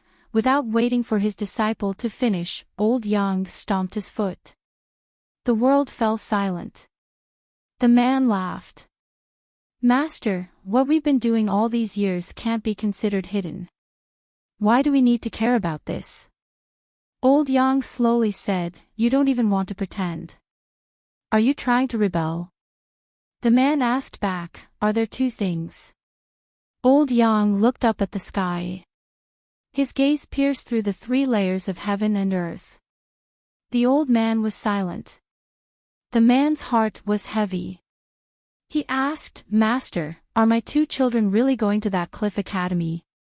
Old Yang said, Since Qi Jingchen is willing to use this as an exchange, why don't they go? It's not an exaggeration to say that such a good thing only happens once in 100 years. Old Yang asked, Why didn't Qi Jingchen give it to Chen Pingan in one go? Old Yang laughed. Do you think that's helping Chen Pingan? It's more like complaining that the child didn't die quickly enough. Believe it or not, if you had successfully given away the Dragon King basket and the golden carp, Chen Pingan would have died somewhere in the town in less than 3 days. The man was puzzled. Before Chen Pingan was 6 years old, his father had broken his life porcelain. Therefore, there was no restriction. Although this caused the child to be unable to keep any great opportunities, this is both a bad and a good thing. He's like a lamp in a dark room. So many things have happened. During this period of time, the poor child has gotten something. Isn't that normal? Old Yang explained, as long as he's in the town, Chen Pingan won't have any good luck. If the opportunity is too great, the child won't be able to take it or keep it. He'll just live a poor life empty-handed. It's not easy for him to survive. If it were those so-called God's favored children, which one of them wouldn't have died 7 or 8 times? The man grinned. That's why you're willing to help him, Master. What you can give is the only thing Chen Pingan can take.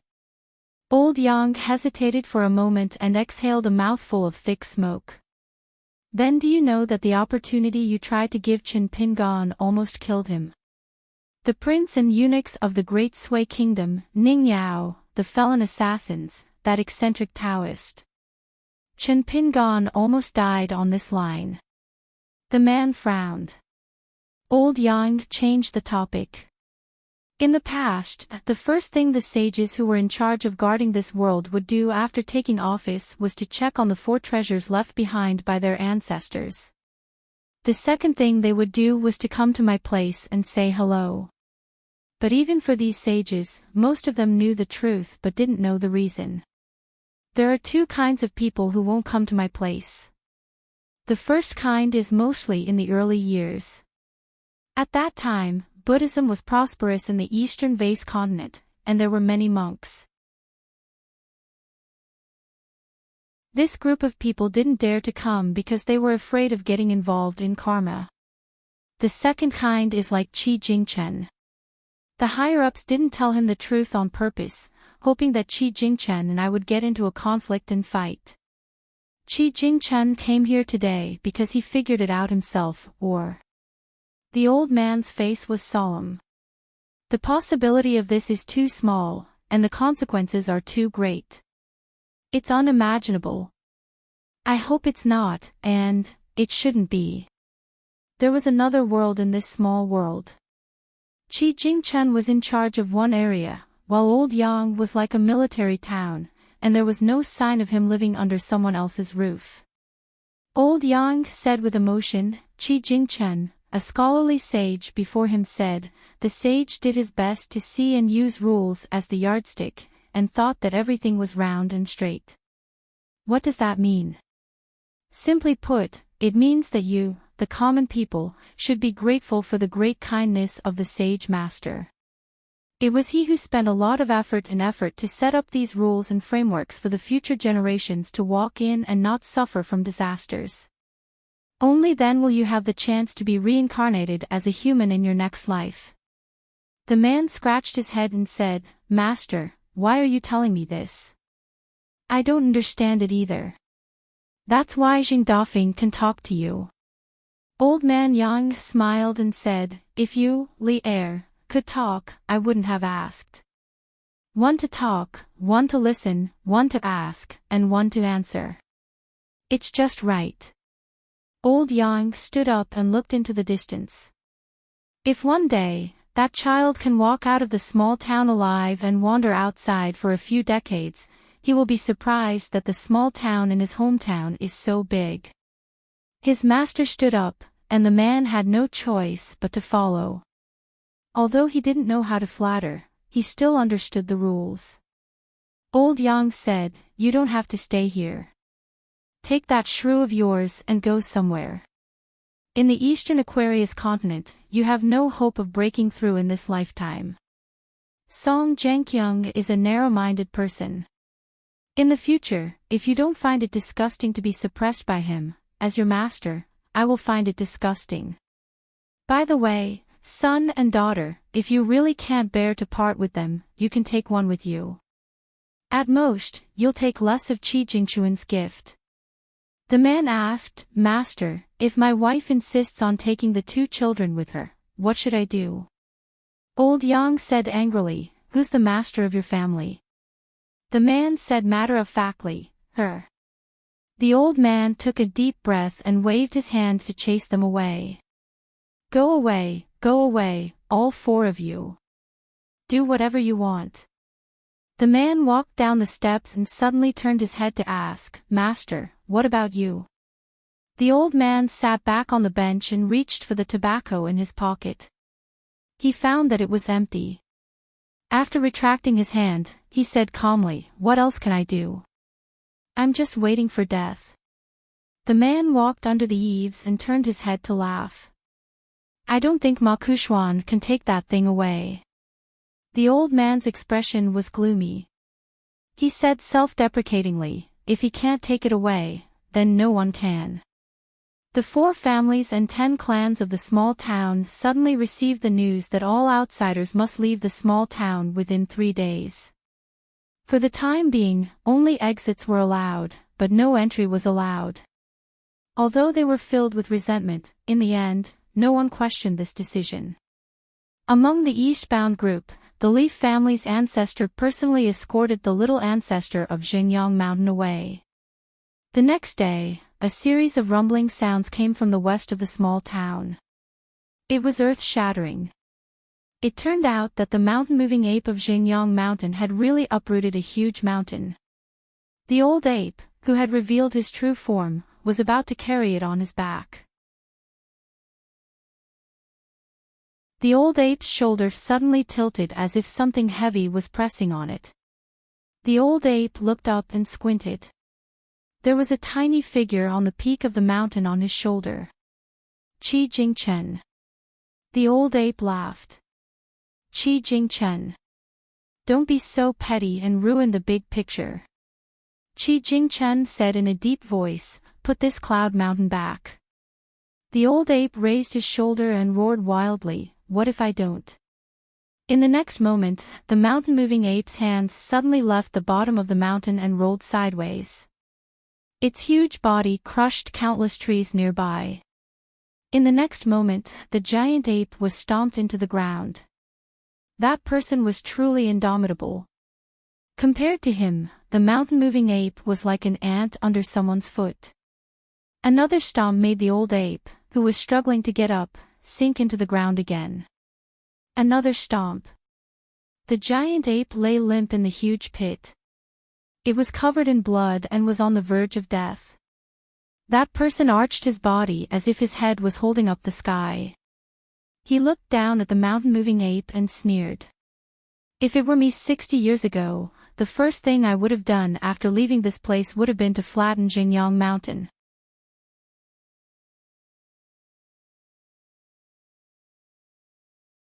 64. Chen Pingon suddenly became a temporary apprentice of the blacksmith shop. According to Master Wan, he needed someone to take over Lu Xianyang's work. He needed people to dig wells, build houses, and dig canals. There was no reason for him to keep Uncle Lu alive for nothing. Therefore, Chen Pingon became the busiest person in the shop. As long as it was physical work, the straw sandals youth would not lose to any strong young man. In between work, Chen Pingon would go to the house to visit Lu Xianyang. The tall youth who had just escaped death had become somewhat taciturn and sickly. He often lay in bed and stared at the ceiling in a daze. Other than Chen Pingon who could chat with him, Lu Xianyang hardly spoke to anyone. Chen Pingon was also helpless about this. Fortunately, Lu Xianyang was severely injured, but the recovery speed of the chest wound was much faster than Chen Pingon's left hand. Ning Yao still lived in the house in Mud Bottle Alley. The man she called Master Wan unexpectedly agreed to forge a sword for her. What was even more surprising was that Master Wan said that if she was lucky, the sword could be forged in half a year. If she was unlucky, she might not succeed even after 10 years. Ning Yao was very relaxed about this. She smiled and said that her luck had always been good. She just had to wait for half a year. Although Ning Yao lived in Chen Pingon's ancestral house every day, she moved all the medicine jars and other things to the shop, saving Chen Pingon the trouble of running back and forth. Chen Pingon lived in Lu Xianyang's house, mainly because he was afraid that the house would be robbed. Chen Pingon went to the stream in the middle of the night to look for stones, but in the end, he did not find a single one. He could not even find a snake gallstone in the deep pit on the back of the green ox. In Ning Yao's words, the snake gallstone was similar to a person. It had to have spirit. Without it, it could only be used as an inkstone by an ordinary rich family. However, with spirit, it was like a person wearing a dragon robe. The difference between the two was like heaven and earth. Chen Pingon couldn't help but sigh every time he walked by the stream. Ning Yao brought back a bunch of old keys for Chen Pingon. She said that someone had left them in the yard. She tried the keys, and sure enough, they belonged to Song Jisen's house next door.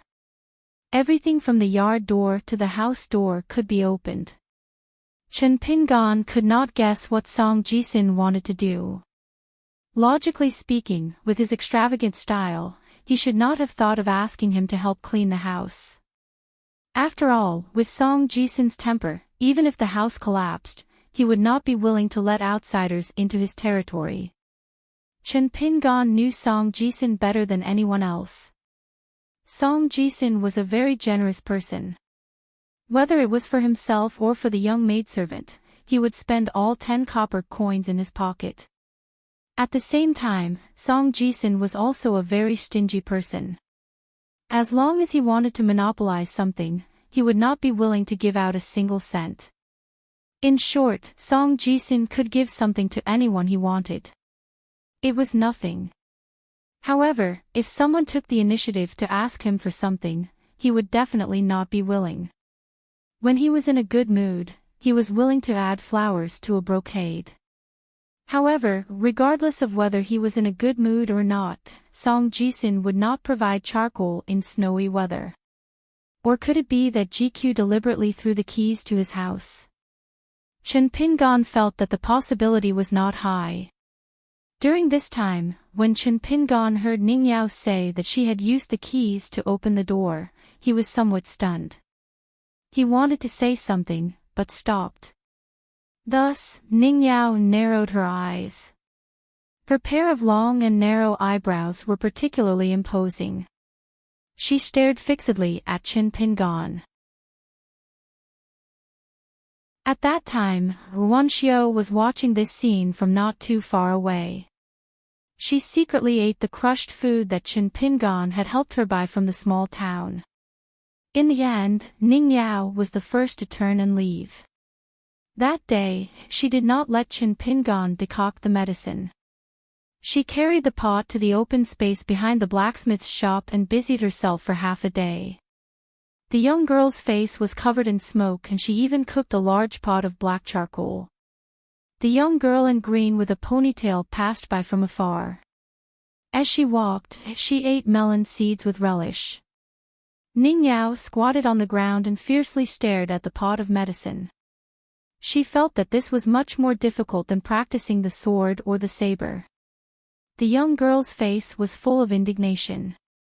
Is there anything in this world that I, Ning Yao, can't do? It seems that there should be no such thing as decocting medicine in this world. Chen Pingan silently walked to her side and helped her decoct the medicine again. His movements were very skilled. Ning Yao's lips moved slightly, but she did not stop him. She only took advantage of the time when Chen Pingan was not paying attention to wipe her face. The young man squatted beside the pot and carefully watched the heat. His hands were folded on his knees and his chin was resting on his arms. Ning Yao coldly snorted, "Laugh if you want to." Chen Pingan did not laugh at her. He continued to stare at the gently swaying green flame and whispered, "It's not that I think Miss Ning will do anything bad, but the key is someone else's. No matter why it was left in our courtyard, it's not good to open the door. Even if Song Jisin and GQ never return to the town in their lives, the courtyard next door is still his. We are all outsiders." Ning Yao curled her lips, "You're such a good person.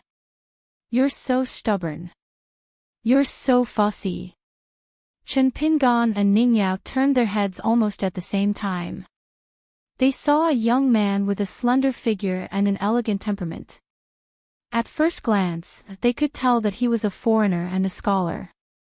Chen Pingan noticed that this person looked at him strangely. He was not arrogant like the mountain-moving ape of Xingyang Mountain and Fu Nanhua of Old Longqing. He was also not like Lu Daozhang and Miss Ning. The young man's gaze was very complicated and contradictory. There seemed to be pity, admiration, and a hint of disdain. The young man finally chose to leave in silence. Ning Yao frowned. "It's obvious that he came for you.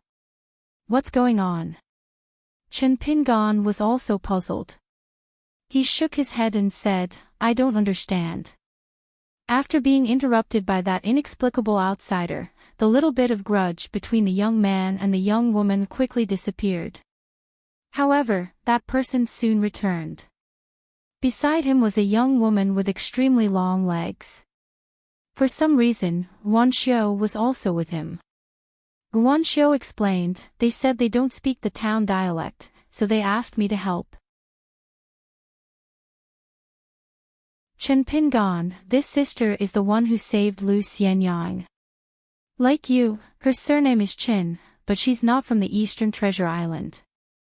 The person beside Sister Qin is the eldest grandson of the Qin family from Dragontail Commandery. His name is Qin Songfeng. According to Sister Qin, Qin Songfeng seems to be a distant relative of your branch of the Qin family from several hundred years ago. As for Sister Qin, she has nothing to do with you even if you push back 1,000 or 2,000 years. This time, Sister Qin came to pay respects to her ancestors. However, in this town, from the construction supervisor to the big families in Fulu Street and Peach Leaf Alley, no one knows where her ancestors' graves are. Lu Xianyang mentioned you. He said that you're the one who's most familiar with the surrounding landscape in this town. It's definitely the right choice to find you. Sister Qin said that if you can help, she can pay you a bag of gold and copper coins. I think you can agree. When she said this, the young woman in green secretly put 2 fingers together and shook them at her waist. In addition, she also mouthed, 2 bags. Wan Xiu was obviously reminding Chen Pingan that he could ask for as much as he wanted. Otherwise, there wouldn't be such a shop after this village. Chen Pingan thought carefully and said with a smile, "I thought of a place that might be the place she's looking for. As for the payment, forget it. It's just a matter of walking a few steps." Wan Xiu was a little anxious. Ning Yao had already taken a step forward and said in the orthodox language of the Eastern Treasure Bottle Continent, "Let Chen Pingon take you to the graves to pay respects to your ancestors. However, you have to take out 2 bags of gold and copper coins. There's no discussion. He's seriously injured now and it's not easy for him to travel long distances. You also know that Mr. Qi wants people to leave the town quickly. Chen Pingon is just an ordinary person, but he has to hurry. 1 bag of money is not enough." Chen Dui and Chen Songfeng's eyes lit up when they first saw the young woman. They forgot everything when they saw her. It was like seeing an orchid in a barren paddy field, slim and elegant. Chen Dui looked at the young woman in front of him openly. She was dressed in a green robe and had a sword hanging from her waist. It was pleasing to the eye. Chen Dui's gloomy mood also improved a little. He smiled and said, "As long as you can find my family's ancestral grave, I'll give you 2 bags of money. But I'll say it first. If you can't find it, I won't give you a single bag. How about it?" Ning Yao said in a deep voice, "It's a deal." From beginning to end, it was as if Chen Pingon had nothing to do with it. Ning Yao stared at Chen Pingon. Her eyes were full of, "Don't talk to me, or I'll really cut you up." Chen Pingon held back his laughter and thought seriously. He said to Ruan Xiu, "Please tell them that I need to help Miss Ning boil the medicine. It will take about half an hour. Then I'll go talk to Lu Xianyang.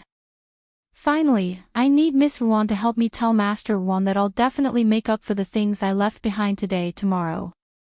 After hearing that they couldn't leave immediately, Chen Dui was a little unhappy. She looked at the straw sandals youth who didn't know what was good for him, and her expression was uncertain. Chen Pingon didn't hesitate to retreat. Ning Yao crossed her arms and smiled coldly.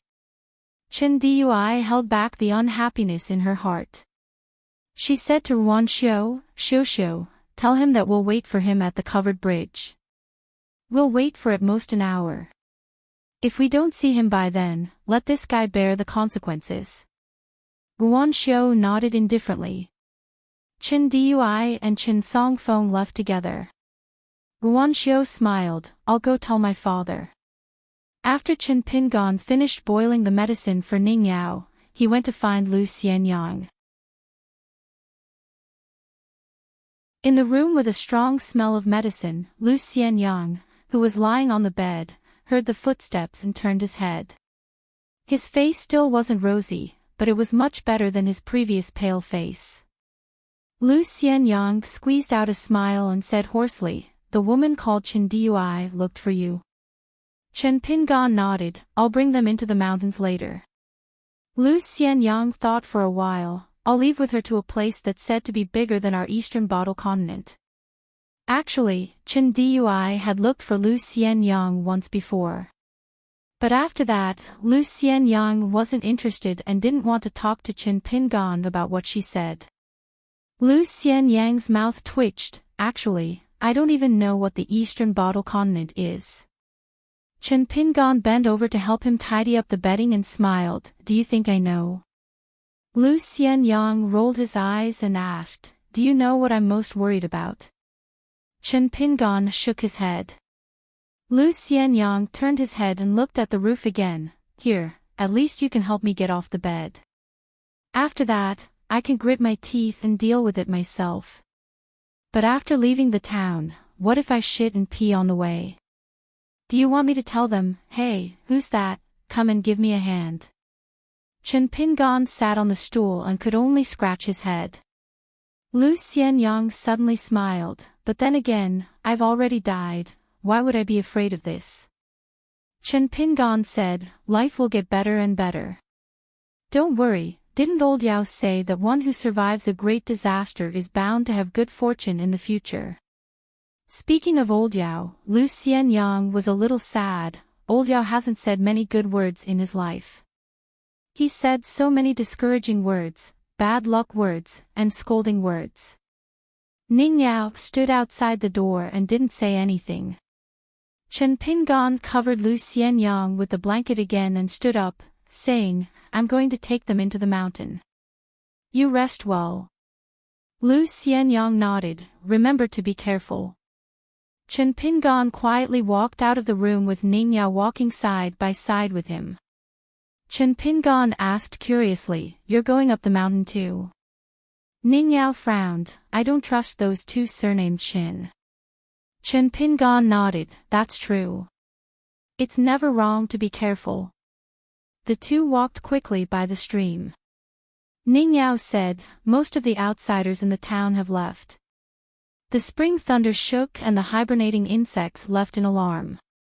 The two groups of people met at the southern end of the covered bridge. Other than Ning Yao and Lu Baqiao, a sword cultivator from the Wind and Thunder Garden who came to join in the fun, the other three people were Chen Pingan from Bi Prefecture, Chen Songfeng from Ben Prefecture, and Chen Pingan from Nipping Alley in the town.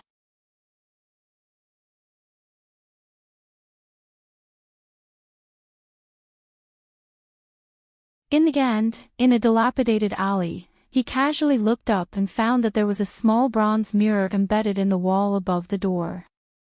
That person climbed up the ladder to take a look.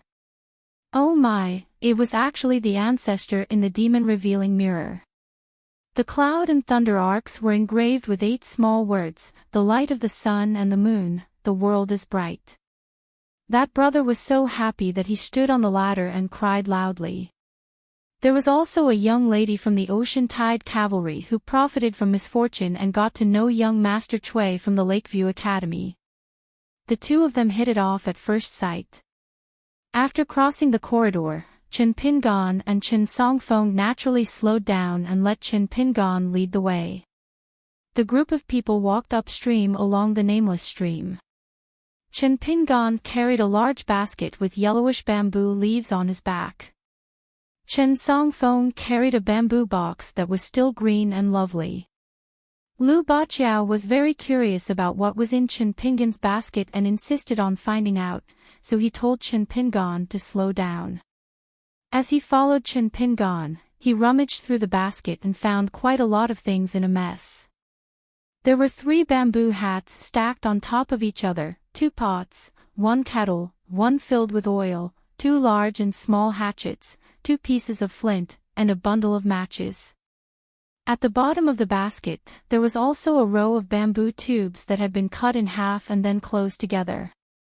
There were about 7 or 8 sections of bamboo tubes, and a small cloth bag filled with fishing hooks and fishing lines.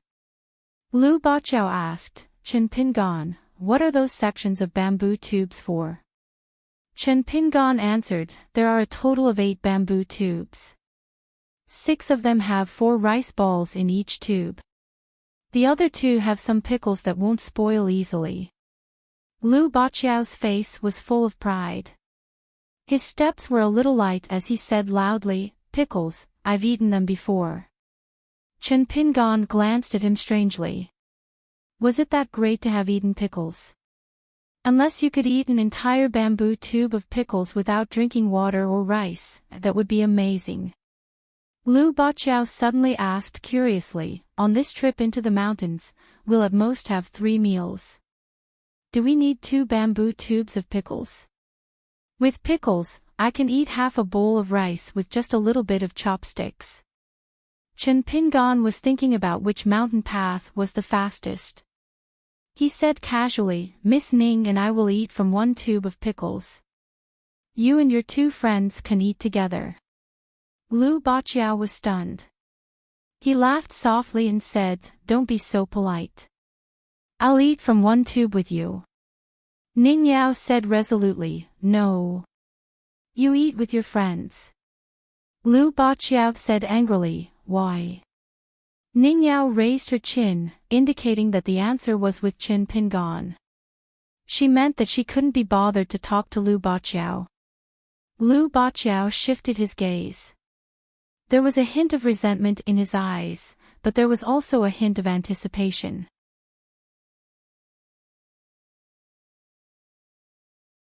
The young man and young lady could even toy with a mountain-moving ape with an extremely strong body. The mountain path was difficult to traverse. Especially after the spring rain, the ground was muddy and slippery. Coupled with the fact that they had to cross streams and stone cliffs from time to time, Chen Songfeng's mouth was dry and she was sweating profusely. Later on, even when Lu Baqiao helped Chen Songfeng to carry the school box, Chen Songfeng was still panting and her face was pale. During this period, Chen Pingan asked Chen Dui once if they should slow down. Chen Dui's reply was to shake her head. When the group of people needed to wade through the stream, Chen Songfeng stepped on a rock with moss growing on it. He slipped and fell into the stream, becoming a drowned rat. He was in an extremely sorry state. Chen Dui stopped and turned around. Although she did not say anything, her face was gloomy. Lu Baqiao quickly turned around to help Chen Songfeng up. Chen Songfeng said apologetically, "I'm fine. Don't worry about me. I can definitely keep up." Chen Pingan simply took off the basket and placed it in the depression of the cliff. He said, "He'll be fine after resting for 15 minutes.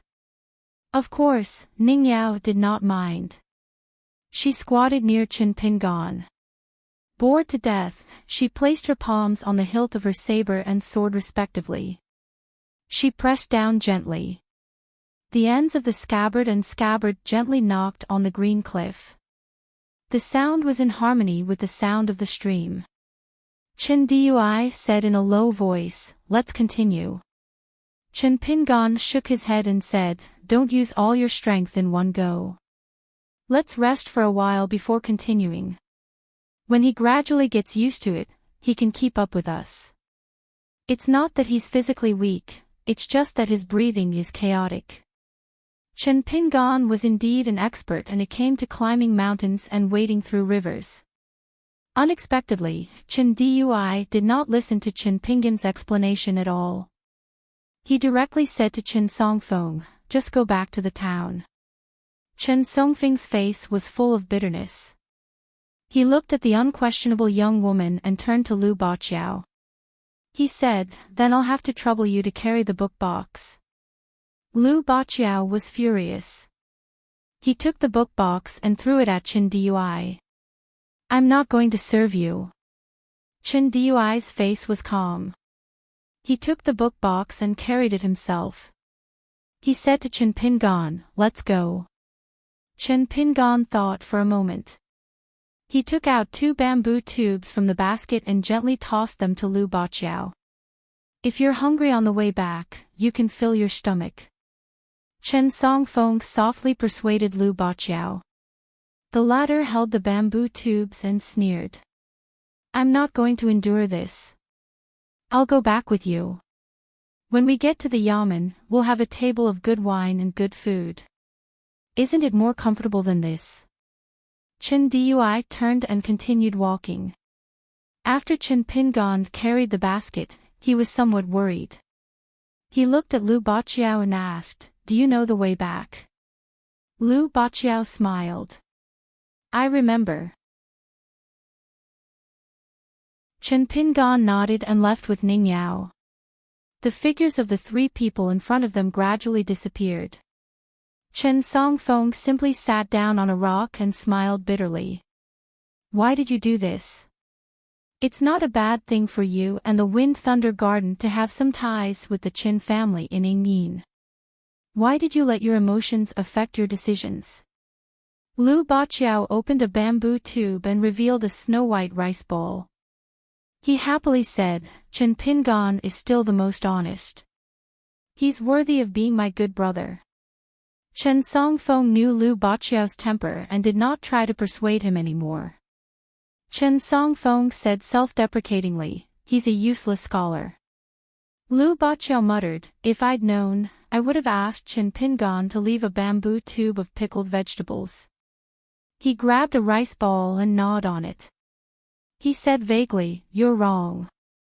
The town's Mr. Qi, and of course, Mr. Qi's teacher, are very powerful." Chen Songfeng's eyes were absent-minded. "What do you think Mr. Qi wants to do?" Lu Baqiao answered casually, "God knows. Chen Songfeng reached out and shook his soaked clothes. He sighed. What if God knows? In the shop by the stream, Lu Xianyang fell asleep again. Ruanting sat at the head of the bed with a dignified expression. Every breath of the tall teenager was long and distant. The key was that the breath he exhaled was like the mist in the mountains and the smoke on the lake. It was white and misty. It did not scatter with the wind, but condensed in the mouth and nose bit by bit. In the end, there was a 3-inch-long white dragon entrenched on the teenager's face. He used the dream as a sword furnace. He made the immortal sword in one go. Ruanting rubbed his chin and praised. It turns out that he took the extreme path of breaking and then building. All the aperture acupoints were broken and there was no obstruction. Although this body is completely rotten, this sword is finally completed. It can be used to forge and practice swords. No wonder this sword manual is so popular. It can be used to cultivate in sleep and in dreams. There is hope. Ruanting stood up and said self-deprecatingly, I shouldn't have agreed to lend you to the Qin family of Yingyin for 20 years. The 3 carriages went up the seemingly endless mountain road. They finally reached the top. Song Jisin and GQ got off the carriage and looked at each other. The top of the mountain was a large flat platform with 2 stone pillars in the center. However, the pillars flowed like water, and the scene behind the water could not be seen clearly. It was as if there was a gate in front of the boy and girl. The girl stared at the gate. Song Jisin turned around and walked to the edge of the mountain. He looked into the distance and felt refreshed by the beautiful rivers and mountains. Song Zhengqiang, the vassal of Dali, was wrapped in a fox fur coat. His face was pale but he was in good spirits. He came to Song Jisin's side and said with a smile, This is the Pearl Grotto Heaven in the eastern vase continent. It is one of the 36 small grotto heavens. It is not known for its vast area. Its territory is only about 1,000 miles. Song Zhengqiang did not turn his head. He just raised his hand and pointed at the gate behind him. After passing through that gate and going down the ladder, about 30 miles later, you will be stepping on the territory of Dali. At that time, you may not be able to see anything clearly even if you turn your head. However, you can understand one thing. That is, this Pearl Grotto Heaven is actually hanging high in the sky. Song Zhengqiang paused for a moment. A pearl.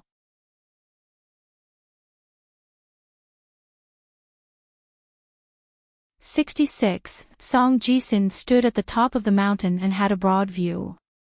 After staying in Mud Bottle Lane for so many years, he could only see mud walls as far as the eye could see. The teenager liked the feeling of being able to see thousands of miles of mountains and rivers under his feet. Song Zhengqiang adjusted his expensive but old fox fur coat. This vassal king was surprisingly in high spirits today. He pointed to a high mountain in the west and said, That mountain is called Mount Biyun. In the future, it may be conferred by Dali as one of the 10 main mountains outside of the 5 sacred mountains. According to the old rules left by our ancestors, there will be a mountain god who will be recorded at the top of the genealogical records. He will be able to create a golden statue and enjoy the incense of the human world. He will suppress the fate of Dali and will not be scattered to other places to prevent the neighboring countries from making a wedding dress. The people of the town can only see the Longtu mountain under our feet when they stand at the top of Mount Biyun. Because the Longtu mountain is protected by a large array, ordinary people can't see the scenery here with the naked eye. This is also an opportunity. According to the records of the government office, there are several people in history who have climbed the Longtu mountain and successfully walked out of this world. Song Jisin asked, Then, are these people all outstanding now? In our Dali or Eastern Bottle continent, they have become the top people. Song Zhengqiang smiled and said, 2 of them are doing well in Dali. They are separated by less than 30 years. One of them is a scholar and the other is a martial artist. They are known as the twin jade annulus of Dali. The one who is a scholar was promoted to a scholar after his death, and the one who is a martial artist won a lot of ancestral glory for his descendants. Although I have a very bad impression of the two's descendants, the two families have a close relationship with Dali. I have to pinch my nose and admit it. After all, if it weren't for their joint efforts to turn the tide, the Song clan wouldn't have survived that crisis. Song Jisun felt the breeze on the top of the mountain and had a feeling of ascension. He asked, "What about the others?" Song Jianqiang gently exhaled and felt more refreshed. He suppressed the rising sea of qi in his body as if he was using one hand to forcibly suppress a rising sun. At this moment, Song Jianqiang was very sure that as long as he stepped out of the door, he would immediately reach the 10th realm, which was known as the peak of martial arts. All the qi refinement warriors below the upper 5 realms had almost no chance of winning against an ultimate grandmaster who had reached the peak of martial arts. They would only be crushed and killed. Song Jianqiang calmed his state of mind and told the young man the truth that was not too heartwarming. All of them are dead. This king once killed one with his own hands. At the time, this king was only a warrior of the 7th realm, and that person was a relatively troublesome sword cultivator who was at the peak of his life. That time, this king and this king pursued each other for 700 to 800 li.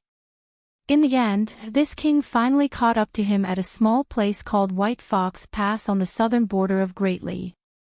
After destroying all of his magical artifacts and life-bound flying swords, this king wrung his neck. There was no choice. This was the only outcome for those who refused to be used by Dali. It is true that the Song family has always treated the qi cultivators well. However, the prerequisite is that these qi cultivators must work hard for the Song family, even if it is just for show. During the second half of that battle, Song Jianqiang entered the 8th realm. Song Jisun was not interested in the legendary experience of this vassal king uncle.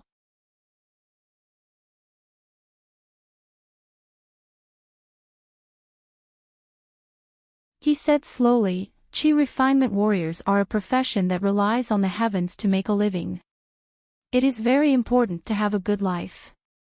Today, you will encounter an opportunity here. Tomorrow, you will pick up a Dharma treasure somewhere. The day after tomorrow, you will accidentally meet a hidden immortal. The day after tomorrow, you will be enlightened just by looking at the scenery. It seems that you can increase your cultivation level no matter what you do. As for us martial artists, it is very different. There are no shortcuts to be taken. We can only rely on taking one step at a time. It is very boring." Song Jisun had mixed feelings. He was a little disappointed. Song Jianqiang ignored this nephew of his. He turned and walked towards the horse carriage. When he saw the back view of the young girl from the corner of his eye, he hesitated for a moment. He walked to her side and raised his head to look at the door with her. Song Jianqiang muttered to himself, "The qi of the true dragon condenses into pearls. All the flood dragons in the world regard pearls as precious. It is like a cultivator's natal primordial spirit." The maidservant GQ did not turn her head, but showed a trace of nervousness. Song Jianqiang smiled and said, "In order to write the words 'wind generates water rises' on the plaque of the covered bridge, Dali have paid a great price that outsiders cannot imagine. Wind generates water rises, why water rises? Isn't it because when the flood dragon crosses the river, it will be unimpeded? As for this prince, I don't care about these things. Everything is just the wish of your young master's heartless father. After you leave this small cave, I reckon that other than that embroidered tiger in the capital, no one else will be able to order you around." Song Jianqiang turned his head and looked at the side of the young girl's face. "Although your fate is linked to that of this prince's nephew, and you share honor and disgrace, you shouldn't be too arrogant. Don't let this prince have the thought of making a move. And, for the sake of Dolly's Jiangshan and nephew Song Jisun's face, this prince can make an exception and give you 2 chances to court death. It just happens to fulfill the old saying, no more than 3. The young girl suddenly became angry. She first turned around and then took 2 steps back. She fiercely stared at this Dolly vassal who made her feel fear. I am not a human, but you want to restrict me with the rules of the human world. Who is the unreasonable one? Your golden rules and regulations, what does it have to do with me? Song Jianqiang smiled happily and said, don't get me wrong, this prince will never ask you for small things. On the contrary, this prince is your biggest protective talisman. Song Jianqiang stared at the young girl. She had a pair of strange golden eyes. He finally said, after that fight, this prince and you are actually allies in the same boat. Remember this sentence, especially in the future, when you are qualified to make important decisions, remember this sentence. Song Jianqiang turned and left. Next to the carriage, a middle-aged coachman with a rough smell of the battlefield looked at the eye-catching snow-white fox fur coat on the Dolly vassal. He couldn't help but laugh and say, Prince, when will you change to a new fox fur coat? It's been so many years. Prince is not tired of wearing it, but we are tired of looking at it. Song Jianqiang boarded the carriage, bent over to lift the curtain, and said in a bad mood, let's talk about it after we defeat the Great Sui Kingdom. The coachman who was driving the carriage laughed heartily. Facing the powerful vassal of Dolly, he was not restrained at all. Song Jianqiang had been in the military for 20 years. Although he was a general and commander, it was impossible for him to take the lead in every battle. He was more likely to strategize in the tent. However, when there was smoke everywhere on the border of Dolly, Song Jianqiang must be personally involved in every battle. As a vassal, he had never drunk wine or had beautiful women in his daily life. It could almost be described as having nothing but possessions. After Song Jianqiang got into the carriage, he sat cross-legged and frowned. That person asked me not to rush to the capital after leaving Lizhu Cave. He said that I might as well wait at the foot of the mountain and look up. What should I wait for? What should I look at? Song Jisun and the maidservant GQ also got into the carriage. The carriage was ready to go through the gate. Song Jisun found GQ curled up in the corner, shivering. He asked worriedly, what's wrong? GQ said in a trembling voice, I can feel that there are countless terrible things on the other side of the gate. Song Jisun smiled and comforted her, my uncle is here. What are you afraid of? Don't be afraid. Even if the sky falls, he can hold it up. Unexpectedly, GQ became more and more panicked. She curled up in the corner and cried, even he can't hold it up. A rare guest came to the town's largest restaurant. A white-haired teacher ordered a jug of wine and a few dishes to go with the wine. He drank by himself and enjoyed the food. It turned out that the teacher did not teach today. The students went home happily one by one. When he finished the last cup of wine and the last bite of food, he gently put down his chopsticks. After the sound of a slap, the small grotto heaven of thousands of miles was silent. Everything was still. The heaven and earth instantly collapsed. At this moment, the immortals on the mountain and the mortals at the foot of the mountain could not help but look up. But in the next moment, it was as if there was an immortal who was even more powerful than immortals. He used a great divine power to change the heaven and earth, covering the entire Pearl Grotto heaven. In the sky above the northern part of the eastern bottle continent, thousands of miles of clouds rolled and slowly lowered. There was a person who was completely white. His sleeves were fluttering, and he seemed to be thousands of feet tall. He sat upright, and a broken pearl the size of his palm floated in front of him. This person's Dharma form was so huge that it was as if he had turned the entire eastern bottle continent into a private school. Above the boundless sea of clouds, awe-inspiring voices exploded like heavenly thunder one after another. Qi Jingchen, how dare you! Disgraceful! Repent and be saved. The scholar lowered his head and stared at the pearl. He slowly retracted his gaze and finally raised his head. Qi Jingchen will shoulder the counterattack of the heavenly Tao that the town has accumulated for 3,000 years.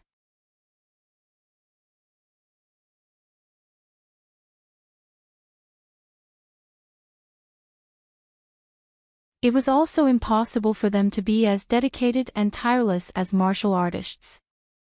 To the Qi refinement warriors of the world, there was a consensus that the body was something that was constantly decaying. It was fine as long as it was sufficient. It would be best if one was lucky enough to cultivate the invincible Vajra body or the stainless glass body. However, it did not matter if one was not able to cultivate it. One must not be stubborn and miss the root of Tao. Lu Baqiao asked casually, that distant relative of yours, what level of martial artist is he? Chen Songfeng said helplessly, how would I know such confidential information? Lu Baqiao recalled the conflict that broke out in the main hall of the yamen that day. He sighed and said, Song Zhangqiang is really too strong. The most frightening thing is that this vassal of Dali is still so young. Ordinary 8th and 9th realm martial artists are all above 50 or 60 years old. Even 100 years old is not considered old. However, if I remember correctly, Song Zhangqiang is only close to 40 years old. No wonder that person jokingly said that he needed to suppress his arrogance back then. Chen Songfeng said softly, he was born with the times and is blessed by the heavens. Upper 5 realms cultivators were elusive and difficult to find. However, the 8th and 9th realms among martial artists were often known by the world. They were not far from the secular dynasties. Moreover, the advancement of martial arts relied on one life and death battle after another. Only by being on the line between life and death and seeing life and death could one break through life and death and obtain a transcendent state of mind similar to Buddhism's freedom and Taoism's tranquility. Other than the sparring between two great grandmasters, the 8th and 9th realm martial artists loved to bully the top Qi refinement warriors of the middle 5 realms. Especially Song Zhangqiang, the strongest 9th realm cultivator, could be said to be invincible below the upper 5 realms. Only the sword cultivators among the Qi refinement warriors could fight with him. However, they could only strive to not lose too badly and win a glorious defeat. However, there was an obscure reason that caused the 9th realm martial artists to be unscrupulous.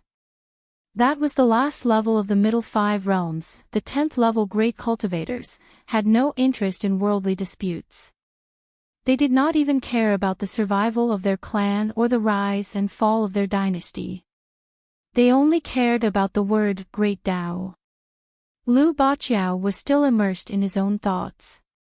Song Zhangqiang wants me to take the talisman sword with my own ability after leaving the town. Should I inform the Wind Thunder Garden and let them set up a celebration banquet early? Chen Songfeng did not know whether to laugh or cry. Looking at the gurgling water that was no deeper than his knees, he thought of Song Zhangqiang and the dissolute young man beside the vassal king.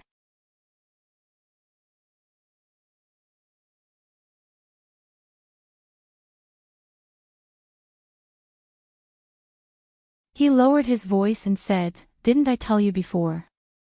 There's a big cliff full of those black stones that you call the dragon beheading platform.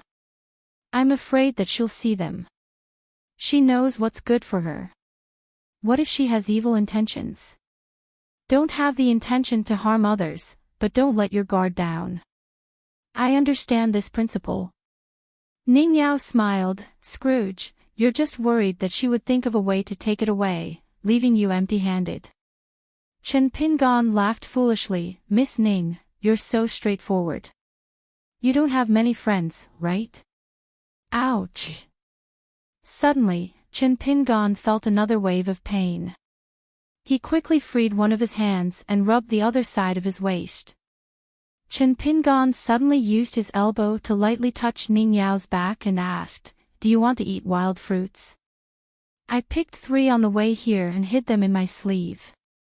She shouldn't have seen them. Ning Yao said in a bad mood, "How can wild fruits taste good in this season?"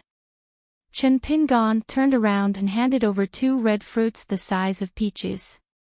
He said with a smile, "Miss Ning, you don't know. This kind of fruit can only be eaten in spring. It's firm at the end of winter and ripe at the beginning of spring. It's completely ripe now. TSK, TSK, TSK. The taste is so good that you might accidentally bite off your tongue. What's more strange is that there are so many mountains here, but only this area has this kind of fruit. I came here with Old Yao to look for a kind of soil. He told me that there are some wild fruits in other places that taste good, but I've eaten them here and there and I feel that they're not as good as this one." Ning Yao took the 2 fruits and made up her mind to return the other one if it didn't taste good. "You're still eating here and there. Are you a wild boar in the mountains?" Chen Pingan bit into the wild fruit and smiled. "When I was young, my family was poor, so I couldn't just eat whatever I could get my hands on. You don't have to say, there was one time when I really ate blindly and my stomach hurt. It was so painful that I rolled around in the alley. That was the first time I heard my own heartbeat. It was like a thunderclap." Unfortunately, Ning Yao was too busy eating the fruit to hear what the youth said. The first time she took a bite, she felt that the fruit was exceptionally sweet. After the fruit entered her stomach, she felt warm all over. Her body was like a house with an earth dragon and the wild fruit was like a bag of charcoal. Ning Yao closed her eyes and felt her organs. Although she felt comfortable all over, there was nothing else wrong. This meant that this wild fruit could be considered an item that could be found on a mountain beneath the feet of a celestial being. But it was limited to this. It could definitely be sold for a high price in a mortal dynasty, but it wouldn't be enough to make a cultivator jealous. To the mortals at the foot of the mountain, it was undoubtedly a priceless treasure that could prolong their lives.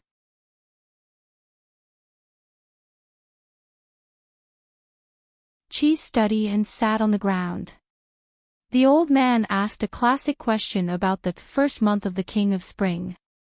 Qi Jingchun smiled knowingly and explained what was spring, what was king, what was right, and what was the moon. This was the unique asking the difficult questions of the major Confucian academies. During the class, there would be a teacher questioning arranged to ask the lecturer. The teacher could ask 1 question, several questions, 10 questions, or even 100 questions. This questioning took place when Mr. Qi and the old man first met. That was 80 years ago. However, at that time, Qi Jingchun was the one who asked, and the person who answered was the teacher of both of them. After the old man finished asking all the questions, he looked at Qi Jingchun. "Do you still remember the teacher's parting words before we went to Cliff Academy?" Qi Jingchun smiled but didn't say anything. The old man answered his own question. "The sentence he gave me was, 'Heaven and earth give birth to a gentleman, and a gentleman rules heaven and earth.' The sentence he gave you was, 'You can't learn anymore. Green comes from blue, and green comes from blue.'" The old man suddenly became very excited. "Teacher thinks so highly of you. He hopes that you will surpass him. Why do you have to stay here and refuse to turn back until you hit the wall? Why do you have to give up your 100-year cultivation and 1,000-year great path for a small town with only 5 or 6,000 people?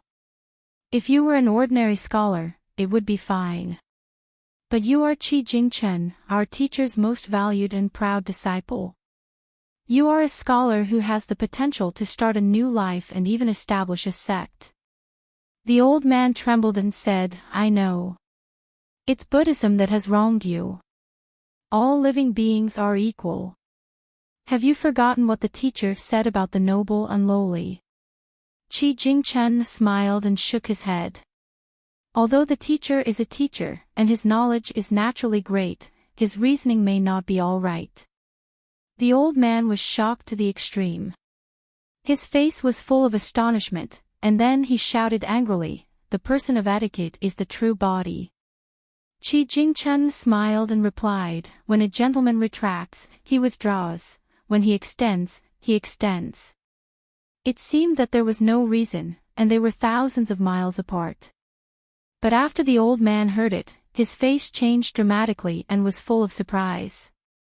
Qi Jingchen sighed and looked at his junior brother who had followed him here for 60 years.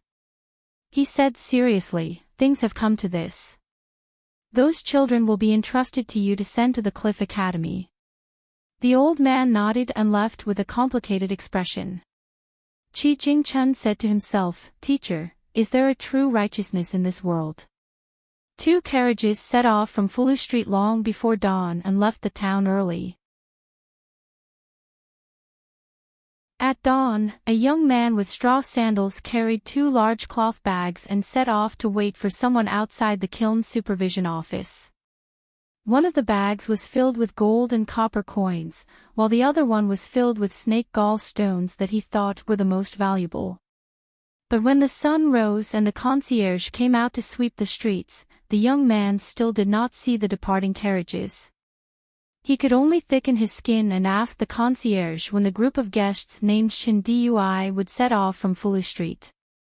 The concierge smiled and said that they had left the town long ago. The young man with straw sandals was dumbfounded. Didn't that fellow Lu Xianyang make an appointment with him to leave after dawn? At that moment, the young man's vision was a bit blurry. After thanking the concierge, the young man turned around and ran. Running out of the town, the young man ran for nearly 60 miles in one breath. Finally, he followed a slope. The exhausted young man walked to the top of the slope and looked at the winding road that extended all the way out. The young man squatted at the top of the mountain, and beside his feet were the copper coins and stones that he had not given away. A young girl with a sword and a saber sat silently beside him. She panted and said angrily, "Aren't you a money grubber? Why are you so generous? You want to give away all your belongings. Even if Lu Xianyang is your friend, he shouldn't be so extravagant." The young man only held his head and looked into the distance.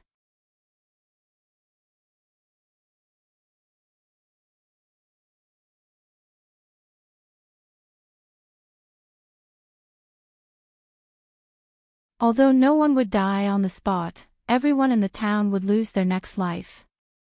Qi Jingchen specially read the Buddhist scriptures for this and even deduced a terrible consequence. The 6,000 people in the town would be used as scapegoats to bear the mighty power of heaven. They might fall into the hungry ghost path of the Western Buddhist kingdom forever and never be able to escape. As the last saint of Lizhu Cave, Yuan Qi, the military cultivator and sword forger, would not be responsible for the safety of the people in the town.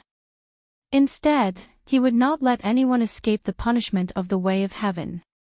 The golden giant's voice was like a drum that rumbled through the sky. He laughed and said, "Some people say that you, Qi Jingchen, are not simple. You have 2 natal characters. Besides the character of spring, you also have the character of silence that breaks the rules. Come, let me see." Every time the giant said a word, he would hit his knee with his fist. After 3 times, the sea of clouds surged violently like boiling water in a pot. At the bottom of the sea of clouds, the breeze that was originally invisible to the naked eye also shook. The light became chaotic and alternated between bright and dark. The giant said, "You have the spring breeze, but I have the rain of flying swords to pour cold water on you." After he said that, countless golden threads penetrated the sea of clouds and the breeze. If the giant's body was used as a comparison, those golden threads were like tiny embroidery needles that were the length of a fingernail. They were densely packed and there were tens of thousands of them. After they gathered together, the momentum was great and shocking. Qi Jingchen was still staring at his fist. After hearing that, his expression did not change. He said softly, "Good rain knows the season.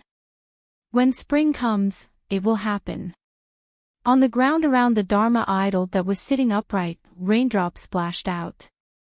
Every raindrop seemed small and negligible, but they were actually as big as a pool. Then, these raindrops that were constantly emerging slid into the sky against common sense. The curtain of rain hung upside down. It was all because of the poem that the scholarly sage, Qi Jingchen, recited. The golden rain of flying swords came down from the top. The curtain of spring rain that rose from the ground came up from the bottom. They collided together fiercely. There were a myriad of phenomena above his head, but Qi Jingchen did not see, listen, or speak. Around Qi Jingchuan's fist, lightning dragons appeared out of thin air and smashed on the back of his hand. The lightning was divided into 3 colors, scarlet, bluish-purple, and snow-white. It seemed chaotic, but the 3 were clearly separated and did not intertwine with each other. They were intertwined into 3 large nets. The Dharma idol's fist shattered and the feathers of the flying swords fluttered as it continued to weaken. Qi Jingchen said softly, "It's calm." Among the 3 colors of lightning, only the snow-white lightning remained motionless without any warning. However, the other 2 types of lightning still followed the rules. This caused a scarlet lightning to break a snow-white lightning with a bang, and a bluish-purple lightning to bind the scarlet lightning. The heavenly net that had always been narrow but never missed had actually become chaotic and disorderly. Above the sea of clouds, an old voice sounded leisurely. "There's a law of movement and stillness."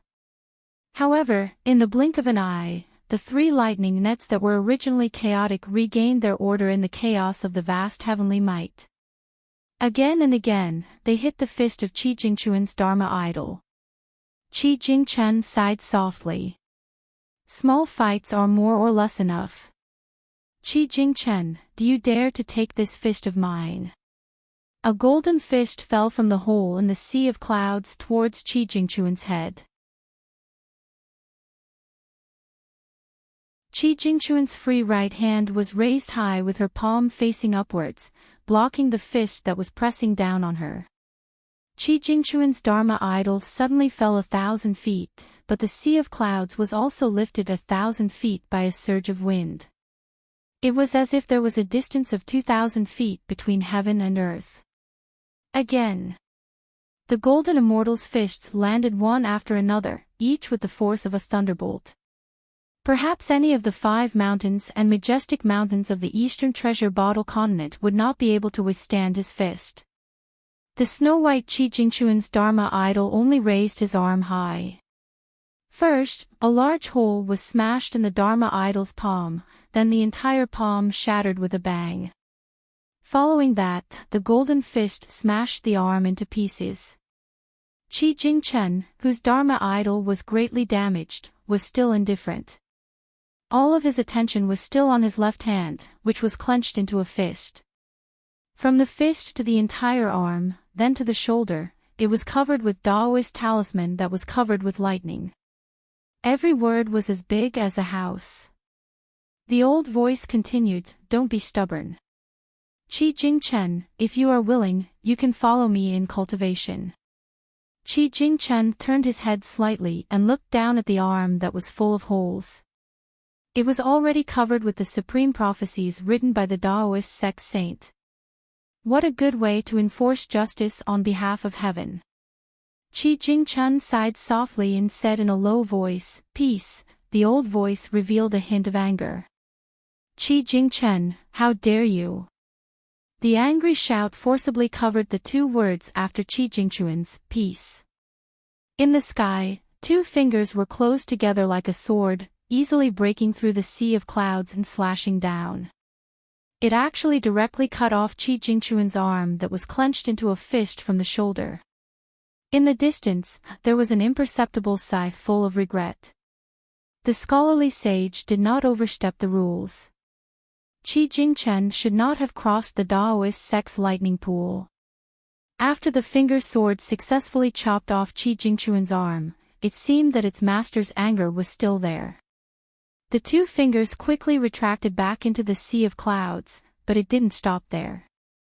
Instead, with an even faster speed, it pierced toward the floating fist that was like a tree without roots and water without a source. Qi Jingchun retracted the right arm that was left above his head and quickly blocked above the bead, hugging it in front of him to protect himself. The two fingers of the immortal went forward and penetrated the arm of Qi Jingchuan's Dharma idol without any suspense. The fist from the golden giant that came from the hole also hit the head of Qi Jingchuan's Dharma idol. Qi Jingchuan's Dharma idol was on the verge of collapse. Although its arm was broken, its sleeves were still fluttering. It had the charm of a scholar. However, the more it was like this, the more tragic it was. After being punched in the head again, Qi Jingchuan's Dharma idol continued to sink. One punch after another, as if it would not stop until the scholar was smashed deep into the ground. The dilapidated Dharma idol protected the fist in front of it, the bead, the pearl grotto heaven, and the people who would call him Mr. Qi when they met. The Dharma idol's lips moved slightly as it chanted silently. The stars rotate, the sun and the moon shine, the four seasons represent the emperor, yin and yang increase, wind and rain increase, all things are born in harmony, and all things are nourished in their own way, in the small grotto heaven. In the village school, there was not a single child present. There was a Confucian scholar in a green robe sitting alone. Not only was his temples white, but his hair was also snow white. The scholar was bleeding from his 7 orifices, and his flesh was badly mutilated. His soul was shattered more thoroughly than a porcelain that had fallen heavily to the ground. The scholar had an extremely happy expression.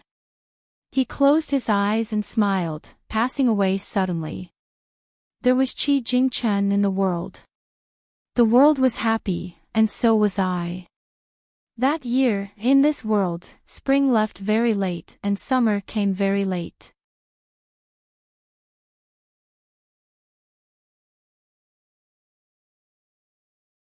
"69. It was as if the town had encountered a heavenly eclipse that was hard to come by in 100 years. All of a sudden, it was pitch black and people couldn't even see their own fingers. In addition, the statues outside the town were exploding like firecrackers. The sound became more and more frequent. When the town was silent because of the darkness, it was particularly ear-piercing. This undoubtedly deepened the speculations of the ordinary people in the town. Thinking of the ox carts and horse carriages that carried the children of the big families, the people in the streets and alleys were all uneasy. Inside the high walls of the 4 families and 10 clans, without exception, every time a servant or maid wanted to act on their own and hang up a lantern high up, they would be loudly reprimanded. Some hot-tempered stewards of the family would even slap those lanterns on the spot and trample them with their feet. With a ferocious expression, they stared at those kind-hearted servants as if they were enemies. In the blacksmith shop, Chen Pingan and Ning Yao were sitting at the mouth of the well having lunch. After dark, although Chen Pingan felt strange, it didn't affect him from lowering his head and eating.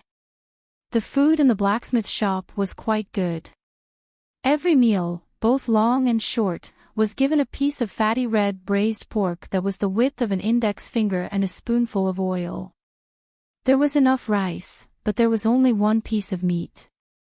Chen Pingan's appetite was about 2 big bowls of rice. Therefore, every time he got a piece of meat from the head chef, because there was soup, he would only eat in the first bowl without touching the meat. In the end, the piece of red braised pork would slide from the top of the bowl to the bottom of the bowl little by little. Then, he would run to the second bowl of rice and finish the meat cleanly. Every time Ning Yao saw Chen Pingan eating that meal, she wanted to laugh. Ruan Xiao, on the other hand, was not like Ning Yao. The girl in green looked at Chen Pingan as if there were 4 big words written in her eyes: kindred spirits. At this time, Chen Pingan was holding an empty big white bowl in one hand and a pair of chopsticks in the other. He tried his best to look around, but could only vaguely see the scene within 20 to 30 feet.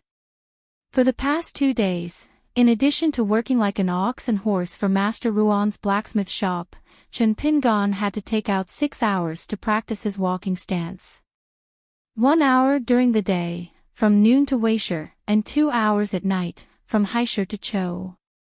Later on, Chen Pingan tried to form a sword furnace with his 10 fingers as he walked, but Chen Pingan found that this would make his breathing difficult and his steps even more unstable, so he decisively gave up. Chen Pingan only trained the sword furnace to nourish his body when no one was paying attention. In fact, for Chen Pingan, it was just replacing the porcelain furnace with the sword furnace in the Shaking Mountain manual. In the beginning, Ning Yao would occasionally follow behind him. After pretending to give him pointers a few times, she would no longer appear. Chen Pingan didn't want to attract any gossip. During the day, he would practice the fish stance along the downstream of the stream. He would run a mile away from the blacksmith's shop before he started practicing. Then he would make a round trip, which would take him about 10 miles. For Chen Pingan, this was an unbreakable new family rule. At this time, sitting at the mouth of the well, Ning Yao looked at the sky that was covered with a black cloth. Her long and narrow eyebrows that made her lose her beautiful impression slightly frowned. Chen Pingan whispered, "Is it related to Mr. Qi?" Ning Yao didn't plan to tell him the truth. She only gave a vague answer, "Since Mr. Qi is the owner of this cave, it should be related to him." Chen Pingan asked again, "According to Song Jisin and GQ, Mr. Qi originally planned to leave the town with the school attendant Zhao Yao. Why didn't he leave in the end?" Ning Yao shook her head and smiled. "The mind of a sage is like a dragon's vein. It can stretch for thousands of miles. I can't guess, and I'm too lazy to guess." After saying this, she threw the bowl and chopsticks in Chen Pingan's hands. She got up and went to a yellow mud-thatched hut that belonged to her alone. Ning Yao was also very curious about why Master Wan was so polite to her. Could it be that Master Wan had seen through her identity? The possibility was very small. After all, Inverted Hanging Mountain was not located in Eastern Vase Continent. Moreover, Inverted Hanging Mountain had almost no connection with the outside world. It was very famous and had very few guests. Moreover, people in Inverted Hanging Mountain were not sure about her identity.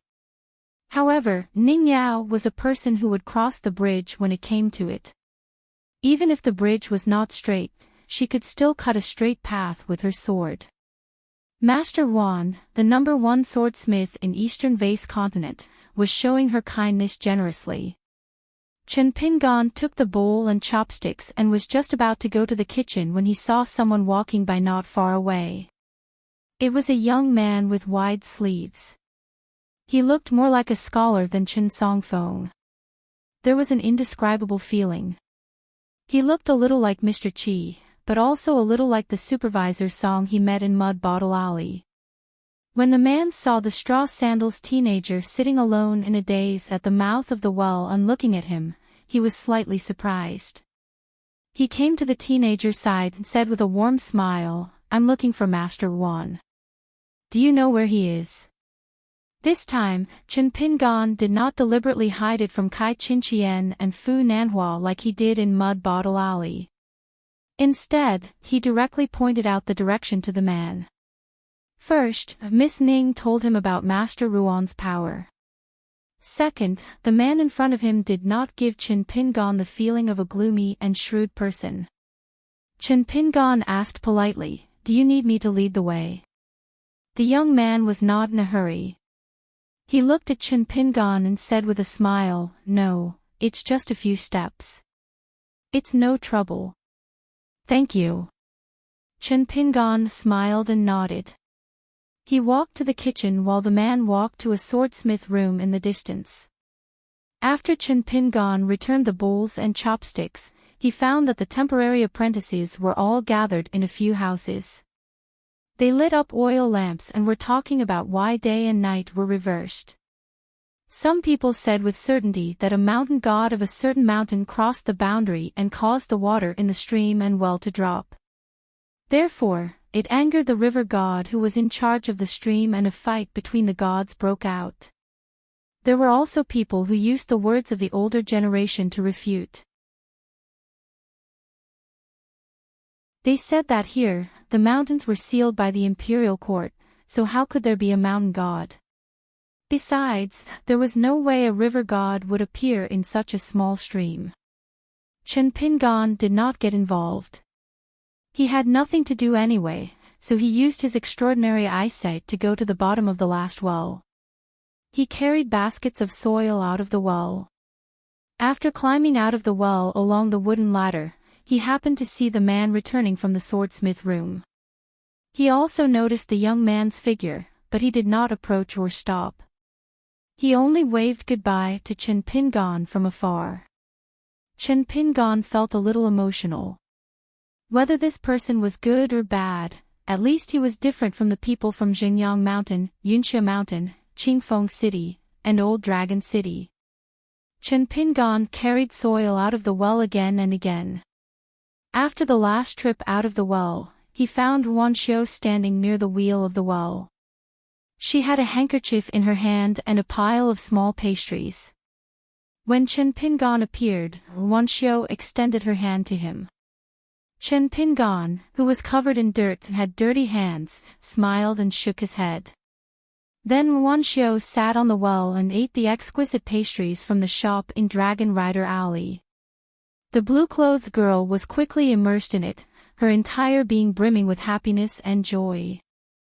Chen Pingan continued to move the soil back and forth. After more than 10 times, the ponytailed girl was nowhere to be seen. However, there was a handkerchief and a piece of cake left on the well. It was the famous peach blossom wine cake from the shop. Chen Pingan was stunned. He had no choice but to take down the basket on his back and put it beside his feet. He sat on the well near the handkerchief and wiped his hands on his clothes. He picked up the cake with 2 fingers and put it into his mouth. Chen Pingan nodded vigorously. It was indeed delicious. After all, he had eaten 10 coins. When he thought of this, Chen Pingan immediately felt that it was even more delicious. A few hours later, the sky was still dark. From time to time, there was a dull sound of beating drums. Other than that, there was nothing unusual about the town. Master Wan made an exception and let the short-term workers in his blacksmith shop rest for 2 days. He let them go back to their homes and not wait for dawn to continue working. Chen Pingan was among them. He simply returned to the town and went to Lu Xianyang's house. When he found that there was nothing missing, he quickly turned off the lights and locked the door. He then ran to his house in Clay Bottle Alley.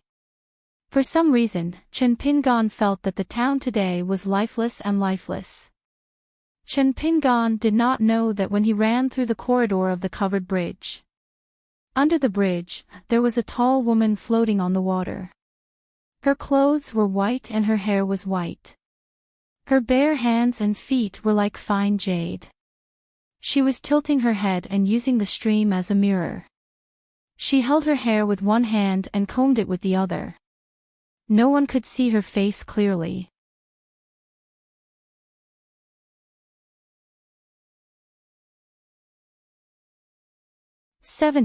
The current state of the town was like a sandbox that General Dolly ordered people to build. The war had already ended, so he decided to abandon it and cover it with a black cloth. Chen Pingan lit an oil lamp in his house and began to count his belongings.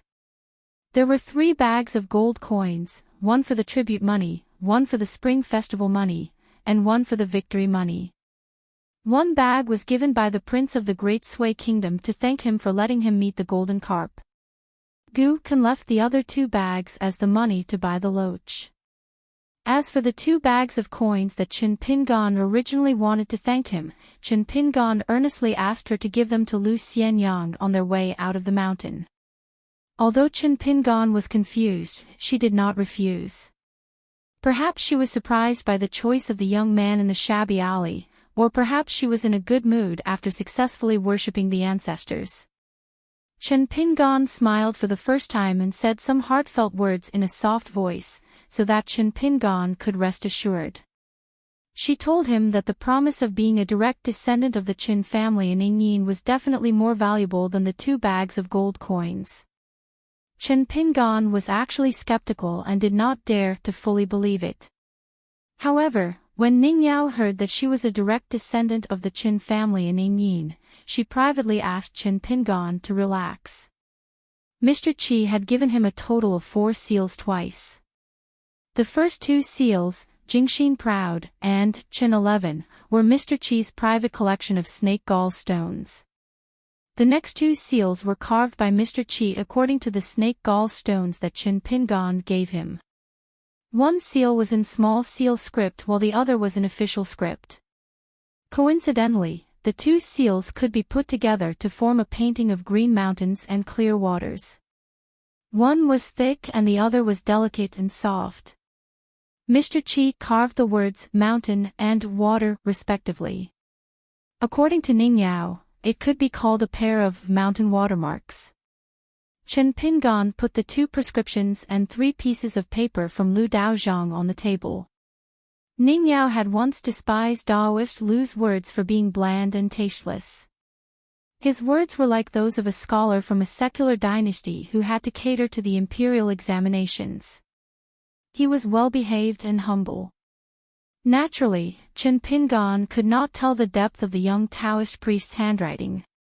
He would not belittle the 3 pieces of paper just because of Ning Yao's low evaluation. Moreover, before he left, Priest Lu had said that it was not easy to buy books and learn how to read in this small town. If Chen Pingan wanted to learn how to read, he could start with his prescription. At this moment, Chen Pingan carefully picked up the last piece of paper.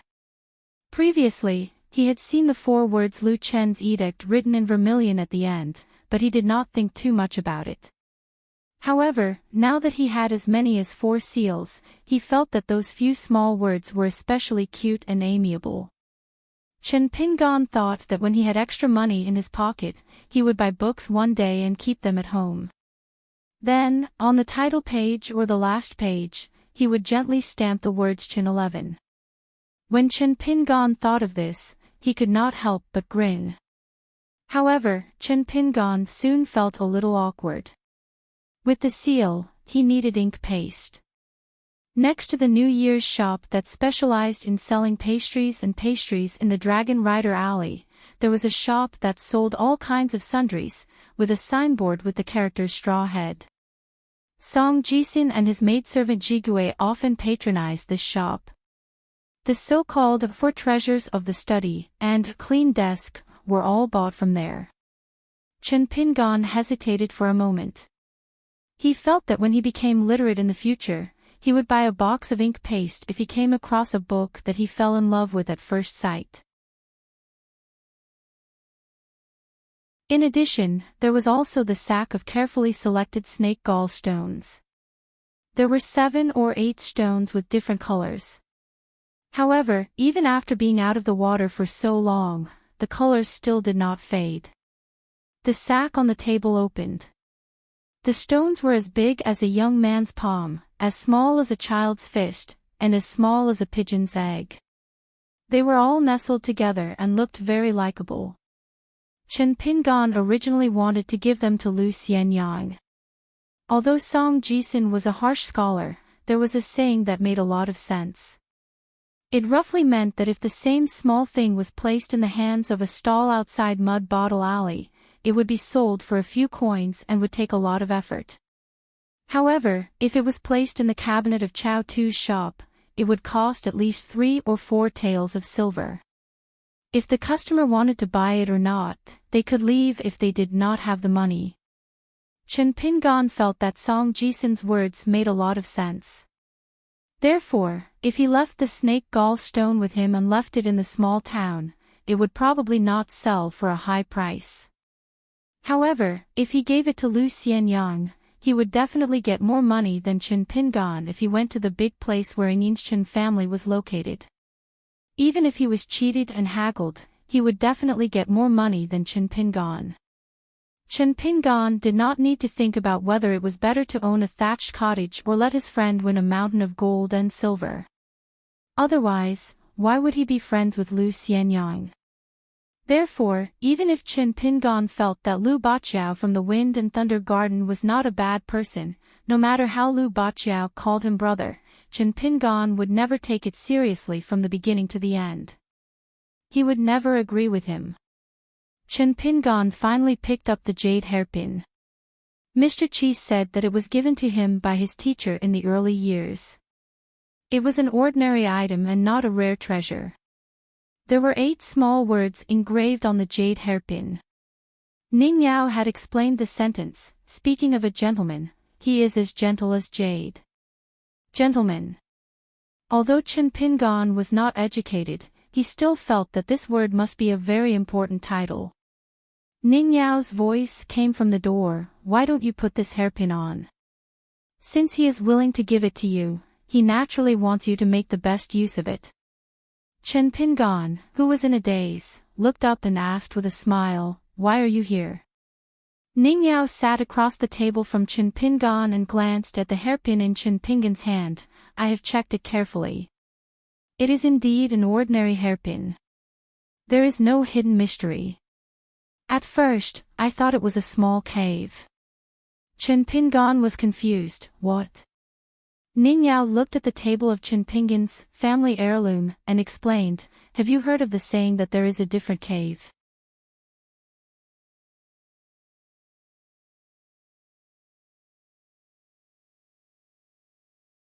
She had always felt that Chen Pingan was not a stubborn person. Of course, except for killing Kai Qinqian and fighting the mountain-moving ape, Chen Pingan seemed to never get angry. He was not bigoted and had a mild temper. Ning Yao would not be surprised if such words came out of the mouths of geniuses like Fu Nanhua and Song Jisin. However, when it came out of Chen Pingan's mouth, Ning Yao could not believe it. She could not help but ask, why? Chen Pingan grinned and said, my father only fought once in his life, and it was for my mother. Because someone scolded my mother in the dragon riding alley, my father was angry and went to fight fiercely.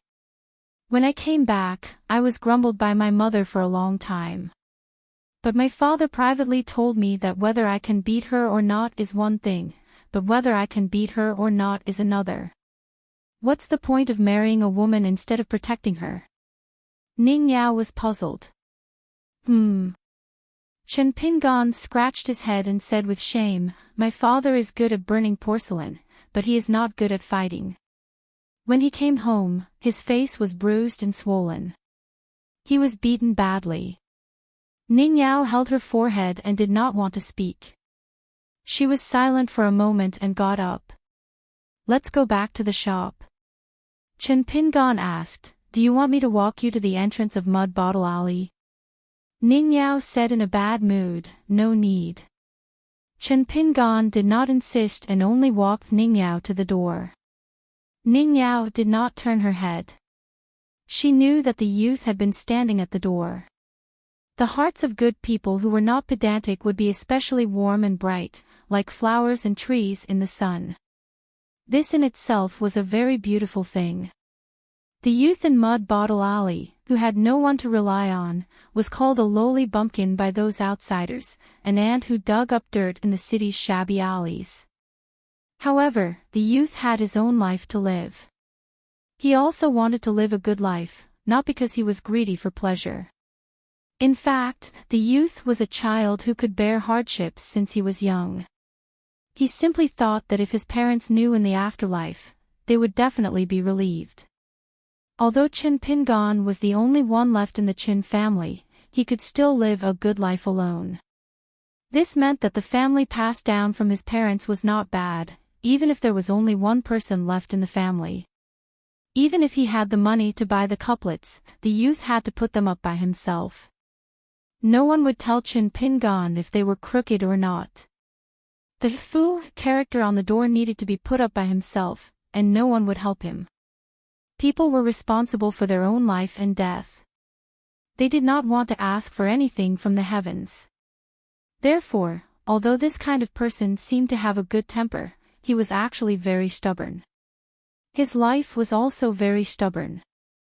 The girl who walked out of Mud Bottle Alley suddenly felt a sense of loss and guilt. She left without saying goodbye. After Chin Pingan returned to the house, he stared blankly at the oil lamp. In a daze, Chin Pingan seemed to be asleep yet not asleep, dreaming yet not dreaming. He seemed to have inexplicably walked to the south end of the covered bridge. He only vaguely remembered that it was dark all the way, and even he could not see a few feet away. However, as soon as he stepped onto the stairs, a bright light suddenly shone between heaven and earth. Chin Pingan walked on the covered bridge in a daze. Suddenly, a dazzling snow-white light bloomed in the middle of the corridor. It seemed to be more dazzling than the light of heaven and earth before, and the Tao it contained was more sublime. Chin Pingan was in so much pain that his eyes were tearing up, but for some reason, he could see the strange scenery more clearly. There was a tall figure with a blurred face standing in the middle of the covered bridge. He looked somewhat similar to Mr. Chi, whom Chin Pingan first met in the alley. His sleeves were fluttering, and he was dressed in snow white. He looked like a god or an immortal. However, in his chaotic subconscious, Chin Pingan was very sure that the person in front of him was even more illusory than Mr. Chi. It was as if he or she was further away from the mortal world. Chin Pingan walked forward slowly. He seemed to hear the whispers of a charming woman, bewitching him. "Kneel down, and you will have good luck." After that, another person shouted in a dignified manner, intimidating everyone, "Commoners, why aren't you kneeling down yet?" Then, a calm voice said, "Common people need to kneel down to heaven and earth. Kneel down, and you can reach the top of the great path." There was also a hoarse voice that said, "Kneeling down is equivalent to crossing the longevity bridge, climbing up the azure cloud ladder, and crossing the chasm between heaven and earth. Don't hesitate. Kneel down. If you don't accept the gift, you will be punished." A familiar voice sounded out, "Chin Pingan, stop right there. Don't move forward, don't turn around, and don't kneel down. Just stay where you are for the time it takes to burn a stick of incense. How much divine chi and will can your mortal body bear? Don't go against heaven's will." It was a bit like old Yang's reprimand and warning. However, the old man's voice became lower as he spoke. At the same time, someone smiled warmly and said, "Chin Pingan, why don't you stand up straight and try taking a few steps forward?" That sounded like Mr. Chi. Chin Pingan instinctively straightened his back and stopped. He looked around blankly. He only knew that he had a lot of questions to ask Mr. Chi. Many noises rose one after another. "This is Ma Kuxuan's opportunity. Get out of here, you brat. Even if Ma Kuxuan can't get it, it should fall into the hands of the immortal Ning Yao. Who do you think you are? Your branch of the Qin family is a pile of mud that can't be raised. You should have died out a long time ago. How dare you covet the divine item, you shameless bastard. Chen Pingan, don't you care about Ning Yao and Lu Xianyang a lot? Turn around and go back to the town. Isn't it better to leave the opportunity to your friends? Qi Jingchen has already used his death in exchange for the safety of you mortals. You can be a rich man in the future, get married, have children, and have a next life. Isn't that great? If you dare to take another step forward, I'll burn your bones to ashes." Chen Pingan took a step forward.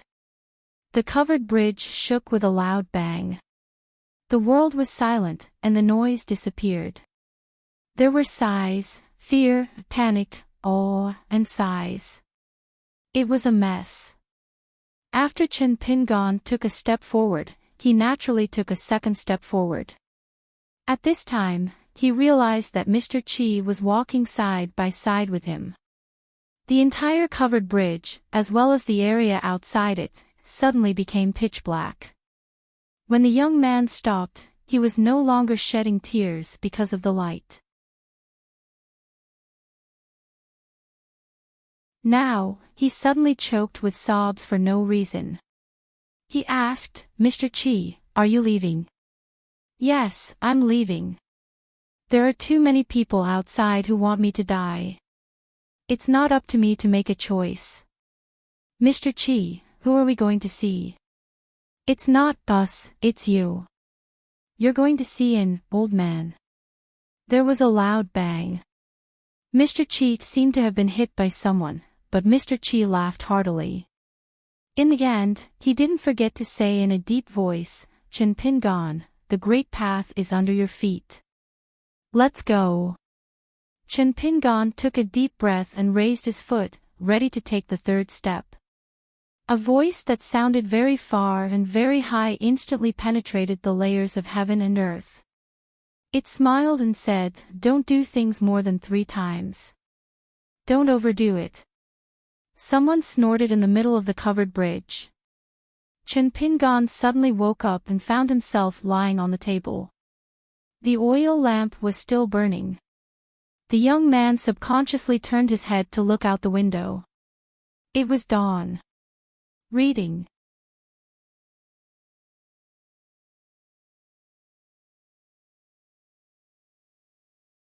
'71. Chen Pingon walked out of the house in a daze and came to the small courtyard.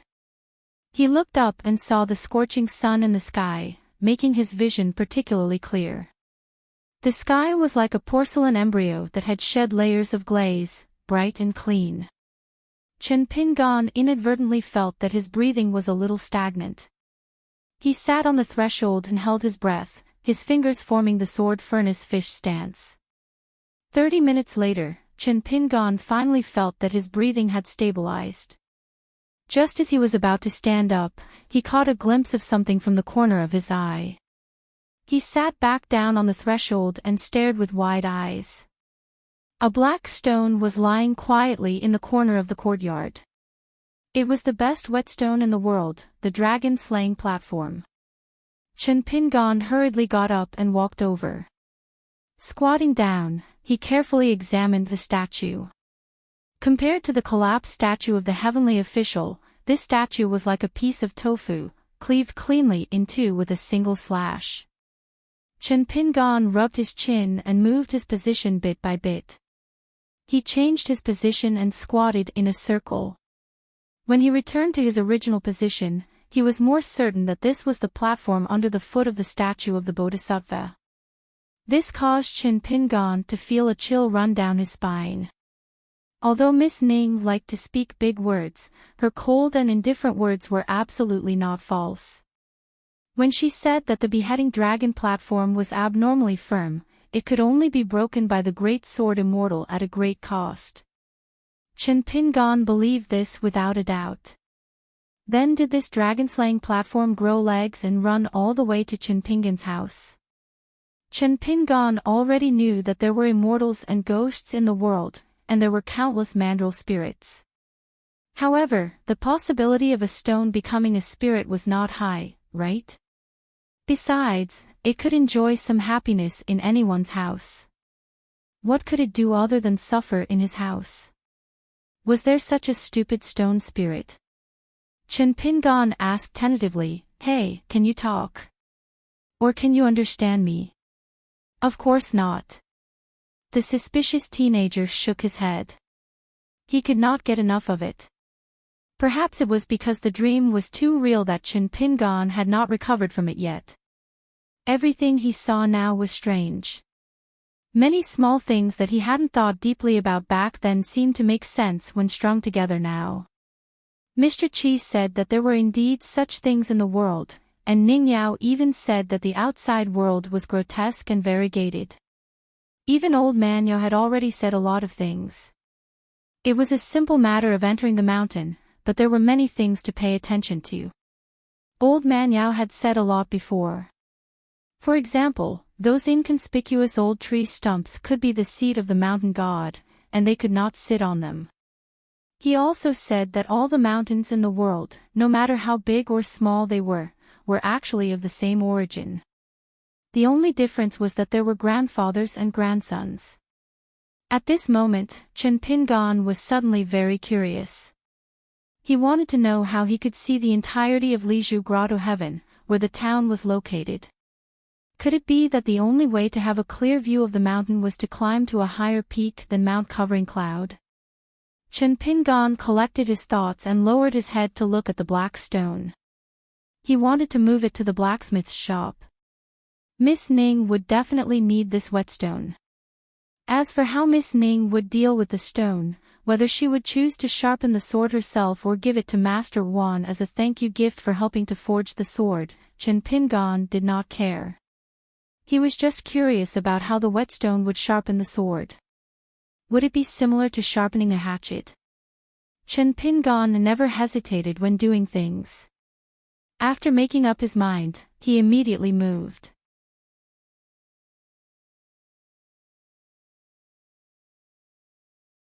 What made him not know whether to laugh or cry was that the little girl was carrying a locust tree branch that was as thick as a young man's arm on her shoulder. The locust tree branch was as long as a person. The little girl's footsteps were as fast as the wheels of a cart. She was very lively and playful. Chen Pingan recognized her at a glance. She was the little girl who came and went like the wind. She liked to wander around the town. She and Gu Kan were people who got to know each other through fighting. Not long ago, they met each other on the back of the green ox. They met once. She was following those immortals and seemed to have a good relationship with that young Taoist nun. Chen Pingan even gave her a small snake gall stone. Chen Pingan hurriedly called out to her. The little girl in the red cotton-padded jacket turned her head. When she saw that it was Chen Pingan, she grinned. Her pair of limpid eyes seemed to be saying, "If you have something to say, say it quickly. I'm listening. I'm still busy with moving ants." Chen Pingan held back his laughter and waved his hand. "I have something to discuss with you. At most, I'll take up a bit of your time." The little girl in the red cotton-padded jacket ran over with the branch on her shoulder. She turned her body slightly and raised her head. She was somewhat puzzled.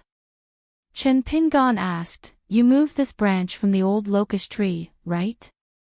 The little girl nodded vigorously and said regretfully, "If I didn't move faster, it would have been snatched away.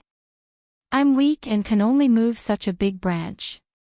I'll try my best to make a few more trips." Chen Pingan's mind raced. He probed, "If your house is on Fulu Street, then it's quite far. If you trust me, you can put the locust tree branch in my courtyard first. That way, you can make a few more trips." The little girl silently weighed the pros and cons. While she was seriously considering, she had been observing Chen Pingan's eyes and expression. She probably felt that Chen Pingan didn't have any bad intentions. She nodded and said, "Then what do you want me to do?" "I'll say it first. I can't carry a branch that's too big. It's very heavy. Right now, my shoulders feel like they're on fire." Chen Pingan took out a bunch of keys. He took one of them and handed it to the little girl. "This is the key to my courtyard. Take it. I don't need you to do anything else. When you're snatching the locust tree branch, I just want you to see if there are any yellow leaves on the ground. If there are, remember to help me put them away." She didn't take the key. Her eyes widened. "That's it." Chen Pingan smiled. "Yes, that's it. You know where my house is, right?" She grunted. "Counting from the left of Mud Bottle Alley, it's the 12th house." In the end, she still didn't take the key. "The wall of your courtyard isn't high. I can put the locust tree branch in gently. There's no need to open the courtyard door. Chen Pingan had just put away the key when the girl in the red cotton-padded jacket turned around and ran away. Chen Pingan felt that she was like him in the mountains. She walked through the streets and alleys, while he climbed over the mountains. Chen Pingan walked out of the town and headed south. When he approached the covered bridge, he was shocked to find that it had disappeared.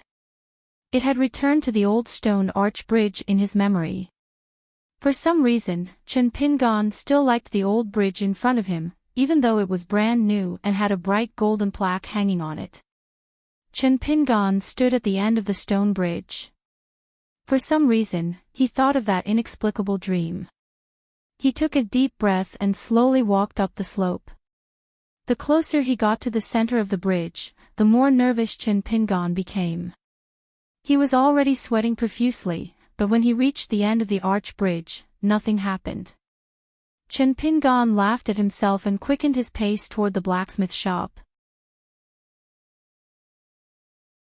On the other side of the blue ox back, old Yang sat on the edge of the blue stone cliff, smoking tobacco in big mouthfuls.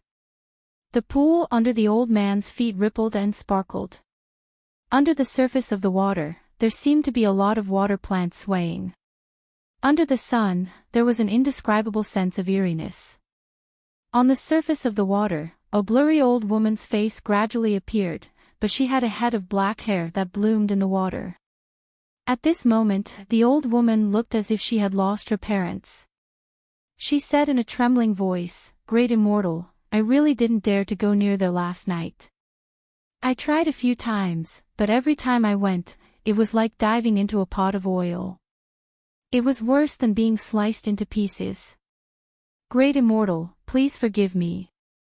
There was nothing I could do." Old Yang said coldly, "I'm not here to condemn you. You'll be the same in the future. Just do what you can and don't be careless. But now there's a once-in-a-lifetime opportunity in front of you. It's up to you whether you dare to fight for it." The old woman's green face swayed with the water, and there was an indescribable sense of eeriness. Hearing that the Great Immortal intended to show her a way out, she quickly put on a posture of listening attentively. The old man said slowly, "Now that the small cave has slowly returned to the human world and is connected to the earth, it's in the critical period of taking root. Soon, it will be connected to the territory of the Dali dynasty. The reason why you can only be called River Granny and not River Deity is that you're still an unranked official in the secular dynasty. You haven't really obtained an official position. One step is the difference between heaven and earth." He pointed at the stone arch bridge with his pipe. "The reason for this is not because your territory is small, but because your territory has been cut in half. Do you see that bridge? It's the bridge that cut off your future. Now, as long as you can swim under the bridge, you'll have a great future. The stream you're in will become the source of many important rivers in the future. Not to mention a lowly river deity whose hair is only a few hundred miles long, it won't be difficult for Dolly to confer the title of river deity with hair that is a few thousand miles long." The old woman's eyes turned slightly. Old Yang didn't urge her. He smiled and said, "It's actually quite comfortable to lie in the mud, right? Why do you need others to help you up, right?" The old woman didn't dare to agree because she was afraid. Now that she heard the Great Immortal's sarcasm, she knew something was wrong and immediately begged for mercy. The stream in the deep pool suddenly surged. The old man was indifferent. He said indifferently, "Whether you continue to be a loach wagging its tail and begging for mercy or become a river dragon guarding the water fate, it all depends on this. Also, don't forget what I told you at the beginning."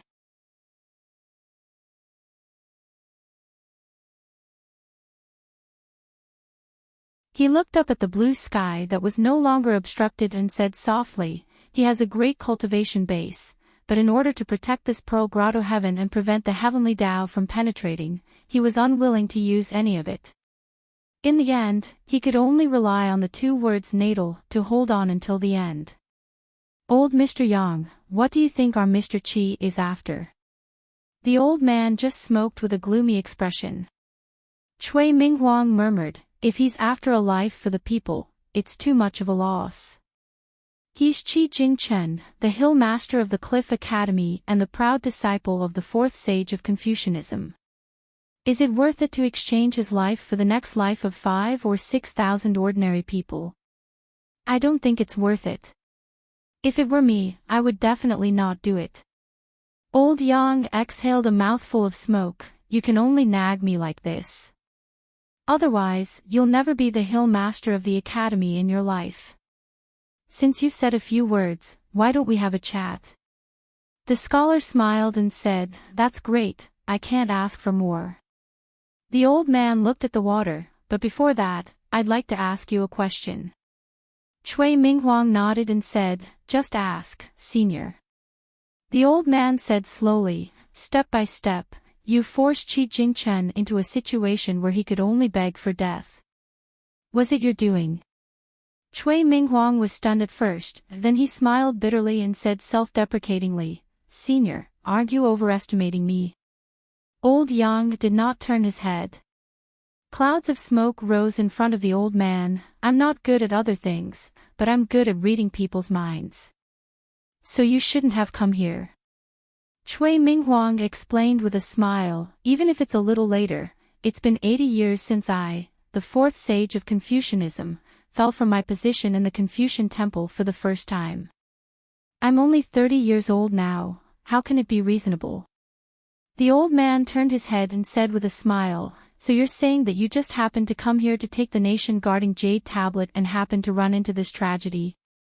You're saying that if you're not a piece of sh*t, you're still sh*t. Cui Minghuang looked calm and said with a smile, nothing is constant in the world. There's no story without coincidences. Old man Yang chuckled with a fake smile on his face.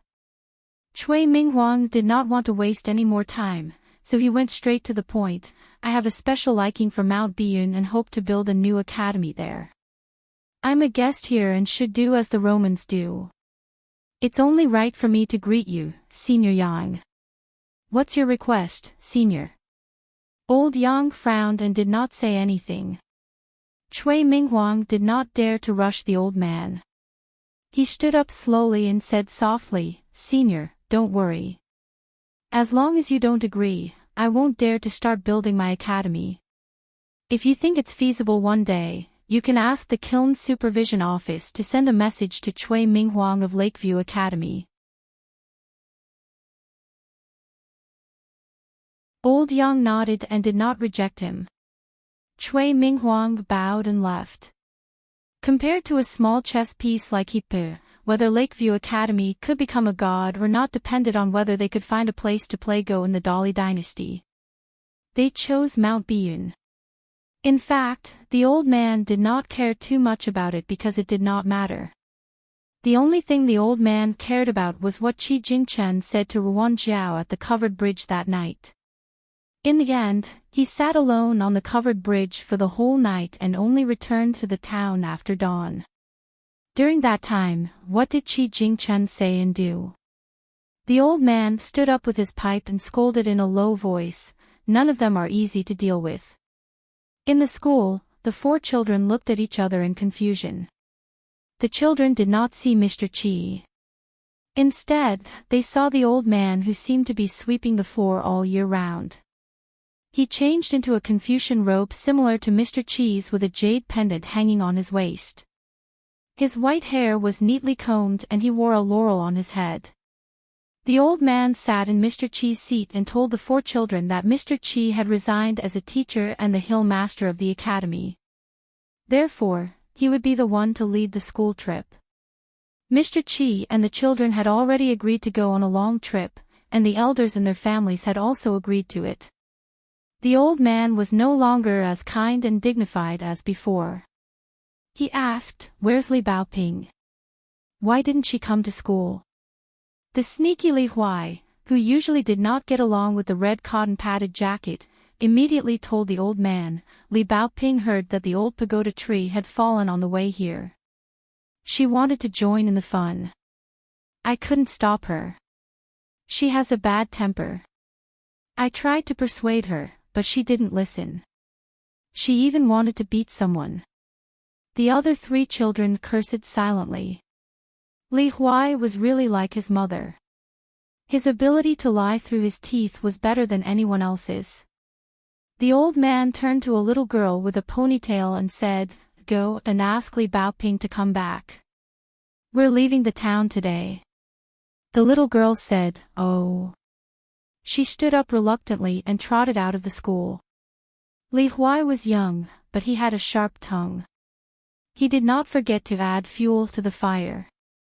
He said like an old man, "Old Ma, Li Baoping is such a naughty student. You must discipline her well. Otherwise, she won't be successful. Since Mr. Qi is not here, Old Ma, you have to take up the responsibility." The old man glared at him sternly. Li Huai was so scared that he kept quiet out of fear. He just kept cursing the old man in his heart. When the tiger is not in the mountain, the monkey is the king.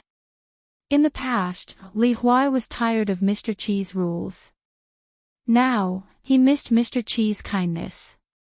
Next to the school, in the room that belonged to Qi Jingchen, Cui Minghuang of Lakeview Academy sat behind a desk and looked around.